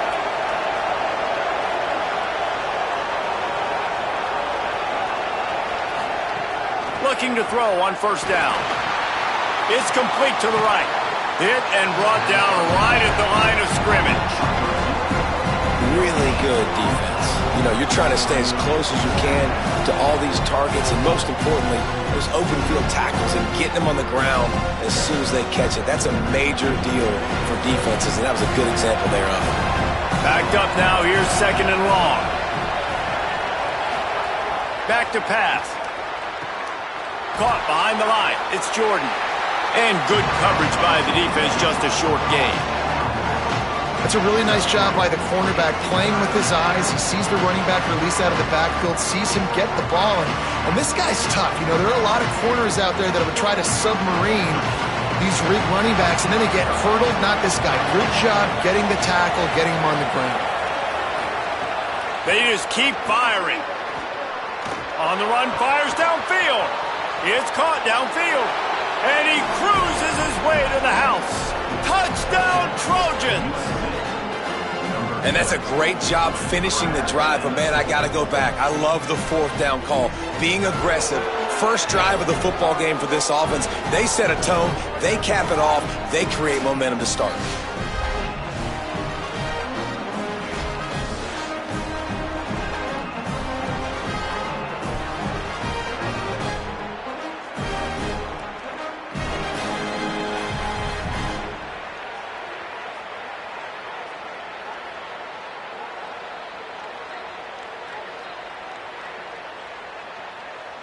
They get set for the point after as we have the first score of the game. And the PAT makes it 7-0. They march 78 yards down the field, and they cap it off with a 32-yard touchdown pass.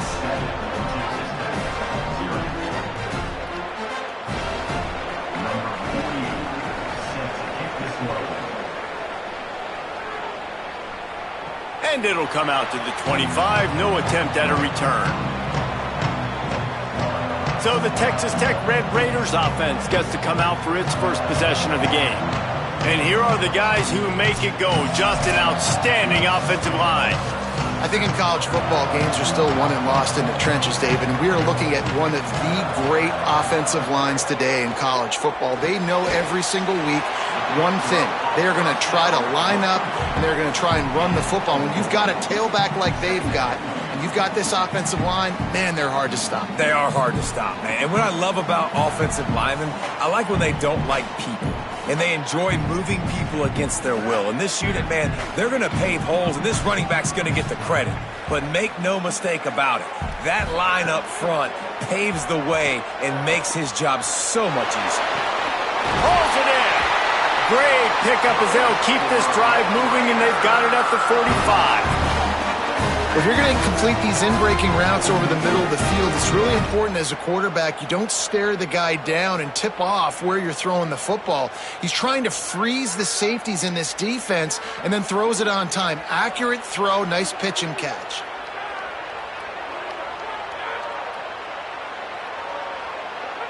Wants to throw. It's Hammond.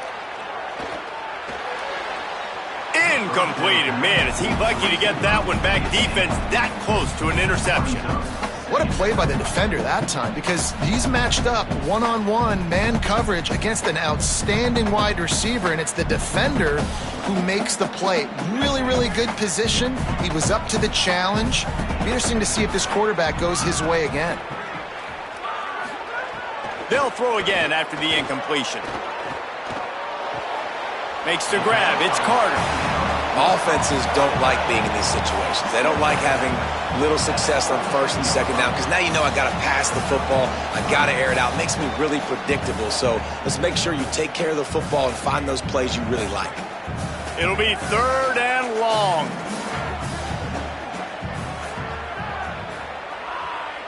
Motion from the back. On 3rd and long, he's going to have to throw for it. He's got an open man.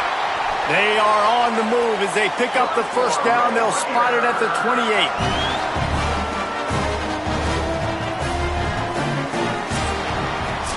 As we head to the quarter break, it is USC holding the lead as we get a look at the stats.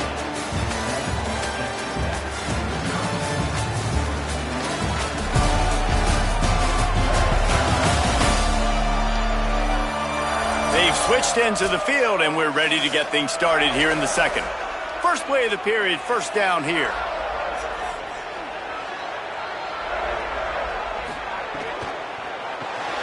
Caught in the backfield, it's Carter. Breaks into the open. Brought down at the 10-yard line, and a nifty pickup after the grab on that one.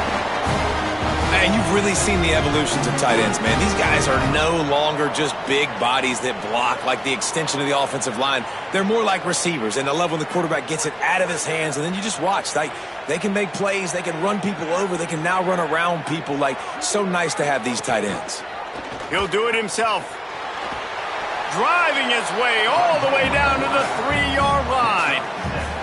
And you're seeing his dynamic ability to run the football, that time on the option play. I know he doesn't pick up the first down, but that's still a good chunk of yardage, and the defense wasn't ready for it. Moving forward, expect the offense to go back to the option play again and see if someone will finally take the quarterback and force him to pitch it. Running inside, it's Dickey. He just carries it face long into a brick wall and has nothing to show for it again. And just a great job by the defense being stout, right? That's your job. Be stout up front, stuff in the run play, make them get in more passing situations, but do not let them run the football. That's 101. Stop the run first.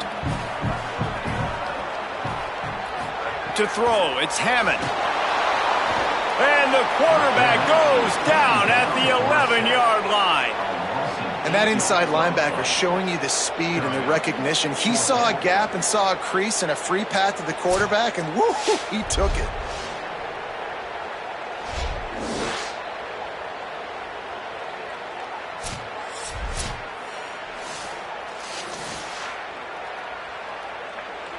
And they decide to trot out the kicker.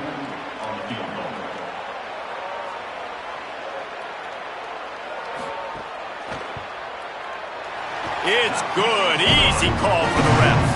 That'll bring him to within 4. Man, so many more times we're going to say, go for it, be aggressive. Nice to have a guy you can depend on, and you know you're putting 3 on the board. Nice kick, nice job.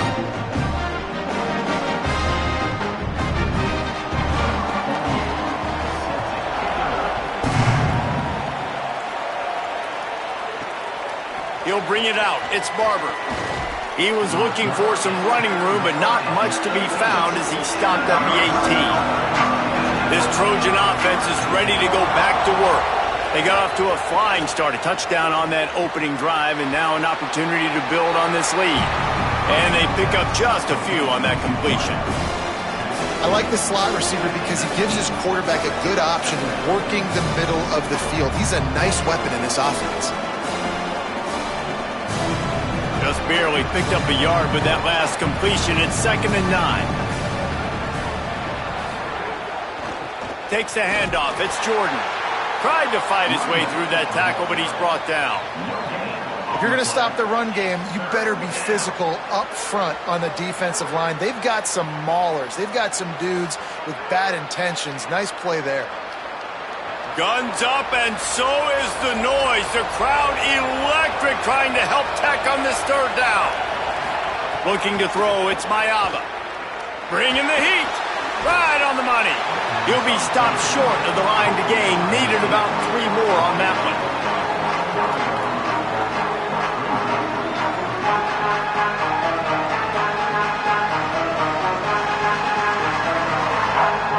Trojans will try to pin them back with the punt. They'll boot it away for the first time tonight.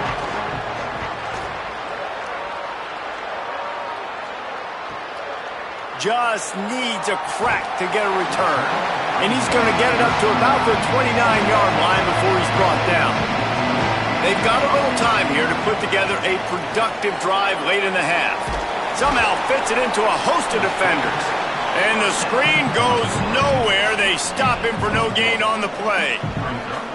And I like a good check down as much as anybody. Survey the field, don't make a mistake, check it down to your running back, let him do the rest. But there was two guys right next to him. So that was actually a little bit of a dangerous throw, but you could tell they were definitely locked in, and they were not going to let that running back catch that football and go anywhere after the catch.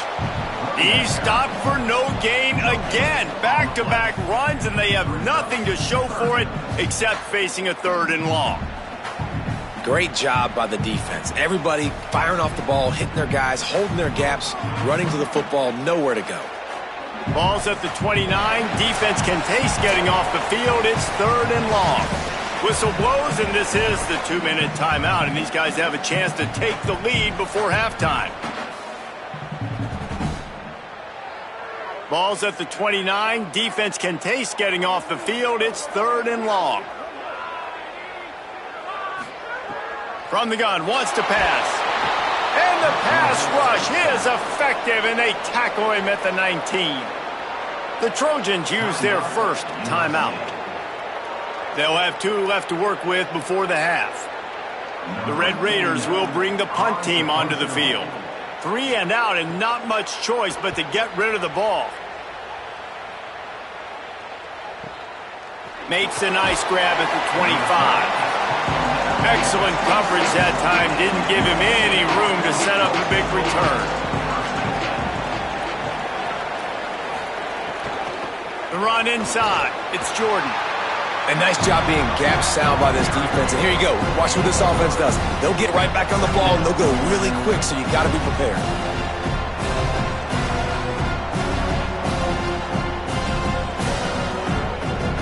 They're dealing with a 2nd and long. Dropping back, it's Mayava. Fires to the wideout. Got it in the middle, it's Williams. And there was lots of space as he gets it to the 39-yard line. And I really love the idea of this guy running crossing routes, right, guys? He's got the speed to separate from defenders, but if you could put it out in front of him on the run, he's going to catch that thing and turn it up, and you saw all the yards after catch on that one. That was a big-time play, really nice play design for a guy with tremendous speed. Oh, he's got a chance. On defense, when they line up with numbers and they line up on your side, you're like, you're ready, it's coming right here. And then all of a sudden they mix in counters and they pull 1 or 2 guys and go back the other direction. That's a really good job by the offense keeping the defense on their heels. Halfway there on 1st down, it's 2nd and 5. Gets the back moving. Right back to the well. Brought down just outside the red zone. He moves the chains. It's at the 22. Really put an offensive possession together here that's fun to watch. Like, it's fun to watch them own the line of scrimmage, be physical. In this area of the field, this is what they call the fringe, right outside the red zone. It's kind of your last opportunity to take shots, take advantage of the extended space on the field before you get cramped in the red zone. So I look for this offense to be aggressive. Oh, he drops the football. He had him right down the gut of the field. Instead, it'll be 2nd down. Just got to finish the play through the wide receiver. You got to look that one in and complete it. It's a bad drop. Try to make up for some of that lost ground on 2nd down.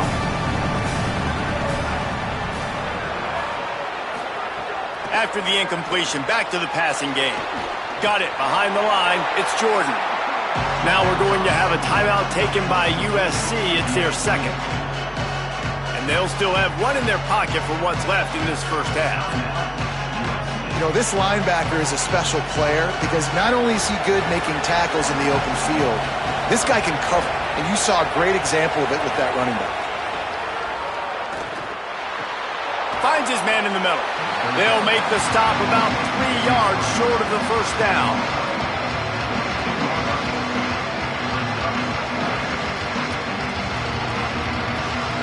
We've got a timeout in the waning seconds of the half. Maybe a chance to get off a couple more plays.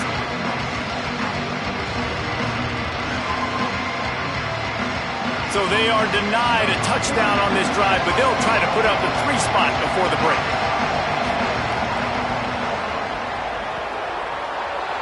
It is true as he puts 3 on the board. Now up by 7 points here in the second.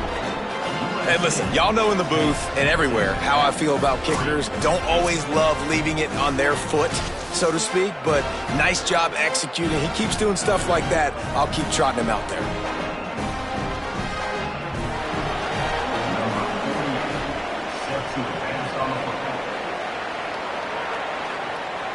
And no chance at a return here. They'll start this drive at their own 25. And with time running out here in the first half, this offense will choose to take a knee. That's the end of the second quarter. That means it's time to join Kevin in our halftime update.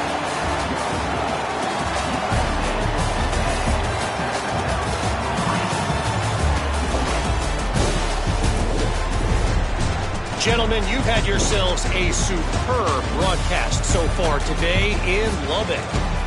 And a lot of coaches will say limiting the big plays and maybe hitting on a few yourself is key. But I'm more of a move-the-chains guy. Give me efficiency every day of the week and twice on Saturday. The offensive unit that subscribes to the less is more philosophy might be the one that leaves here today with a big, fat W. And with that, let's send it back to the fellas at Jones AT&T Stadium.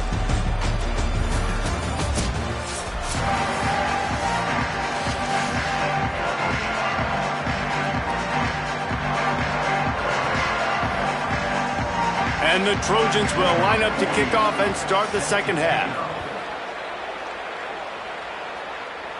And it'll come out to the 25. No attempt at a return. The Red Raiders offense comes out ready to attack. Tight game as we start the third quarter, and we'll see what type of adjustments they made at halftime. And getting the ball first here, I think, is such a big deal. Like, I get the first chance to make a statement, to make the adjustments, to create some momentum for my squad right here in the third quarter. Yeah, I think it's so important for this offense to set the tone here early in the second half, to get a nice drive going, build that confidence, and get your defense ready to come on out, get a stop, and change the complexity of this game.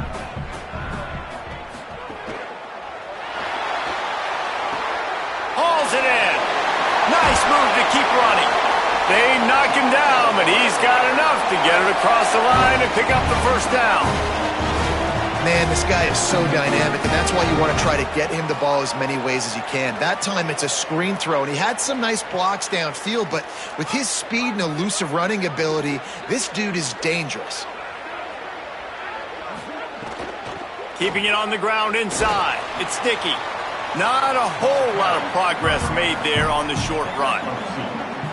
And that run really didn't go anywhere. And a lot of times we don't focus on it enough. But how important those 5 guys are up front. To get on those defensive linemen, to try to move them out of the way, to get a run game going, it squarely falls on the shoulder of those 5 offensive linemen. Rides to the back. And he's stuffed by that big defensive tackle up front. And what's the closest guy to the football, man? It's those defensive tackles, and those guards and centers have to work together. They got to get those guys and get some movement.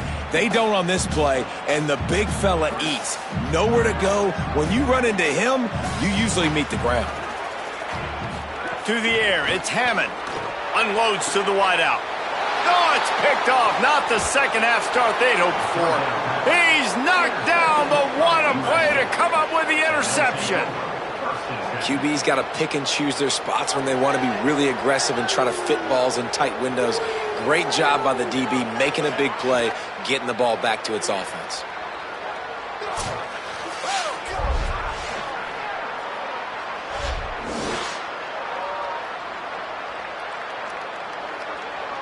Here comes the Trojan offense ready to go on the attack. They'd love nothing more than to take advantage of that early second half turnover and cash in and tack a little bit more onto this lead. Running inside, it's Jordan. Creating some space, getting just enough good blocking, and they've got it up to the 47-yard line. You just sense the frustration starting to build, not only on offense, but I think with this running back as well. He is so talented. He's had some massive games throughout his career. Just haven't been able to get him going early in this game. That was a pretty good run there.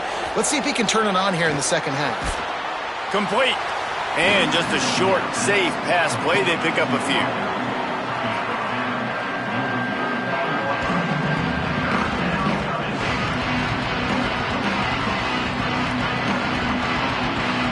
The Red Raider crowd rising to the occasion to help its defense on third down. They'll try to get the first through the air. Got his man downfield. They just gashed the defense on that one, and they've got it down to the 23. These two guys, just on the same wavelength, they make clutch connections all the time. And that's practiced, man. That's all summer. That's all spring. Just so many hundreds and thousands of balls where you know exactly when that guy's going to break. You know he's a stud. You're going to feed him, especially on these third down situations. Here's a little room there. He rumbles all the way down to the 2-yard line. He gave him a little bit of everything on that one. And that's the benefit to the run game. Keep pounding, keep pounding. Now you break one all the way down to the 2-yard line. And don't stop it. Get down, get lined up quick, and give it to this dude again to go score a TD. They've hit him with back-to-back chunk plays. Now it's 1st and goal. He'll pull it on the read. Touchdown, Trojans! And they take it in for 6 more points. And you got to love seeing that if you're the head coach of this team, right? You always want to see your team start fast early in games and then also start fast at the beginning of the third quarter. You had a big lead. You take the ball right away here in the second half. You drive it down the field, and you score. This offense has been dialed in right from the get-go. It's been very impressive to watch.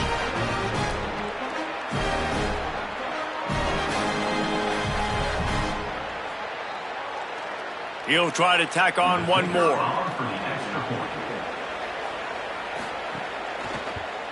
The kick is up and good, and put one more on the lead.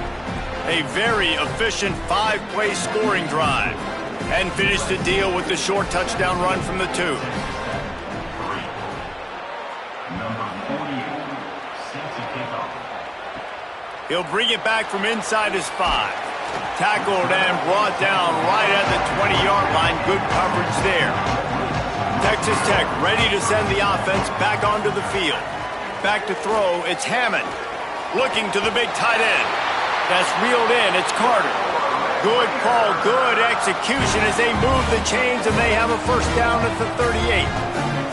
I know one of the things this offense takes a lot of pride in the passing game is they feel like they can attack every area of the field. They have success when they throw it outside, but they're really good throwing to the middle of the field too. Quarterback has confidence. There's really good timing in this passing game, and you saw it right there between the QB and his intended target, getting that big catch. And the defense had that one well covered, just a short gain there.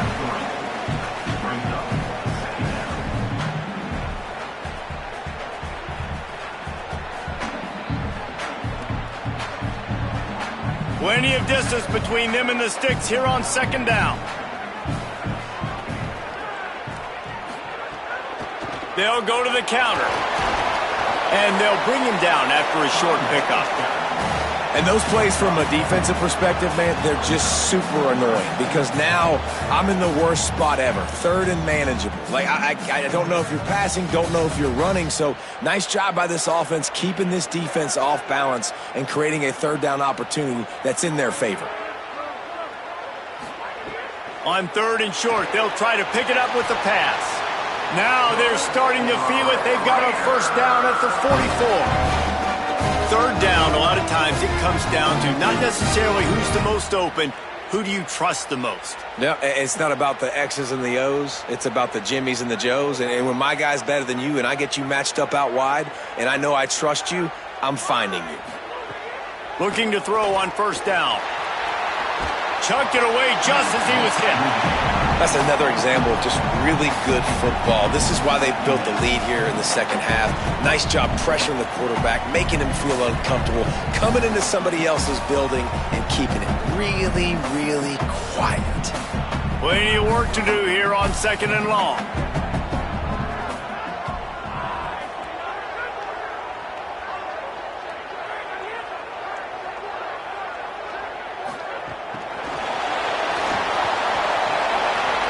A 3-yard gain there. It'll be 3rd and 7.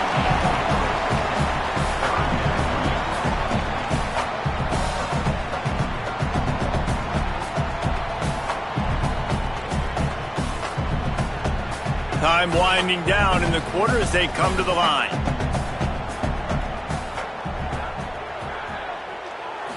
Looking for a man. It's Hammond.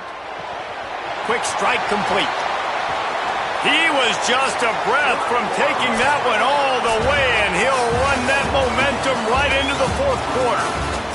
That's the end of the period, and USC has the lead. A quick pause here to look at the numbers as they are threatening to pull away in this game.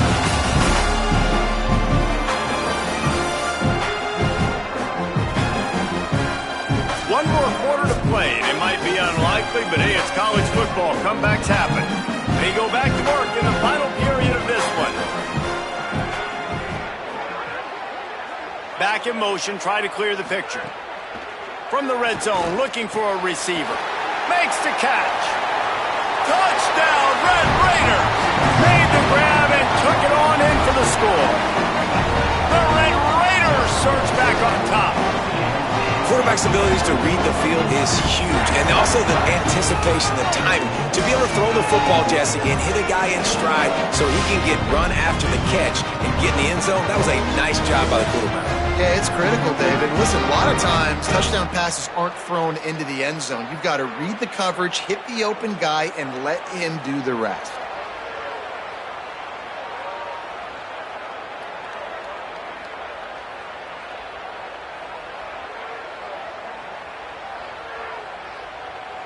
Getting set for the point after.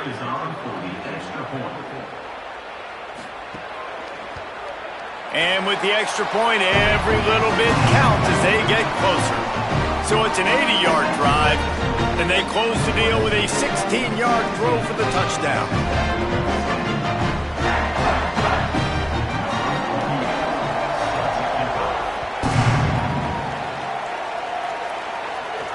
On the move from inside his 5. He gets across the 20 and out to the 21-yard line before he stopped right there. And guys, USC has the ball back and sending the offense onto the field. Nice move there. They stay aggressive and push their way out to the 33, and it's 1st down. And this offense has really done a nice job on the ground. Like, the ground game has been solid, man. Nice job opening holes, running the football. They've been consistent with the run. And as this game creeps along, right, if they can continue to do this with the lead, this is going to be a game that they're going to have in hand. Might as well give it to him again. On the nasty move, and now he's got room. Pretty good effort on that one to work his way up to the 42. It's a point in the game, I think, as a coaching staff where you really challenge your offensive line to go win the football game, right? We've got to lead late. We're going to run the football. And the defense and everybody in the stadium knows that's what's going to happen. Can we run the ball down their throats and impose our will? That's what this offense right now is trying to do. And he gets it to the 45-yard line, and that'll be a 1st down. Well, the defense didn't blitz. They didn't have everybody in gaps, and the offensive line took advantage at the point of attack, getting some push, opening up a hole, and the offense ripping off a nice run there. The Trojans come to the line with a new set of downs. The run inside. It's Jordan. And they'll stop him after a minimal pickup. At this point of the game, the offense has the lead, and the offensive coordinator knows they want to keep running the football. So he's going back, he's looking at his playlist, and he's saying, which runs work the best for me in this game? What can I lean on right here to make sure we win this one? After the productive 1st down play, it's 2nd and 6.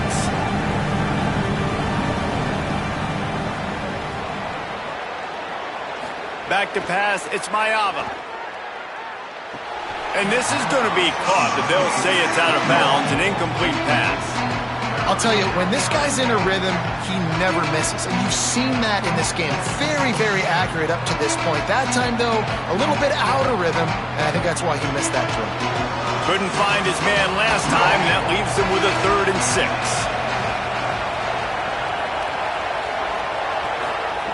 From the gun, wants to pass. Another incompletion on 3rd down. And finally, the defense is able to get some pressure on this quarterback. They had been trying all game long different ways to affect him, weren't able to get there. But on that play, because of the pressure, it affected his accuracy. That's why the ball falls incomplete. And the Trojans send out the punt unit. This will be the 2nd time they've had to kick it away. Solid punt, headed toward the sideline, trying to make it tough to return. Texas Tech will start the drive, the offense ready to go. They fought their way back. A scoring drive, the stop, and now a chance to pull even on this drive late. That'll be enough for a fresh set of downs. He gets it to the 32. The defense has got to do a better job with assignment football. Somebody has to be accounting for the quarterback on these run plays. You know you're going to see it. You've seen it on film. The option play, nobody home. He just takes off. That's an easy 1st down pickup for the offense. Moving forward now, the defense, they've got to settle in, and they've got to start playing better. When Maybe a crease. Got enough for the 1st. And he was loose and out the gate and doesn't go down until he gets to the 48-yard line. And he finally breaks one. They get rewarded. They've been trying to run the football, Palmer, but just haven't had success all day. Yeah, and the staff never gave up on him, too, right? They kept giving him opportunities, and maybe that's the run that starts to open things up here later in this game for this guy. Sends it back in motion. Looking to throw, it's Hammond. He's got him. You just get the feeling this defense is going to make it hard on him, right? They've got the lead, it's late, and they're going to try to tackle everybody inbounds. Offense is going to have to really work for this and be smart. You got to attack the sidelines. You got to throw 1st downs. You got to keep this thing moving vertically down the field. And the Red Raiders can really attack on this 2nd and short. Keeping it on the ground inside. It's Dickey. Stop is made at the 36. Let's call it a 5-yard gain and a 1st down. What a run by their tailback, and simply one of the best in the entire country. And his ability to make people miss is the reason why, guys. That's one thing that's just not coachable. You have it or you don't. That was something they identified in him when they were recruiting him to come play in this offense, and now it's come to fruition. Defenses have such a hard time bringing him down. This defense is going to have to do a better job game tackling as this game goes on.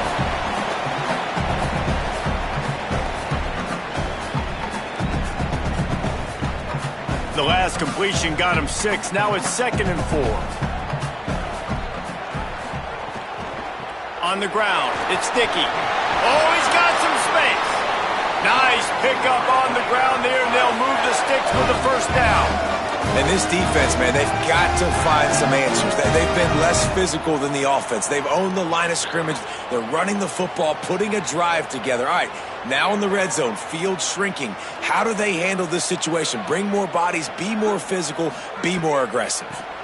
Going to the run, it's Dickey. Defense comes up with a stop, but not before he moves the chains and takes it inside the 10 to the 8. Texas Tech will call a timeout. That's their 1st. And with the clock stopped, they can get their thoughts together to call this play after picking up the 1st.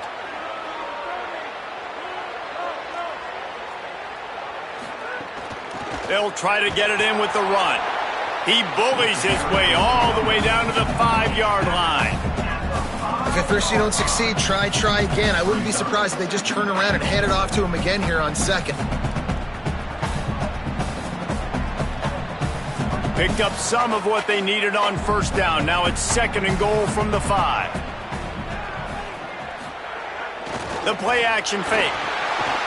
Fires to the tight end. And he'll run into the end zone. Touchdown, Red Raiders.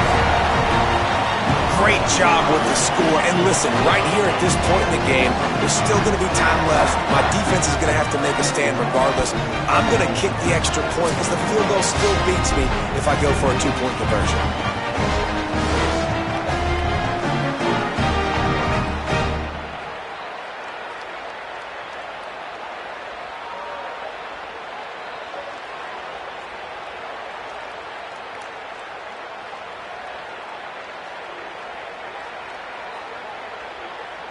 Big point after here, looking for the tie late. And no problem on that extra point, and we have a tie ball game here in the fourth. So it's an 80-yard drive, and the score comes on a 5-yard touchdown pass.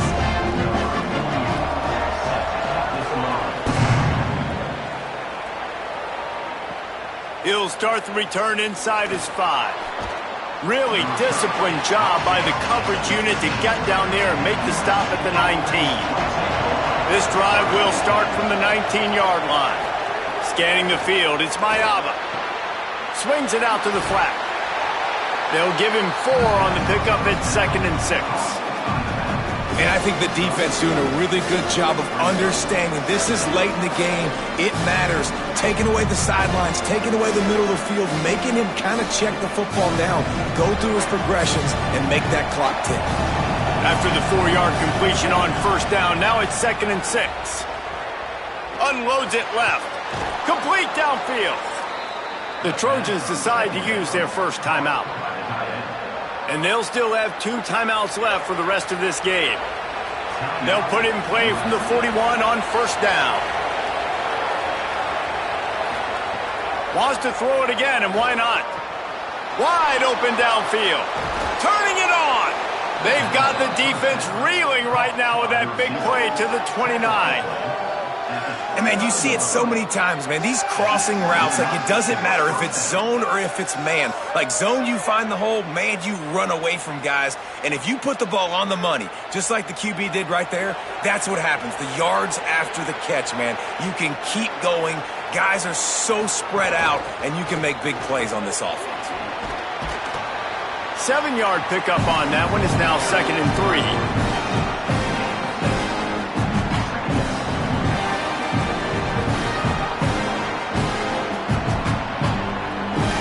Timeout is called with just 2 seconds left to go.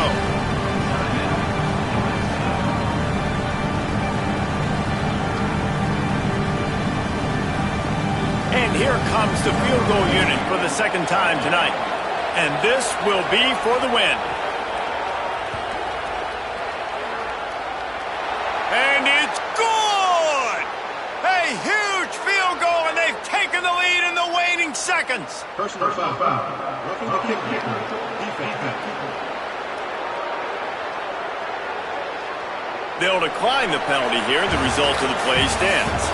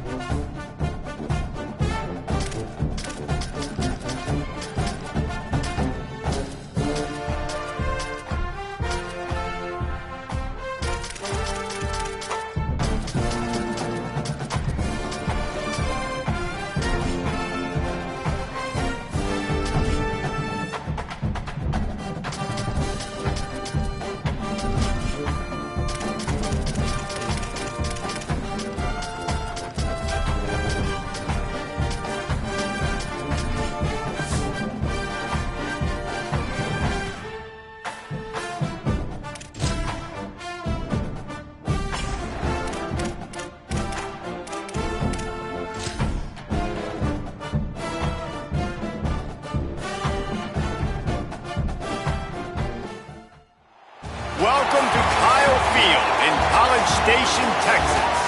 Coaches like to say no game is more important than any other. But when you have a couple of top 10 teams ready to square off, yeah, that one carries a little more weight. It's the Oklahoma Sooners and the Texas A&M Aggies. Along with David Pollack and Jesse Palmer, I'm Reese Davis. Holly Rowe is down on the sideline. When you walk into Kyle Field in College Station, Texas, it is so dynamic. From the traditions, the cheering, the crowd in unison, it is straight up and down of electric Aggie pride. This is one of the most unique places you can ever watch a college football game, and we expect it to be just as loud and energetic here today. Back to you. Okay, Holly.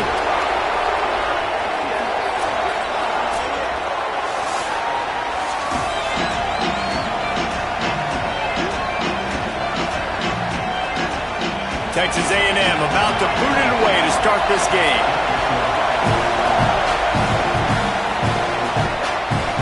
Fielded in the end zone, it's Bowen. Stopped at the 17, and he's probably second-guessing that return. The Sooners offense will have the football first. And there he is, this senior wide receiver. And you get the idea that he'll be keeping an eye on the kind of day his counterpart is having for their offense. This is what we expected, this crowd ready to make its presence known. We've got two receivers playing in this game, two of the best in the entire country. Two guys who had an opportunity to go to the next level, but they can't. And the heat gets there, and they get him down at the 14-yard line. And you could tell this offense wanted to create a little bit of space being backed up, but how about the D? Coming out firing on all cylinders, getting the sack on the very first play.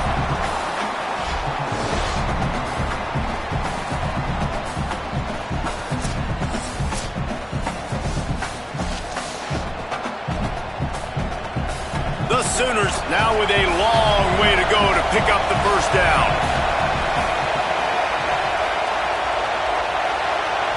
Looking to throw, it's Mateer. Quickly to the tight end.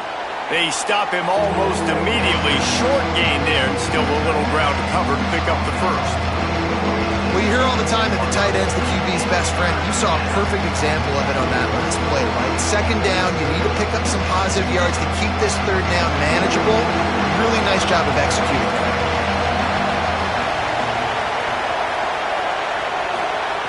Trying to move the sticks on third down through the air. And wings it incomplete.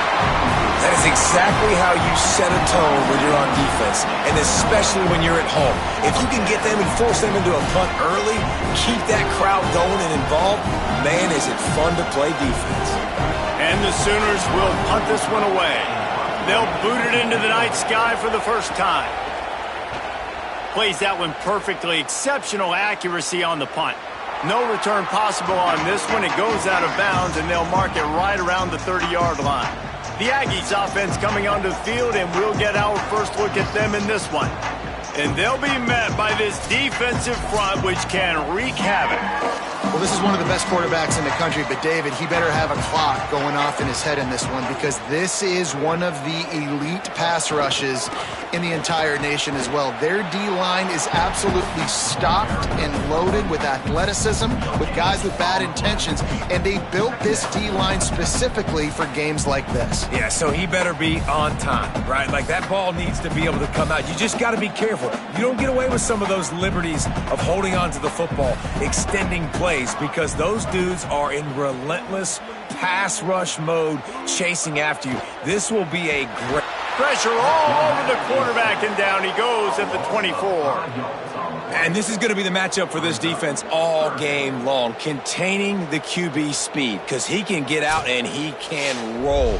Nice job early in this football game, judging his speed, getting out there, getting the sack, and most importantly, getting a hit on him early in this football game so he can physically feel you, and those hits can start to add up throughout a football game.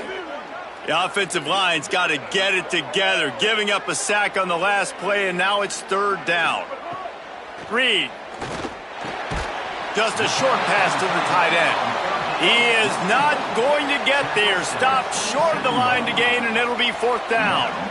And that's a frustrating drive. Not the drive they were trying to put together. 3 plays, couldn't find a way to break somebody loose. Catching the football, getting tackled. Offense still trying to get in the rhythm, trying to make something happen on their side of the field. Showing some serious leg strength on that boomer. That thing was down for a while, but the big bounce carried it into the end zone, and it'll be a touchback. The Sooner offense returns to the field. From the gun, running back gets to give. On the move at the 30. Gets it to the 42-yard line, and that's a first down. Defensively, you'll take the slow death. You'll take 3, 4, 5 yards a pop, but you can't give up the massive plays. You got to do a better job containing the football, making them run to guys, and get them on the ground. For goodness sakes, this guy is fast, I know, but defensively, we got to swarm to the football and get him on the ground. One big play, and now they've got it at the 42-yard line on first down. The RPO, it's complete. And that RPO play was run to perfection. The run fake forced and sucked the defense up, and a nice job on the route by the receiver, not telegraphing that he was breaking to the inside on the slant. The Sooners in a good spot here with second and short. Dropping back, it's Mateer. Here comes the heat. Trying to escape and get it himself. They finally get him on the ground, but not before he rips off enough for a first down. It's so nice to be an offense on second down in short yardage situations. Why? I can take shots. If I want to, I can just act like I'm going to run to try to get the first down, take a deep shot down the field. I can run the football. The whole playbook is open to my disposal. They'll run out of the gun here with Robinson. Just feeding his pads to the defense as he gets it to the 36. You want to make play calling easy for an offensive coordinator? Run the ball like that every play. I mean, when you can run that on first down and set up a short yardage on second down, it makes play calling easy. Every single call on that sheet is available here on second down. Receiver wasn't ready for the throw, incomplete.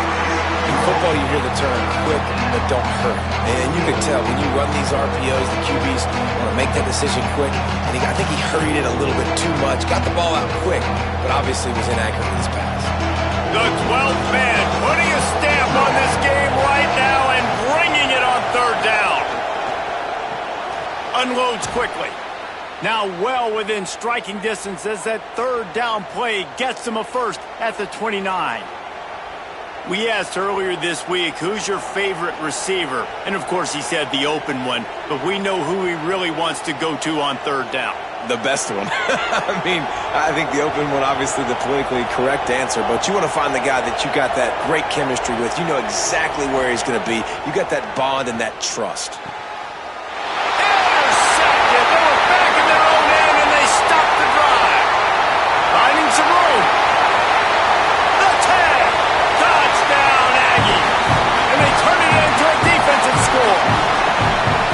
That's one of those plays you put a highlighter beside it, can really swing a game. 100%. There's a couple plays a game when you go back and you look, you're like, man, that changed the whole outcome. What an unbelievable play by the defense, not just to get the turnover, to score the points off of it.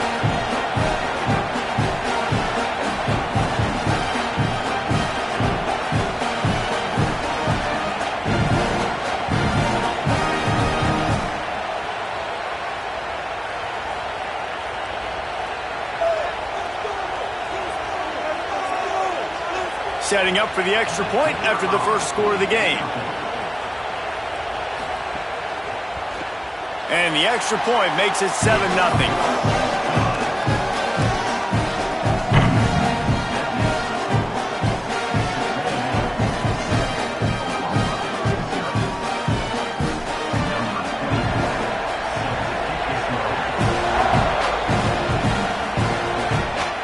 On the run from inside his own 5. They'll corral him and get him down at the 17-yard line on the return. First snap of this drive will come from their own 17. Dropping back, it's Mateer. Under fire.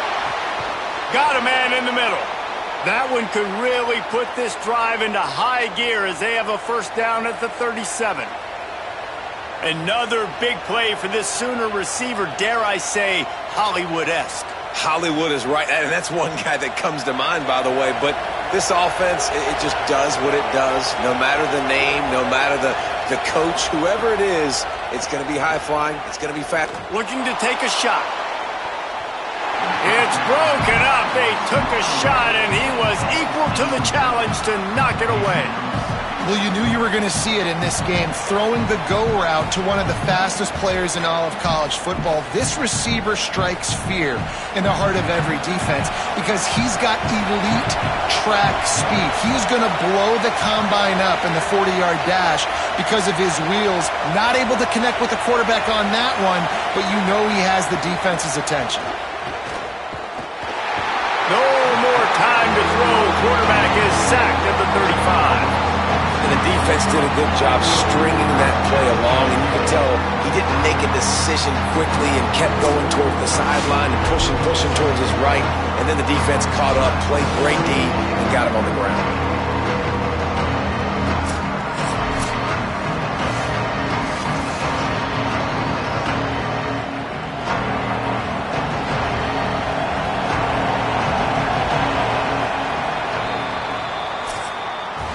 Texas A&M has the lead at the end of the quarter. And we've come to the end of one. And let's take a quick moment to catch up on the stats.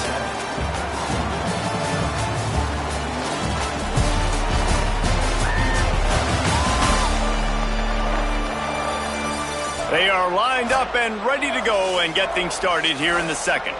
So they had a chance to talk over this third down play to open the period.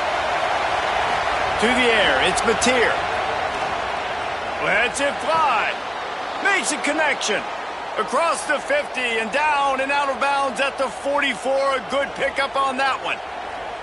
Well, on a lot of third downs, tight ends can be a quarterback's best friend, but especially this guy. I mean, he's got a unique skill set catching the football. He could be the primary target, not just on this offense, but on offenses all around the country as well. And on that third down, really nice route. Got a little grass. They'll get him stopped at the 34. He's got 10 yards on that one and a first down. You know, Oklahoma's DNA is being tough. They have a whole drill about being tough named after them, the Oklahoma drill, and they won that one. Yeah, and we've seen that kind of come and go some throughout the years, but it started with serious physicality back in the day when they ran the option and just hit you in the mouth, but you know, football's involved, and that's the one thing about this offense. Can they keep their physicality and assert their physicality? The good Oklahoma teams are physical. Well, right away after picking up a first down, they go right back to their playmaker at running back, and I love the push they got up front, getting a hat on a hat, opening a huge hole for the back. And you become so hard to defend when you can run the football successfully on first down. You're starting like that. Now what opens up? Play action. Now you're making me play pass and run. This offense, if they can create that run physicality, now it opens up everything else. Picked up 2 yards on that last one. They need 8 on second down. Quarterback Keith. He's wrestled to the ground right at the 15-yard line and a big red zone opportunity here. Yeah, and it's a nice job by this defense. Understand, listen, that QB is a threat, and they're going to run all kinds of options, and he's going to run the football. They were dialed in and got that sucker to the ground. This crowd knows when to bring it.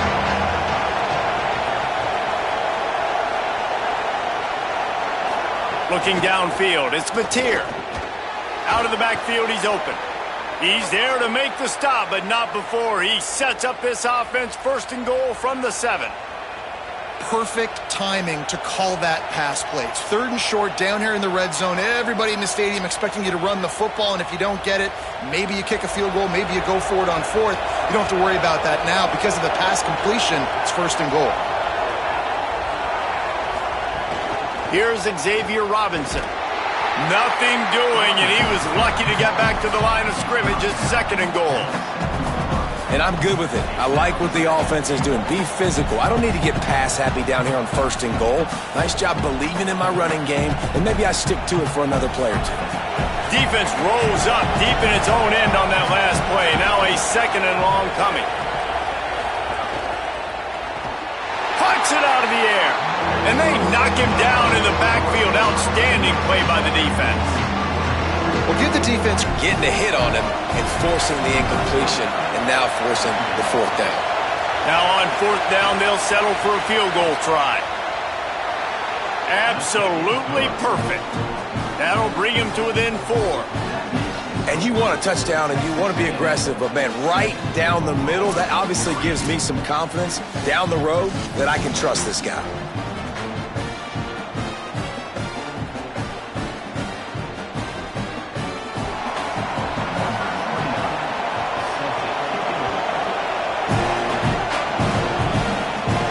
And he takes this from inside the 5. Nice job by the kickoff team. Everybody stayed in their lanes, and they'll stop him at the 16. Let's see if they can get something going here late in the half. With the catch, it's Riley.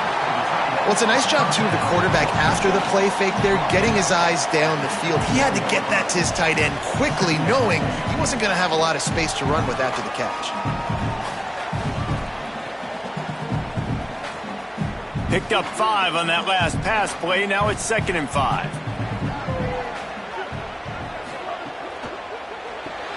Grabbed behind the line. It's Bussey. He's there to make the stop, and they threw it in reverse, losing yardage on that play. We've reached the 2-minute timeout. We've got a tight one, and they'll try to build on the lead before going to the locker room.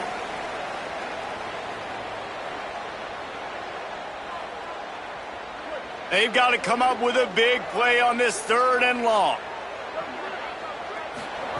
Throwing Reed.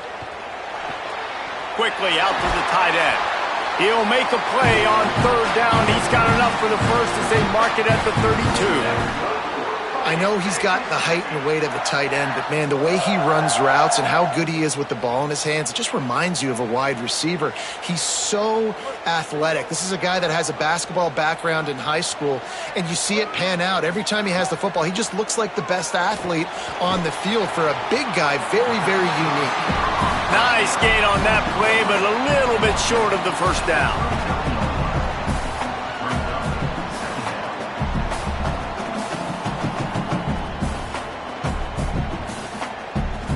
And the Aggies can play this 2nd down a lot of ways with just a few yards to go. Again, it's Reed. Excellent coverage and good use of the hands to knock it away. Well, the defense knew this was going to be the guy the offense was trying to get the football to, so it looks like they've got a plan for him. Nice job.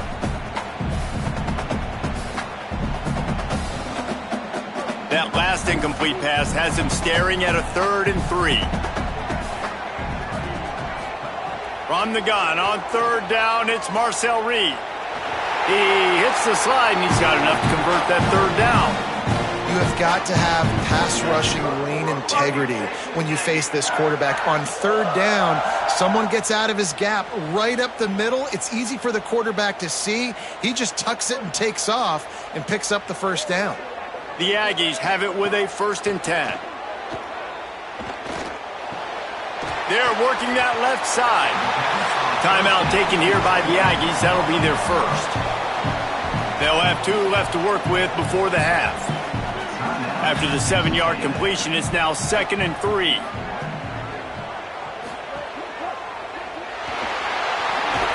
Looks as if Texas A&M will have enough for the 1st down. Well, that's 2 very good decisions on that play by the quarterback, right? Number 1, not to hand it off. That was the right look to throw into. And the second good decision was his guy was covered, so don't throw it. Just take off and get what you can get. You got to like the decision-making this guy is showing right now in this game. Reed. He's going to take a shot. He's got it up to 15. They make the stop, but not before he sets them up with a 1st and goal from the 10. Quarterback had the matchup he wanted there. He had his guy on a post throw. He knew it was going to be covered, but if you just put it somewhere near his body, let the wingspan go to work, snatch the ball, get a big 1st down for the offense, you love seeing that from your QB and receiver. Back to throw, it's Reed. Looking to get it in. And into the end zone he goes. Touchdown, Aggies! The There are so many coaches out there in 2-minute situations at the end of the half with the lead that'll just be happy taking the lead into halftime. This guy's staying aggressive, though. Pedal to the metal, David, and you saw it paid off there for the touchdown. Yeah, and let's finish this half now. Now, we got a nice lead. Built a little bit of a lead, but the defense has to go back out there. There's still a little bit of time. So get that stop to keep that momentum you just got, and everybody will be jacked up at halftime.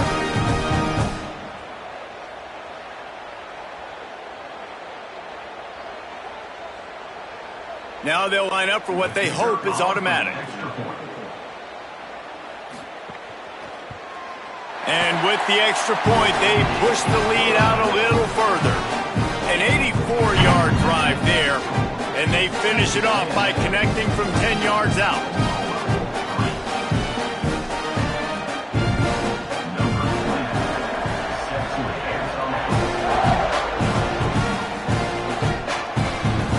Coming out with it, it's Bowen. Tackled and brought down at the 16-yard line after the return. This late in the half, here's the question. How aggressive will the play calling be? Got it in the middle, it's Hansen. Gets it inside the 40, brought down at the 39, and they can't stop the clock. Now a timeout called by the Sooners, that's their first. They'll have 2 left to work with before the half. To the air on first down. With the catch, it's Hansen. He's brought down, stopped right at the 50-yard line. Timeout, Oklahoma. That's their second. And they'll still have 1 in their pocket for what's left in this first half. Looking downfield, it's Mateer. The pass ball's incomplete, and there are 8 seconds left. And I think a big reason this offense is struggling right now and why they're trailing on the scoreboard is they have not been able to protect this guy, and it's affected him. He has not looked very accurate. Moving forward, the pass pro has got to be better to help this guy out. Just a few seconds remaining here as they try to put something up before halftime. On second down, he'll try to make the connection. It is incomplete, and now there are 4 seconds remaining. I don't know if the quarterback read the coverage properly on that one, but obviously the result is an incompletion.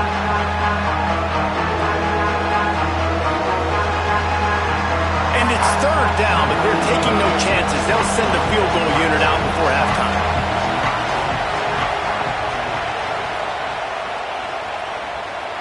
What a disappointment. No good. My goodness, you need those field goals, guys, to cut into that deficit. We're still at 11. First half in the books. Time now to join Kevin Connors in our halftime update.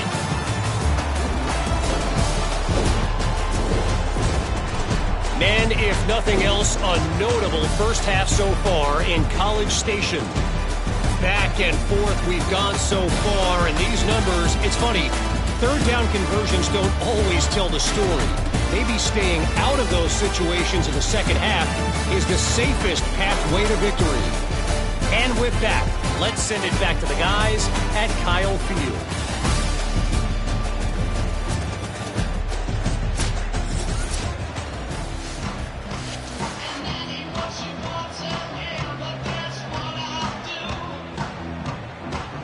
The Sooners will kick it away to crank up the second half. Bringing it back.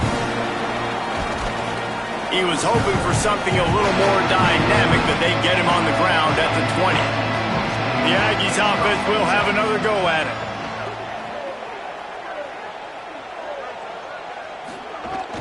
Going to the run to start this second half.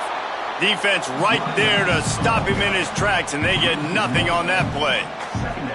Well, the defense was trailing going in at halftime, and I think they made some adjustments against the run. They want to slow this guy down. That's a really nice start to the second half if you're on defense.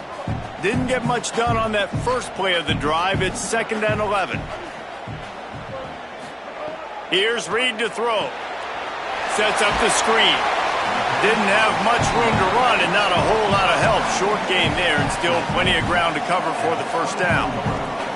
I'll tell you what, if you want to be overzealous and you want to be a blitzer all the time, I like running the screen right behind him. Did a great job throwing the screen. Almost broke this one for a long game, but it just keeps the defense a little bit more honest if you want to start bringing a lot of pressure. Wide receiver comes in motion. From the gun on third down, Reed. He'll pull it down. Quarterback slides, and that is a punch to the gut to any defense to let a quarterback get out and move the sticks there. And that is such a gut punch for this defense because you're trailing in the game. You're trying to get off the field. You think you got the quarterback in the backfield for a sack, and he's able to escape, scramble, and go pick up the first down. That is a killer. If you're the defensive coordinator, you've now got to find more ways to get pressure on this guy and get him on the ground. They stop him just a link or two short of the first, and man, what they can do on second down here. That wide receiver on the outside is dangerous. When you're playing zone coverage, it's really hard because you're not chasing him. You can't really get hands on him. You got to make sure you send more guys his direction. Maybe slide those linebackers toward that wide receiver so you got a little more help on the outside. Makes the stop at the 49. Give him 5 yards on the play and a first down. On second down defensively, I'm always like, hey, let's get to third down. Really good job by the offense. It's like, nah, we're going to stick this run right down your throat. Get the first down on second down. We don't need third downs. Texas A&M ready to go with another first down.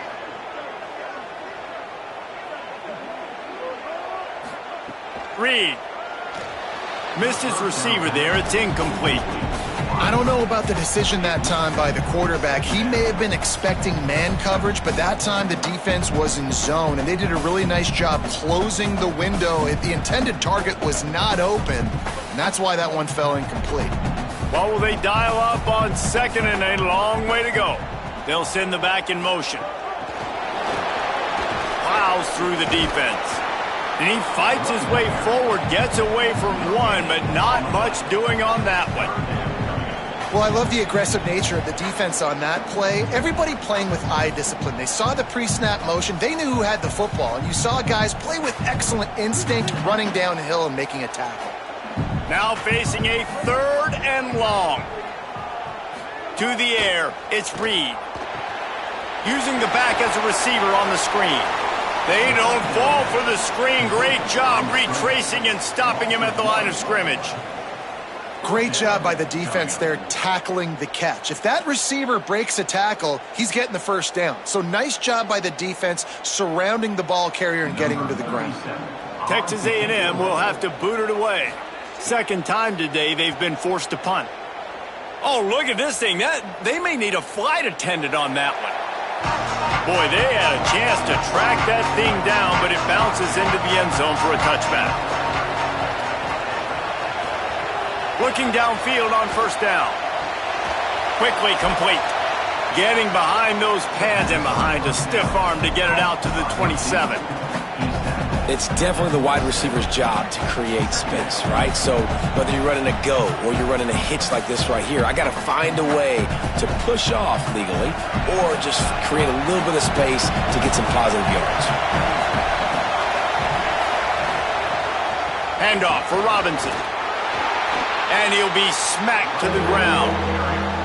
The big fella in the middle, man. Those defensive tackles, they go such a long way in deciding and really stopping the other team's run game. Just forcing contact with those guards and those centers, owning the line of scrimmage, and getting running backs on the ground. The 12th man more than standing at the ready. They are bringing the heat on third down. Pulls and fires complete. He'll make a play on third down. He's got enough for the first as they mark it at the 32. They get the conversion there. He used his size and nice moves to get past the chains. And I like that. Third and short. Find the big fella, the soft hands, make a quick little move, make the completion, get the first down. And the Sooners with the 1st and 10. Looking to pass. It's Mateer. Fires on the move. And this will be incomplete. A big hit there forces second down. Well, you can see the frustration on this guy's face. He's one of the best receivers in college football, and they knew coming into this game that he had to get touches, but you can't say enough about how good this defense has been defending him. They've always had an answer, whether it's single coverage, double coverage, man or zone.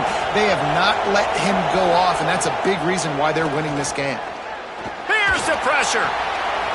Nowhere close on that one as he got drilled trying to deliver the football, and now they face third down.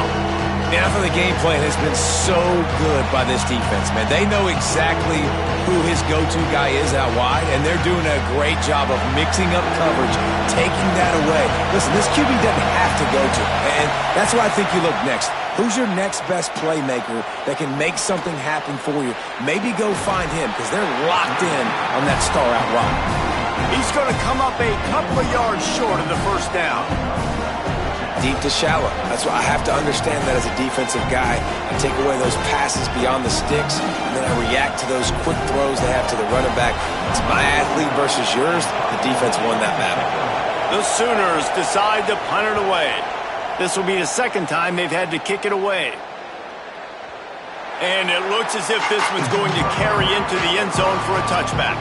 A lot of field in front of them as they open this possession from their own 20. Motion from the wideout.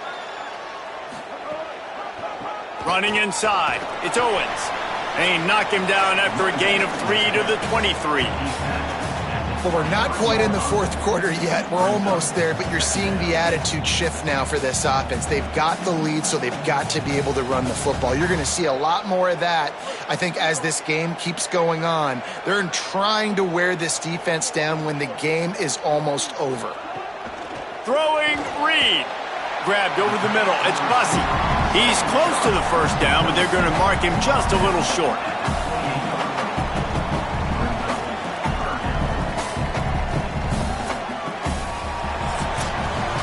We've reached the break, and Texas A&M leads it. They've built a cushion. They've got a nice lead. Now the task is finish the deal as you take a look at the third quarter stats.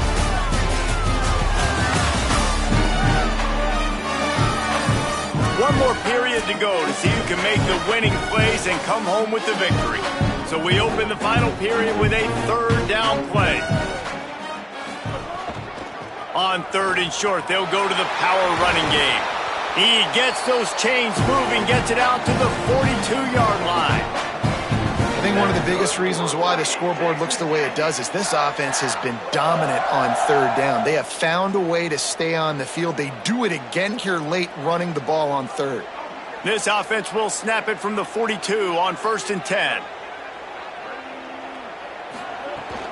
The run inside. It's Owens. Creating some space, getting just enough good blocking, and they've got it up to the 47-yard line. And I know you can play these late-game situations differently, but I love when you just stay physical. You run the football, you preserve the lead, you got great field position, you're in a great position to salt this clock away and get a W. The handoff as they run the counter play here. And they'll wrestle him to the ground after a short gain. Yeah, and there's a lot of pressure right now on this down if you're on offense because your last two plays have gone nowhere. You know the defense just needs to get the football back to give their team an opportunity to go win the game, so you're probably going to have to throw to get this first down. A lot of pressure here on the quarterback, Dave. Yeah, and how I throw, I think, is important. This is a time where I love moving my quarterback outside the pocket, making it an easy throw, or let him run the football, and if he doesn't get it, the clock still ticks. It's still my friend. And, man, it's a big decision for this offense. Like, having the lead, does that change your mind? Are you less aggressive, or do you go for the gusto? Do you try to finish this thing off yourself by getting the first down, continuing to possess the ball here in the fourth quarter with the lead? He won't be able to return this one as it goes out of bounds. Time for this Sooner offense to go back to work. This certainly hasn't been their best day, but there's no time for mistakes now. They have to execute if they want to snatch this thing from the fire. They make the stop, but what a job on the scramble to get loose and pick up that first down. Well, he does a really nice job buying time, and I love the awareness there, understanding no one's open downfield, knowing where the sticks are, and he's able to use his athleticism to get that first down. From their own 23, it'll be 1st and 10. And it's incomplete. If you're going to take a hit like that, you might as well hang on to the ball. And both of these defenses, man, they've been so good. They've been physical. They've been great tackling, limiting explosive plays. But it's these type of plays right here. When it's kind of a 50-50, 60-40, when the offense has to make the play, the defense has been consistently winning in this football game. Looking for a man. It's Mateer. Takes a hit as he fires. Working the middle. And he's brought down at the 40-yard line, and that'll be a 1st down. Man, I love this guy's toughness. All game long, he's been getting hit. He's been sacked multiple times, and here we are late in the game. He's still staring down the barrel, gets nailed, but is able to deliver a big completion for his offense.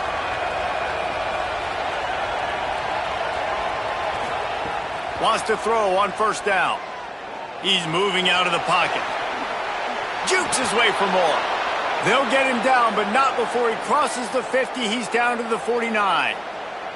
I just love this guy's instincts, right? When things aren't open right away, he never panics. He just understands the situation where he is on the field, and he's so confident in his own natural ability that he has the ability to run, go get the 1st down, keep this drive rolling. Looking to throw on 1st down. Bought a little time, lets it go. And the physical play there forces the incompletion on 1st down. And that's what the offense wants. They want to see you in man coverage, and they want to throw those slants, use those wide receivers and their big bodies to catch the football. Elite coverage. Great job being glued to your guy and being physical when he caught it. When he catches the football, I've got to immediately impact him so he can't catch it. That's how it's done. Misfired on the last play. They'll go back to the air. Knocked away at the last minute, and that is precision defensive back play there. But talking to the coaching staff coming into tonight, they thought they had to have success throwing the football if they were going to win this game. And one of the biggest reasons why I'd say they're losing right now is because this guy still hasn't thrown a touchdown pass. The defense has been ready for the deep shots. They're ready yet again here late in the game. Nice job forcing that incompletion. Under fire. Another incompletion on 3rd down. And this is a tough time for this offense because you're in passing mode. You're in comeback mode. And what is that? The defense knows that. Like, they're pinning their ears back. They're coming after the quarterback. And you've already struggled protecting your guy today and creating those explosive plays. This offense is going to have to buckle up and really protect their guy up front. On 4th down, they'll throw for it. Can't find his man. It'll be incomplete, and that is a heartbreaker this late in the game. They'll keep it on the ground. The clock is on their side. Timeout called here on defense, so they'll have a couple remaining in addition to the 2-minute stoppage to try to maximize time and get the football back. These situations are preached so much in college football. Finishing a game strong, understanding circumstances. They are running the football right at you, trying to keep that clock moving. Get a few. Might have a chance. Slides, avoids the punishment, and picks up the 1st down. So they'll use a timeout here. One more remaining, and of course the 2-minute stoppage coming up as well. And as a defensive guy, man, when you play a QB like this that will take off and run and has the speed to make you pay, it just limits what you can do. It limits the amount of coverages. It just makes you play. There he goes. Got some room, headed to the goal line. Touchdown, Texas A&M. And they add 6 more to the board with a trip to the house. And a lot of times late in football games, you'll see offenses getting really, really conservative with the lead. I like how this offense didn't go against the clock.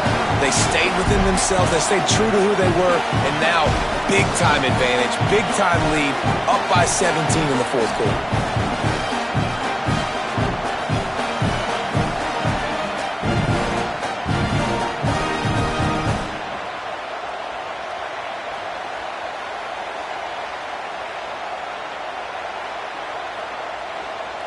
Lining up for the PAT.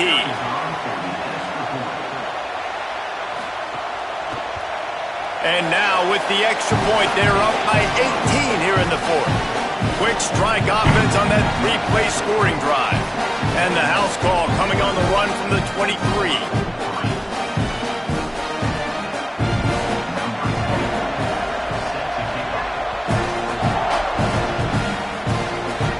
And no chance at a return. Here they'll start this drive at their own 25. So Oklahoma has it again, and here comes the offense. What a turn that last drive was. Didn't pick up the fourth down, and it led to the scoring drive, David.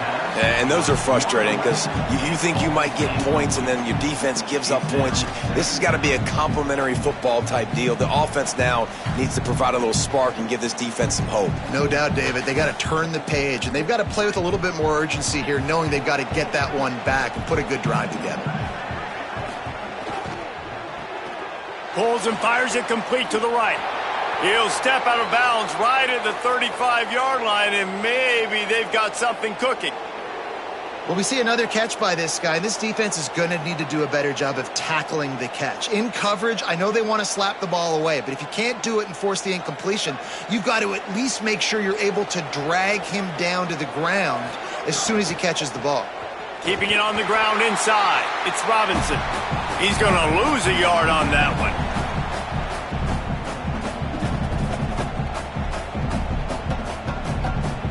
Behind the chains now on 2nd and long.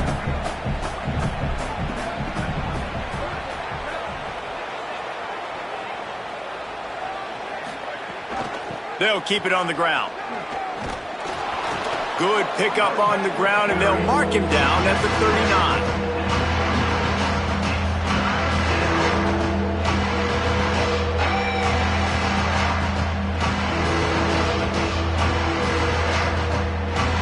It'll be 3rd and long. Back to throw, it's Mateer. Can't make the connection on 3rd down thanks to that tough, hard-nosed pass defense, and now it's 4th down. This defense has just been all over this guy all game long. Under pressure, they're finding a way to get to him and affect his rhythm. Of course, they have an interception. And guys, hold that thought just a second, because here comes the 4th down play. If they don't get it here, this one is probably over. He'll try to throw and pick up the 1st down. He's got enough, and they roll the dice on 4th down, and they keep the drive alive. And that can really take the wind out of a defense's sails when you convert with a 4th down completion. Great chemistry there between the quarterback and his target. 4th down, you got to have it. You got to be on the same page, and they were there. Pulls it in, it's Harris. He stopped just a chain link or two away from the 1st down and sets them up beautifully here.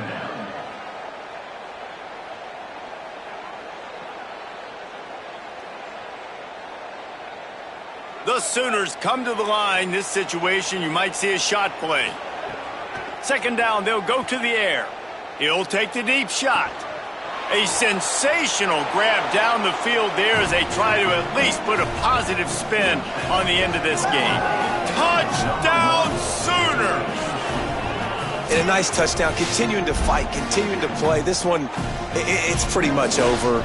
Down multiple possessions this late in the football game. It would take a miracle, but nice job by this offense continuing to fight, push the ball down the field, make plays.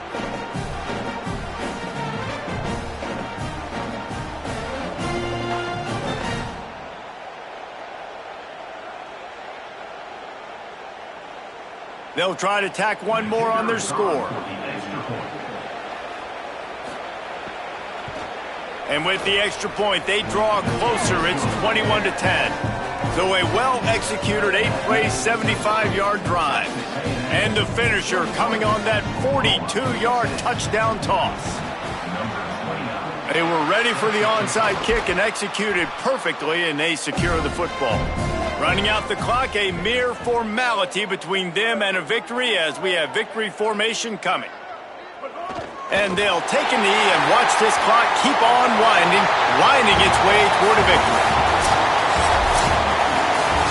What a show both of these teams put on today. A couple of outstanding squads, hotly contested battle all the way to the very end. Yeah, we came into this one expecting this to be a back-and-forth battle. We knew it was going to go down late into the fourth quarter. At the end of the day, the higher-ranked team, David, they were really able to lean on those playmakers and that leadership they've got in the locker room. Yeah, and now I think even more so, you're starting to believe in them. They're battle-tested. This team they find a way to get things done. That's why they're ranked where they're at, and I expect this team to stay in contention for the college football playoff because they're proving week in and week out they're a really good squad.